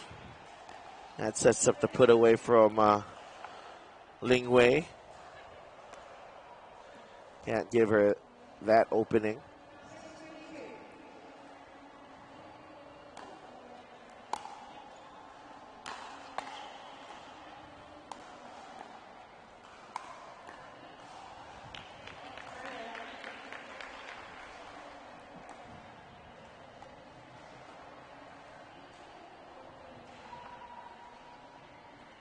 It's a quick side out.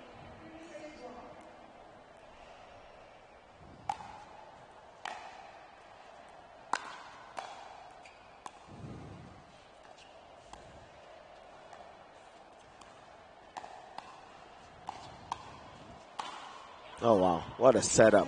Jamie Haas and Pei Chuan Cao does the rest. She's just been on point with the shot selection as well. When to pull, when to reset. And right at the same spot, another deep ball from Pei Chuan Cao. 6-3.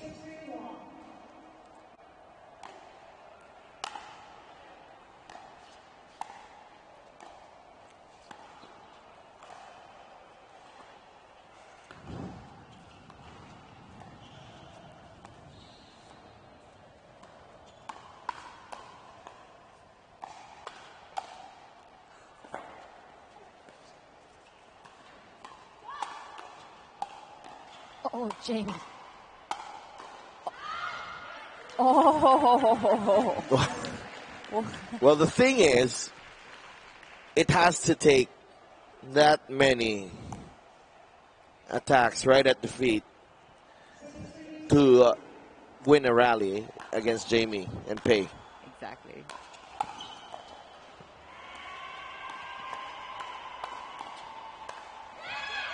Oh, wow. Generating some offense here, Ling Wei.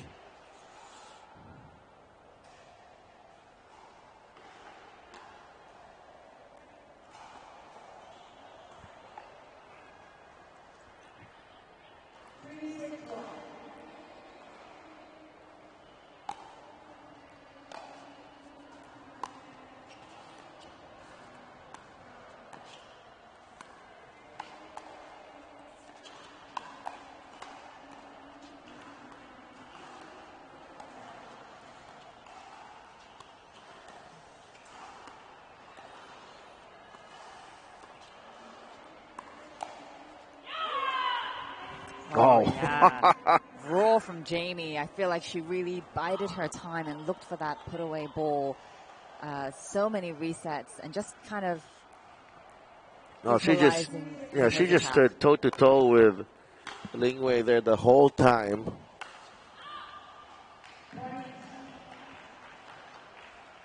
And the score finally moving for Xiao Yi and Ling Wei.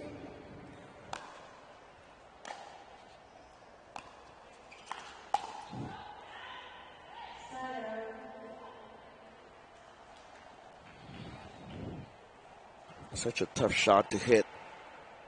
That forehand in the middle while reaching.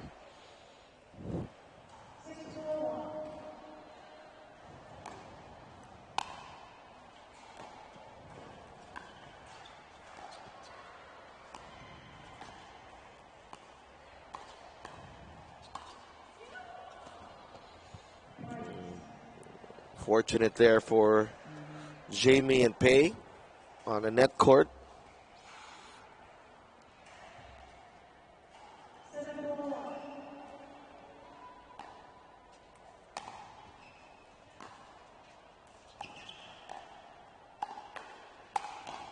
Oh.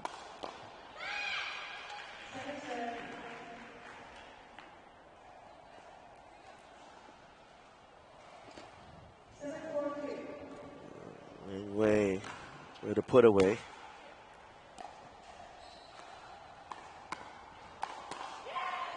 And Pei Chuan Kao, we mentioned her offense.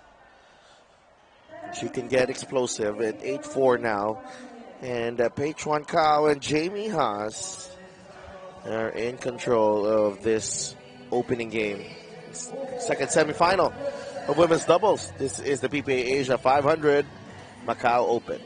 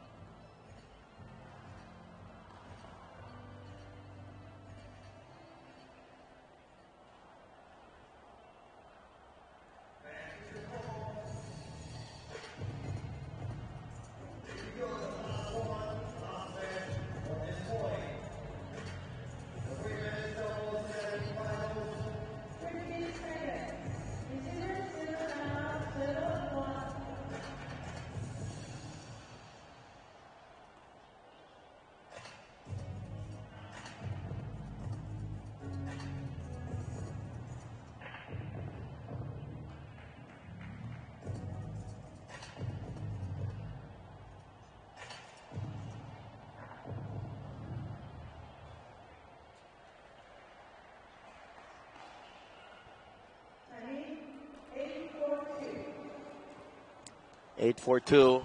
Pei Chuan Kao and Jamie Haas by 4.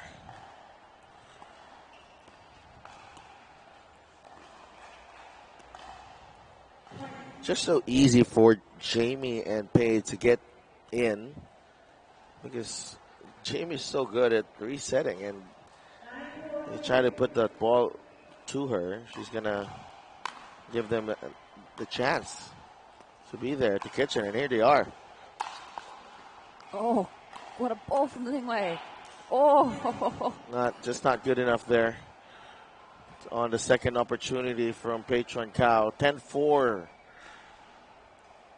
They have looked extremely sharp. This has gone as planned, really, from Patron Cow and Jamie Haas.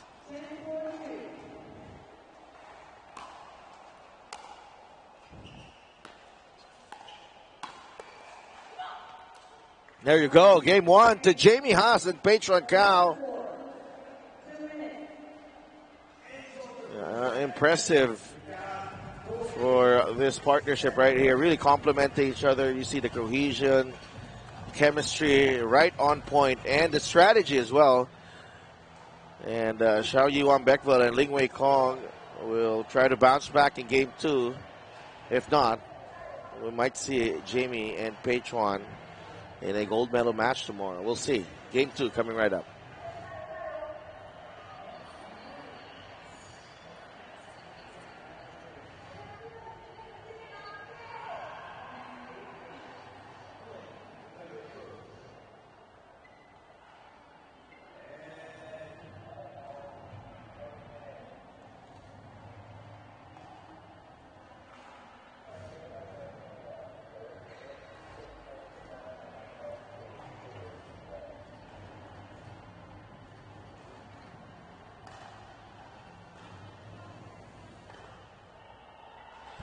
MLP Asia is coming in 2026. Major League Pickleball is sailing across the Pacific and landing in Asia this year. New teams, fierce rivalries, and dream breakers are set to take over the court. The wait is almost over. Get ready to back your team. Wear their colors. There's pride on the line. Stay tuned for more announcements coming soon. MLP Asia. Will you be supporting a Philippines team for MLP? Hopefully. Yeah. I've been following the MLP Asia page. I think they already have. So exciting. Or was it on the UPA Asia social media? Yeah. Yeah, I feel like MLP is just a different dynamic. The team element really makes it a lot of fun. So I'll be looking forward to that at the end of the year. But for now, we are in game 2 of this semifinal, women's doubles.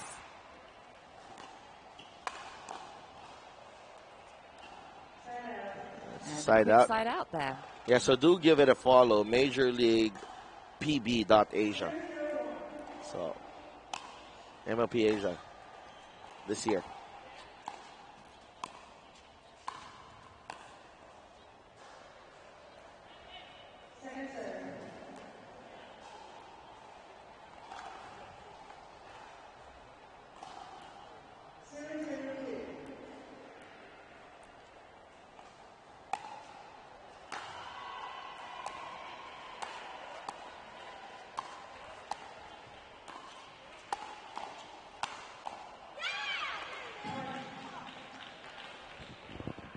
Nice balls there from Xiaoyi, really biding her time and choosing her opportunity to kind of crash in, just catching Jamie and Pei a little off guard.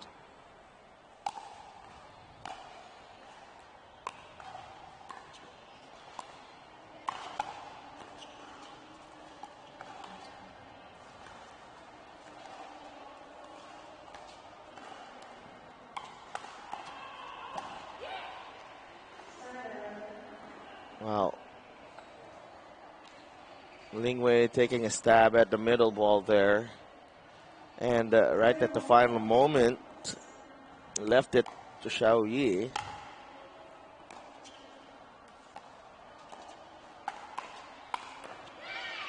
And Jamie left it a little high, but yeah, no problem. One more serve.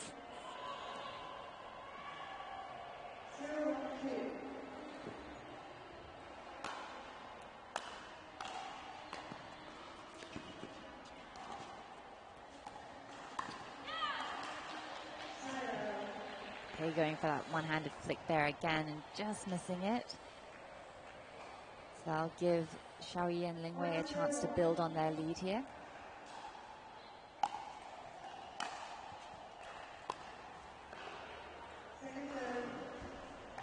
Missing on that third shot was Ling Wei.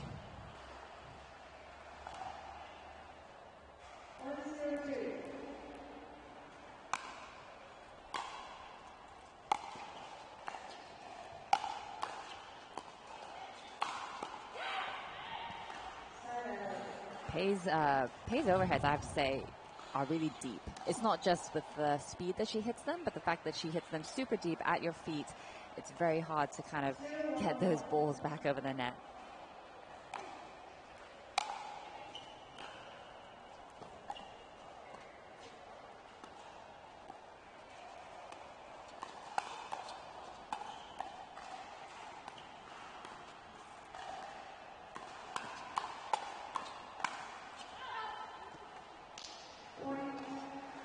I really like this partnership between Jamie and Pei. I see a lot of fire and chemistry here.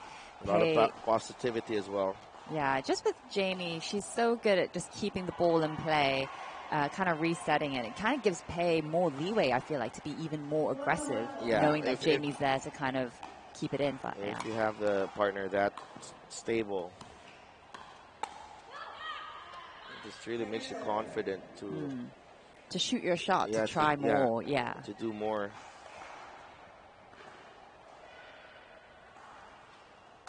Second serve here, tight. Few exchanges here to start game 2.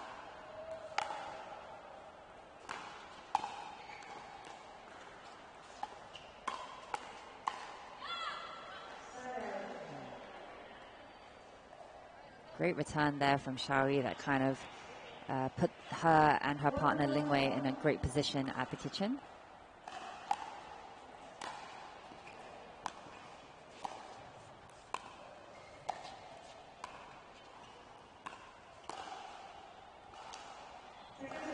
Second serve, wow, it's been really, really tight. No team really establishing control here in game 2.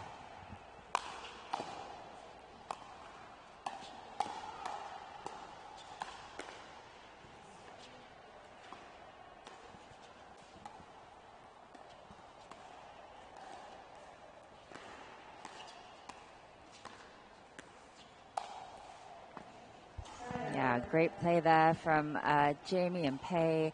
Such patience from Xiaoyi and Ling Wei to get their way up to the kitchen. But just Pei kind of keeping on going to that spot for Ling Wei, kind of causing the error.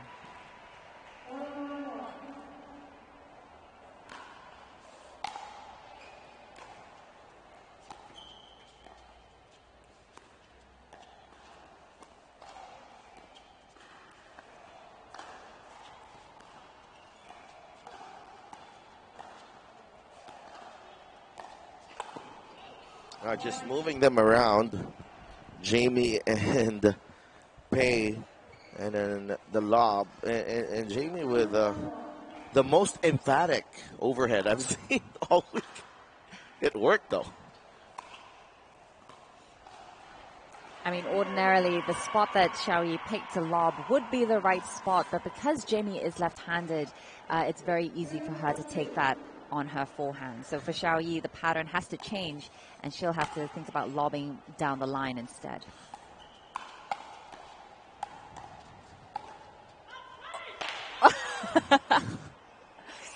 Nice little defense there.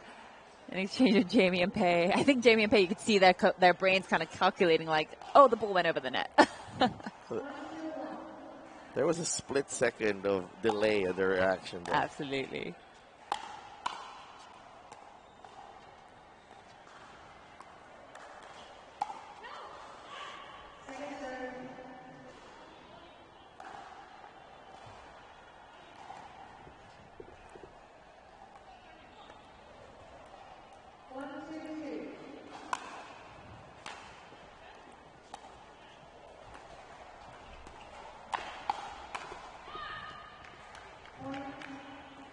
Another point here. 2-2.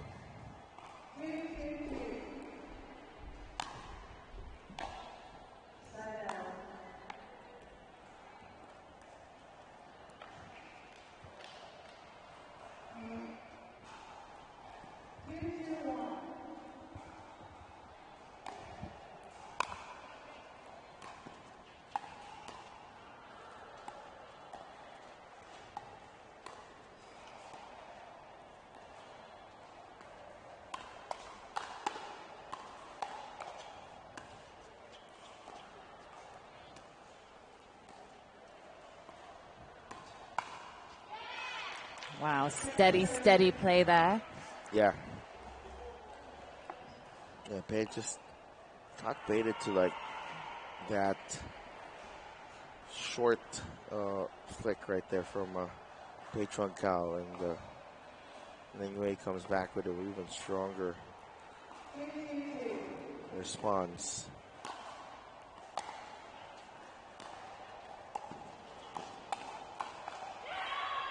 Ooh, nice little one-handed flick there from Jamie. Here's the thing. Jamie's so good defensively that you're quite surprised when he goes on the attack. Absolutely. And see how important this first few exchanges here. We actually have a timeout.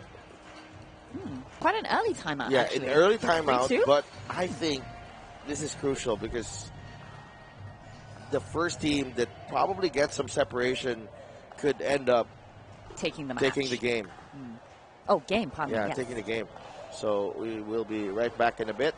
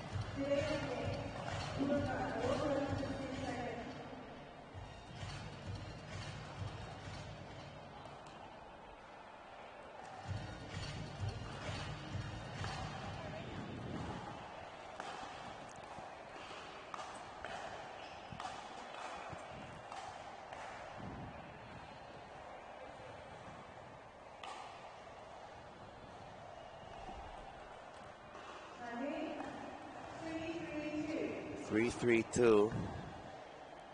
No, 3-2-2. Yes. Partner, you're on it.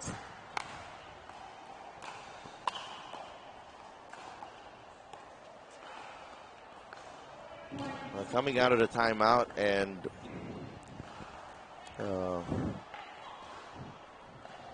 with that miss, kind of frustrating there, but let's see if Xiaoyi and Ling Wei can shake this one off.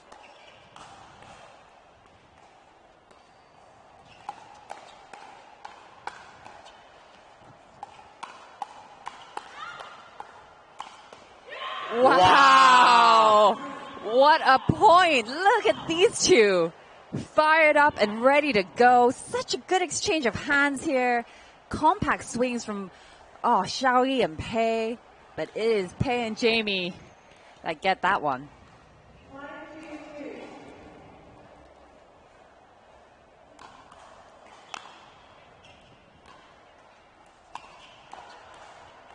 Oh!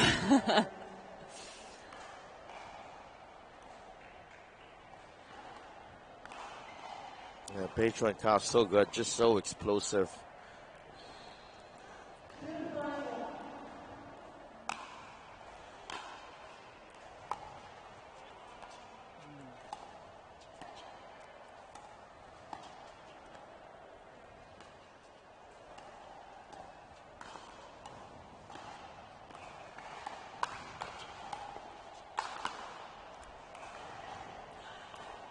Oh, lands Wow, out. Jamie with a pull. Such a pull.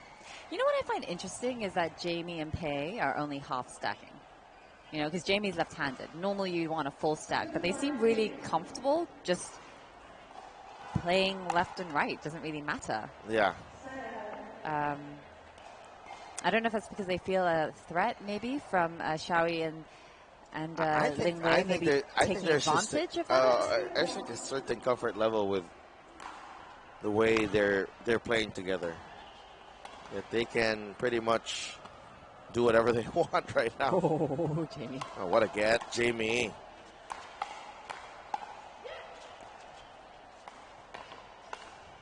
Oh, okay. great point. Taking over.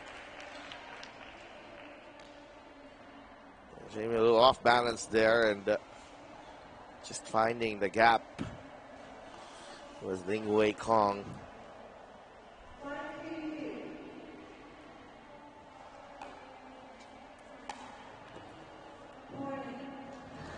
Just at the line. Bit of again. a crazy serve there from Jamie. Bit of a lob and bit of a spin on that one.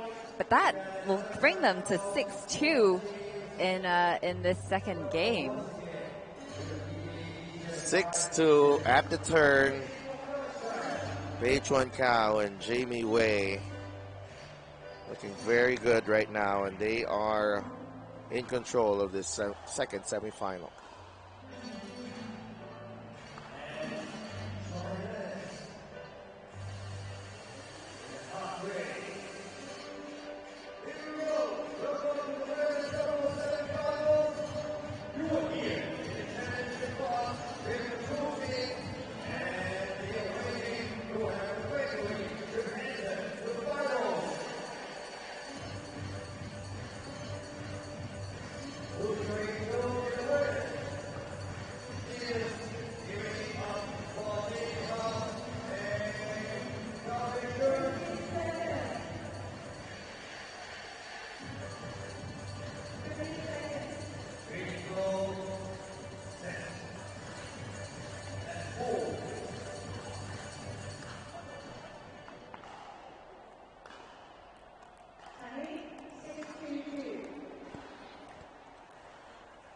Six 2-2.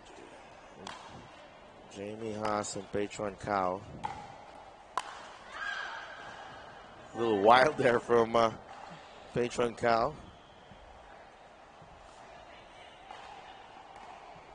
You know what's that called in Filipino? That, you know, when that happens? Let me guess. It's called the Sudelf. No, gigil. Gigil.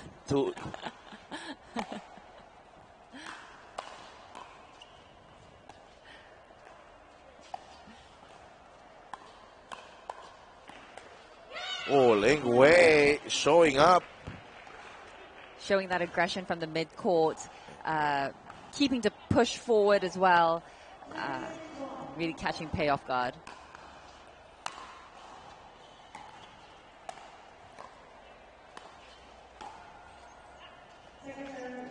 Yeah, gigil is like getting too eager or just too aggressive. It's like greedy, yeah.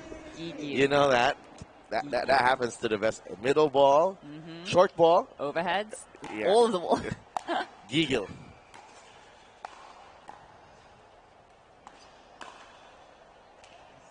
Great partner communication there with Jamie and Pei and their court positioning. But I'm liking this little more aggressive play from Xiaoyi and Ling Wei, especially Ling Wei. I do want to see her kind of play a bit more aggressive. She has such good drives and volleys. I'd love to see more of that. That's right.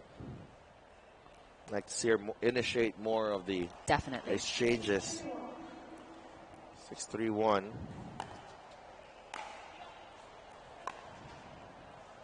There's a miss from Pei Chuan Kao.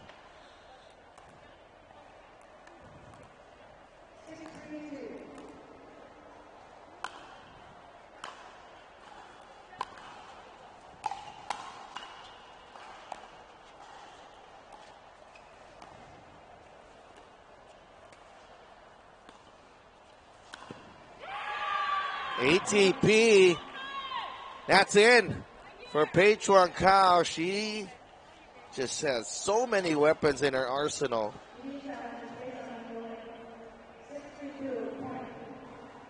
Oh, they changed the call? Oh, so that one is out. So it should be 7. Okay. 7-3. Yeah, okay. So referee Clara with a clarification. Makes it 8-3. There have been a few moments like that here in this match for Xiao Yi and Ling Wei.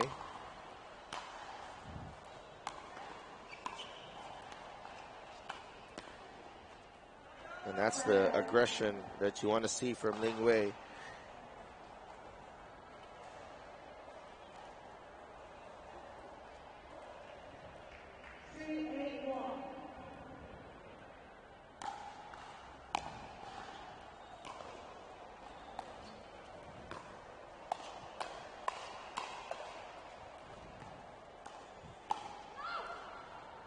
Oh, that ball will go long. But again, like you said, with that aggression with Ling Wei, I like seeing her kind of being aggressive and getting up to the line.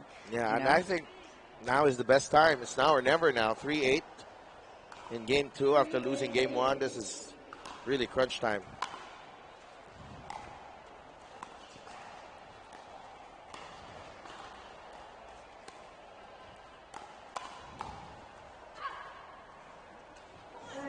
Good job there by Paige, just keeping Xiao Yi back, not allowing her to advance. Just putting pressure on her. Down they get the serve back. 8-3.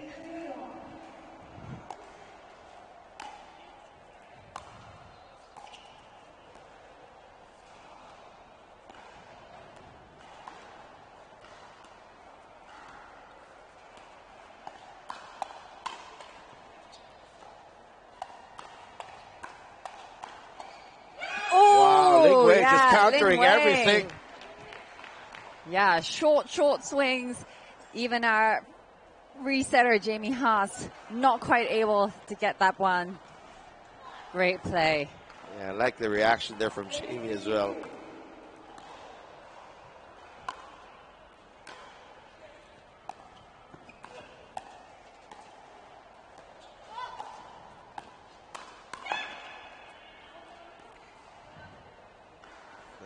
Jamie just gets a paddle to everything. Empty trip here for Jamie and Paige Fan. So back on Xiao Yi and Ling Wei's side, 3-8-1.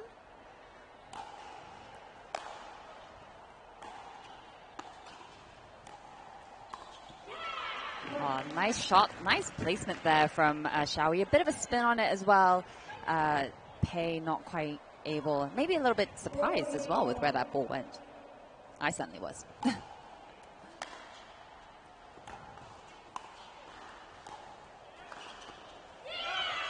Another one from Xiao Yi. Coming alive here. Back-to-back points. Yeah, Ling Wei is certainly looking quite fired up. And now it's Jamie and Pei's turn to regroup with this timeout. We'll be right back.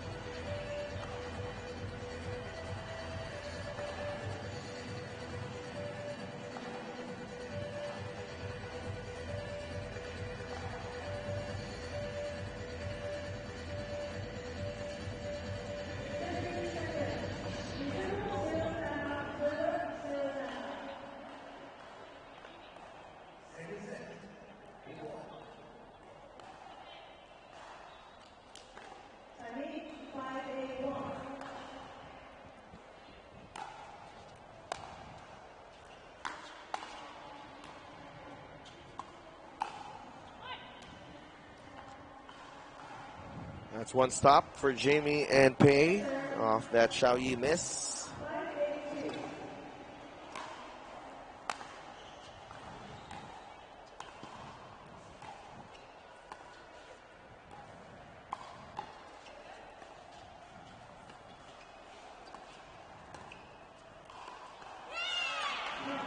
Great movement there from Lingwei on that dink.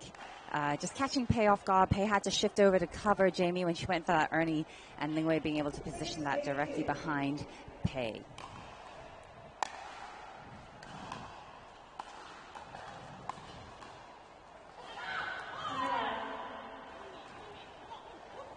Side out as well at 8-6. A chance for Jamie and Pei to move the score here after 3 straight points for Xiaoyi and Lingwei. Oh, it's one stop. Xiaoyi and Lingwei certainly on the ascendancy here.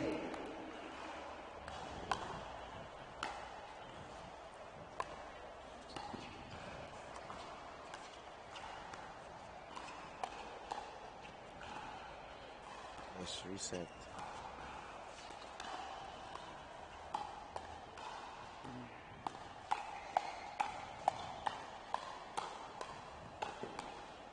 Oh, too good. Oh, too good. What a shot. Too good from all four ladies. Yeah, but Xiaoyi Wang Backfall, this is just brilliant right here. So deep and so aggressive. That backhand roll, just impressive.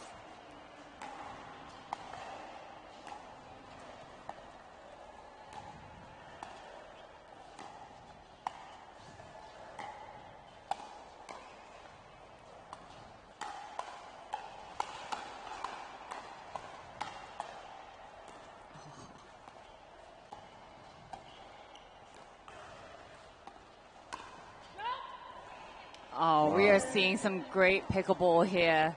Oh, just from the quality of the shots to the resets. I really like seeing how Jamie is able to neutralize attacks and attack on her terms.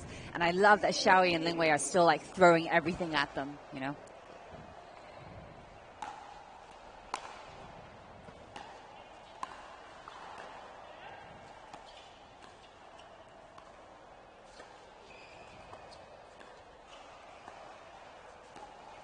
Nice middle ball. Well, able to move Pei around. Xiaoyi and Lingwei, they are within the point and certainly with a lot of momentum here in game 2. And if I'm right, neither team have any more timeouts left. So this is it. We're going to go and see who comes up out on top.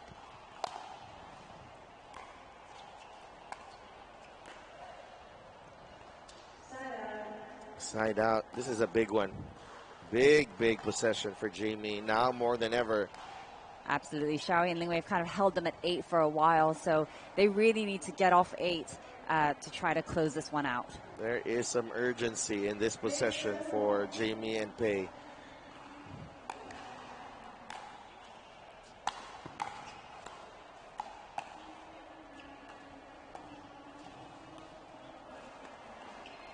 Middle ball. So good, Jamie.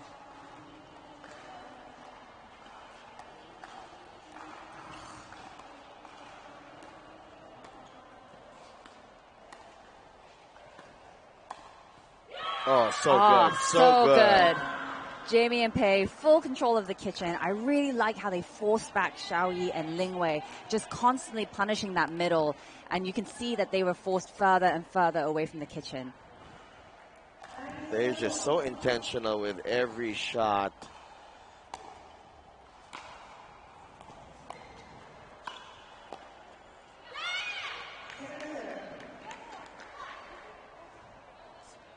Lingwei saying one more. Need to stop here at 9-7-2. Okay, unfortunate misreturn. Yeah, really tough. We don't want to see that here. But Jamie and Pei with match point, and Xiaoyi and Lingwei hoping to get one stop. Yeah, match point.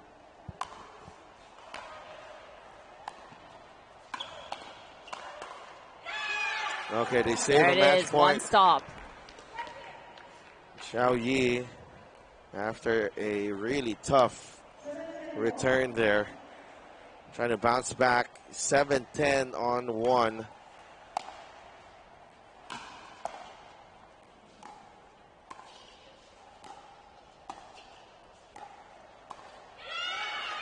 And right there, the drop once again. You forced me back, and I'm just going to come up with a really good drop right at the feet of Pei Chung Kao, 8-10.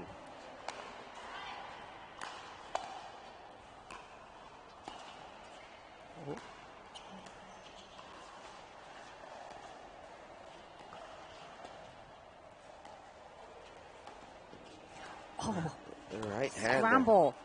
Oh, it's scramble. Great point there from Jamie. But Lingwei and Xiaoyi, too strong, would not be denied. And they've got some fire under them now. They're feeling good. I think that the focus from Jamie, from Xiaoyi and Lingwei, just so different here after getting down 4-8 in this game too. That's out. It's 10-10.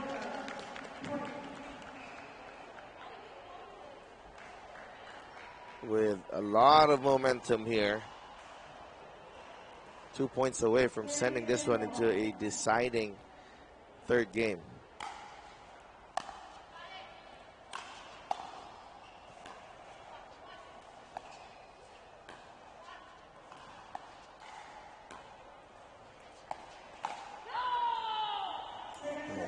Jamie just staying the course. Just being super steady there. One more stop here. Still feel like the momentum is with Xiaoyi and Lingwei though.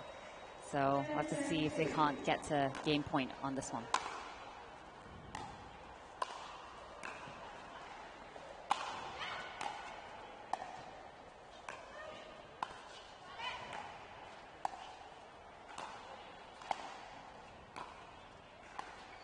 Oh, and they do. There's that pesky issue you play with a left side player. Sometimes it's whose ball is it? But Lingwei and Xiaoyi just being super patient, super grindy at the baseline. And that will bring them to game point. What a turn of events. Yeah. Just give a lot of credit to Xiaoyi and Lingwei. But actually, if you think about it, Lingwei was the one who started getting aggressive, and then Xiaoyi getting in on it as well.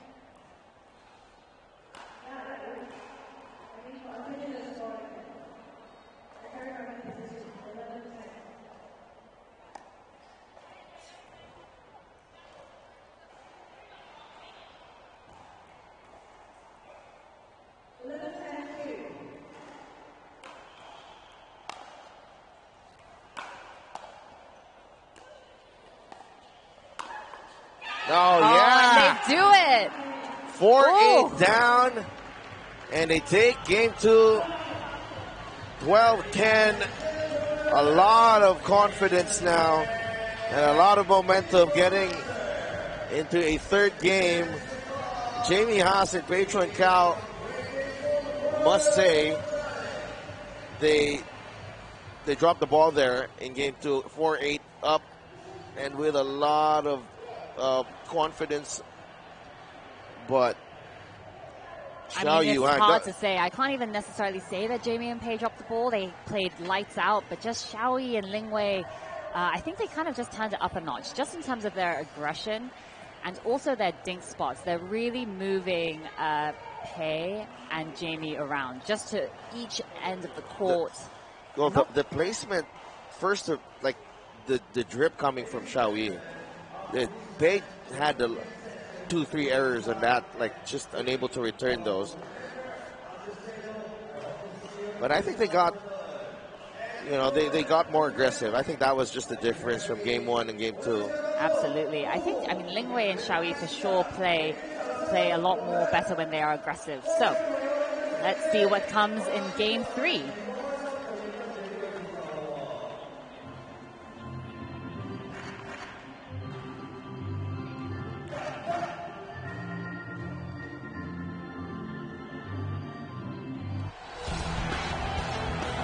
PPA 即将攻占北京，耶！来给我们加油吧！来参加吧。He hit the turbo button. 加油加油加油！ That's beauty. Lock that technique down. That was pretty. 好，非常兴奋，期待跟你们见面哦，耶！ PPA Asia. Play where the pros play.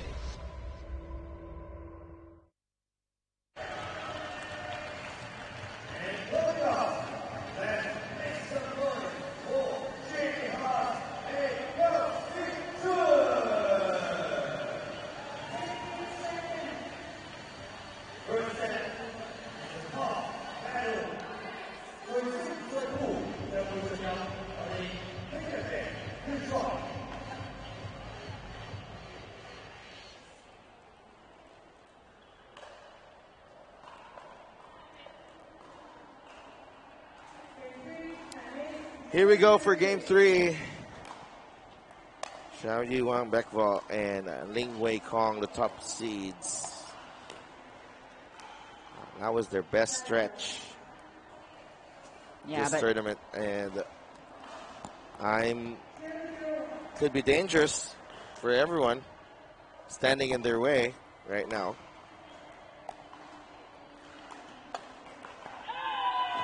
Okay, Jamie trying to rediscover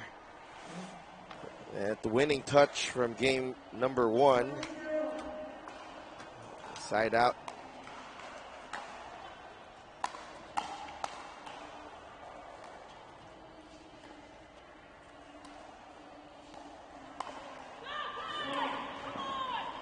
Ooh, Jamie's fired up. I love seeing our players just kind of get excited for the game, especially when there's a lot on the line here. There is a spot waiting for the winner of this match on Championship Sunday in the finals.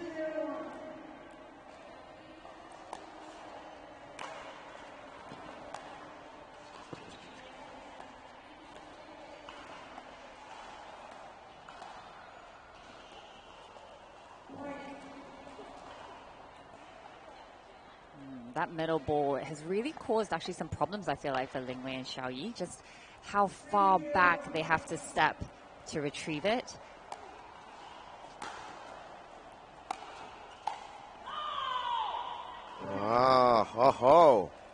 Great placement there from Jamie. Xiao Yi was on the move. Remember that early timeout they called as well? Yes. In game 2? Another early timeout here for Ling Wei and Xiao Yi. That is 4-0 for Jamie and Pei. They're looking good, but we'll see how they respond when we come back after their break.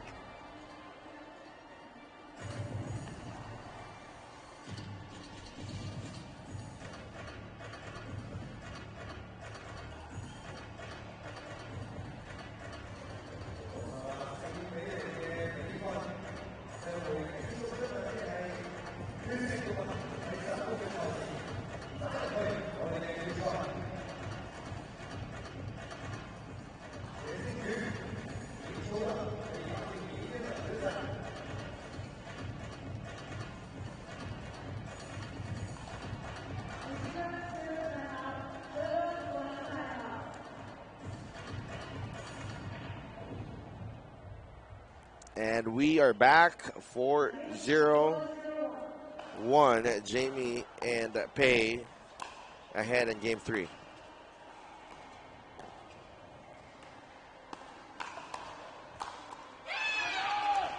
Jamie with the pull, but Ling Wei with the put away.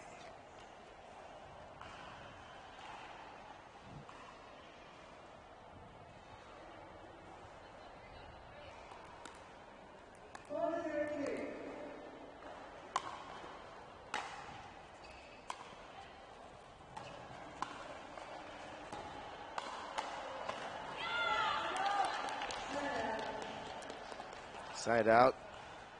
It's a good timeout for Xiao Yi and Ling Wei. Yep, that's 2 stops already. And they're ready to kind of make their mark here in this third and deciding game.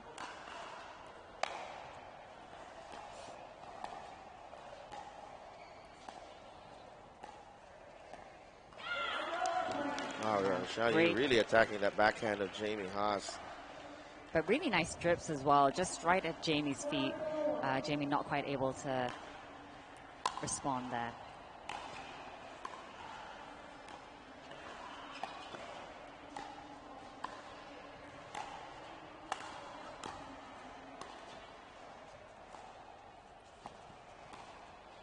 Xiao Yi with a reset.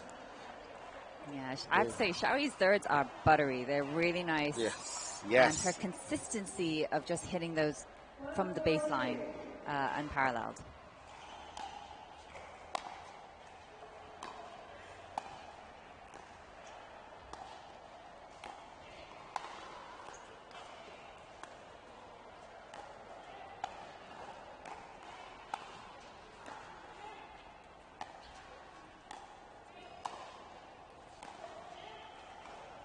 A lot of pressure there from Pei and Jamie, just keeping Xiao Yi and Ling Wei back. No chance to advance to the kitchen.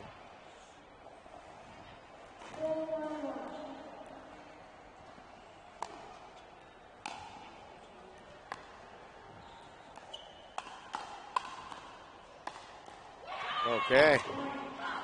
Venetian Macao once again getting aggressive. Yeah, fast hands, and just this like overhand. What is that? A backhand overhead? No.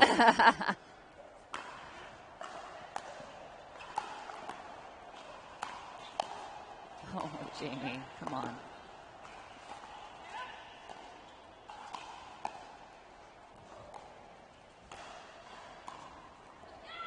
Well, finally. Ooh, finally. Finally. Every time. But so disciplined as well from Ling Wei. Like, you've got to reset her like Jamie. It feels like she gets everything and is still able to make ground to the kitchen. It forces you to do more. But so disciplined from Ling Wei to keep pressure, stay consistent.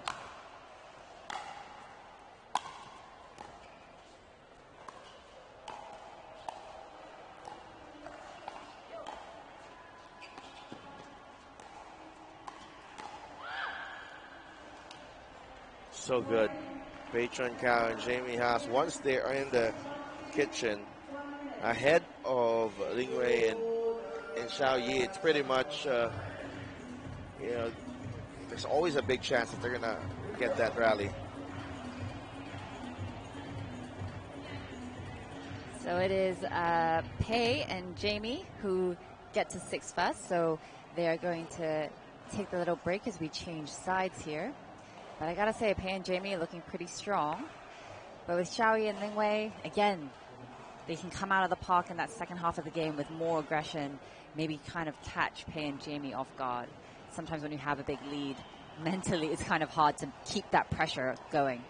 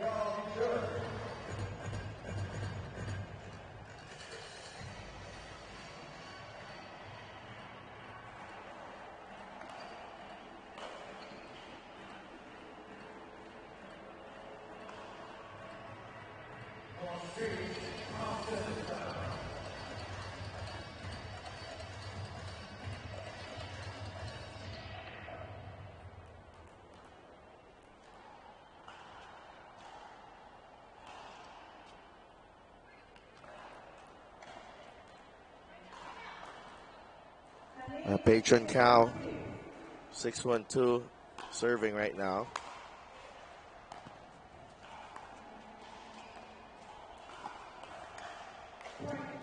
Just a foot off the line. That has been the spot for Jamie Haas. Yep, 100%. You can definitely see Pei and Jamie really targeting that middle spot.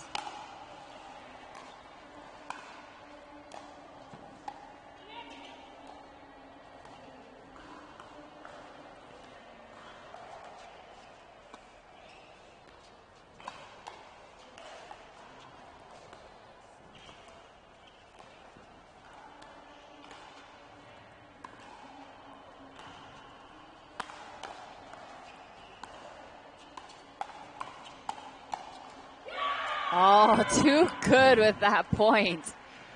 I think that has got to be one of the best points of the match. As Jamie and Paige just held their ground there for so long, and Xiao Yi and Ling Wei were just trying to figure out what they can do there to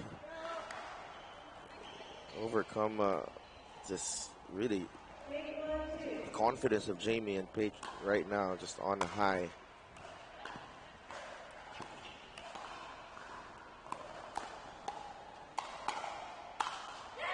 They are in that backhand drop, partner, just setting everything right there.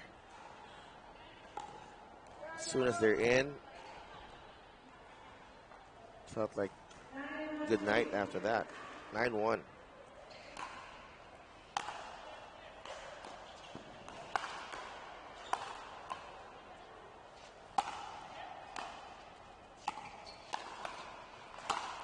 Yeah, turning. Oh, look at that. Turning defense to attack.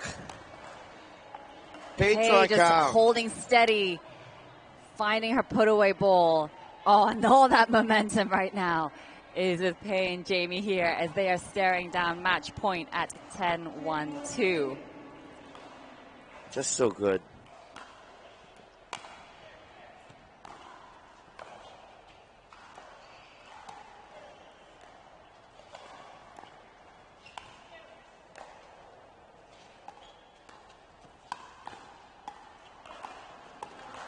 Yeah, able to refocus and regain their momentum.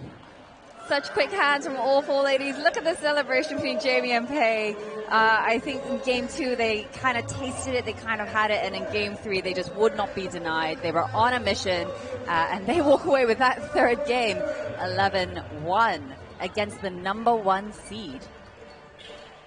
Jamie Haas and Pei Chuan Kao are playing for gold on Championship Sunday in women's doubles. They take on Ken Tam and Mi Hei Kon. What an impressive win. 11-4, 10-12, and 11-1. Jamie and Pei, they were up 8-4 in game 2, but credit Xiao Yi and Ling Wei for coming back strong to force game 3, but Jamie and Pei would not be denied. Back to playing, maximizing their strengths here. Jamie with the resets, just setting up a lot of points for Pei, but Pei herself, couple of digs right there, and then setting up the overhead in that really crucial point at 9-1. And then from then on, you knew that it was game over. Yeah, but so many fun points and hands exchanges here between all four ladies.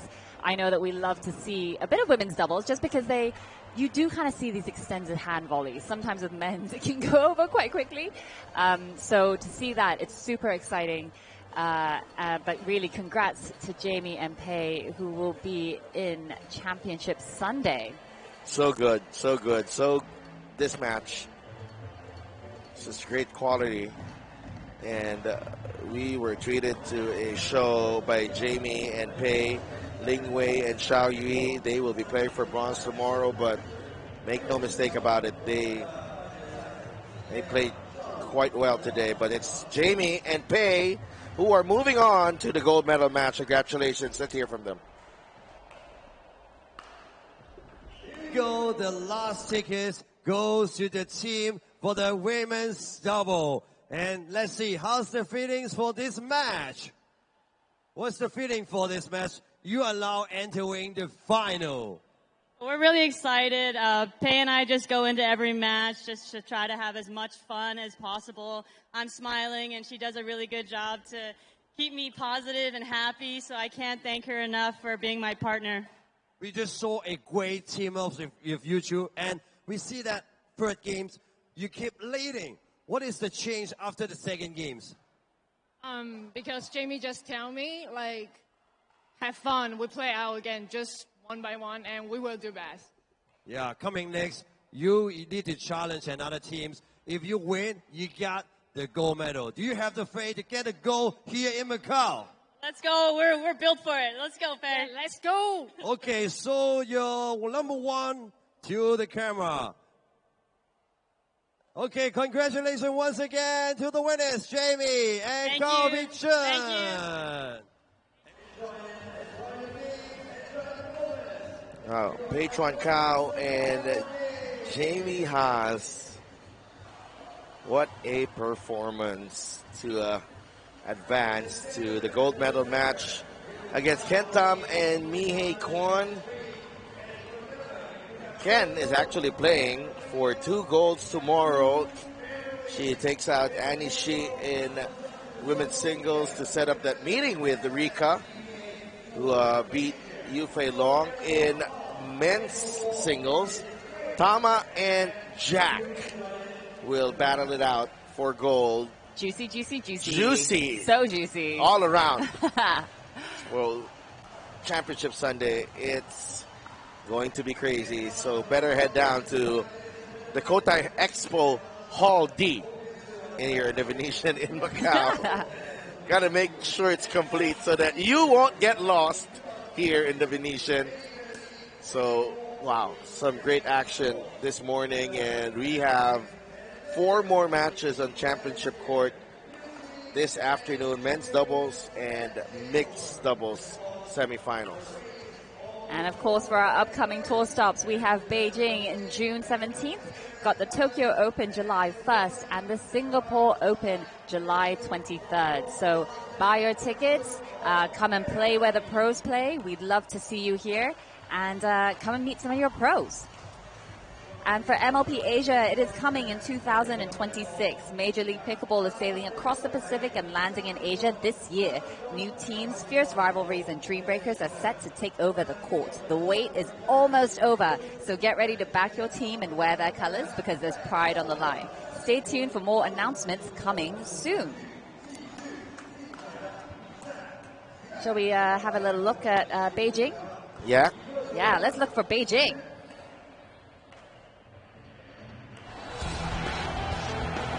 PPA 即将攻占北京，耶！来给我们加油吧！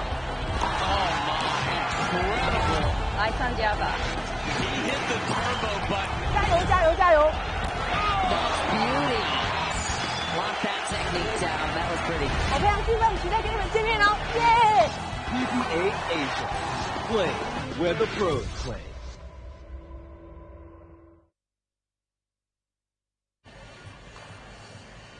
So the Beijing Open coming your way on June 17, but we will still have more action here from the Venetian in Macau. This is the PPA Asia 500 Macao Open. We will say goodbye for now, but we will be back at 3 p.m. for the afternoon session, men's doubles and mixed doubles semifinals coming your way. But we have to say goodbye for now. We'll be right back. Thank you so much.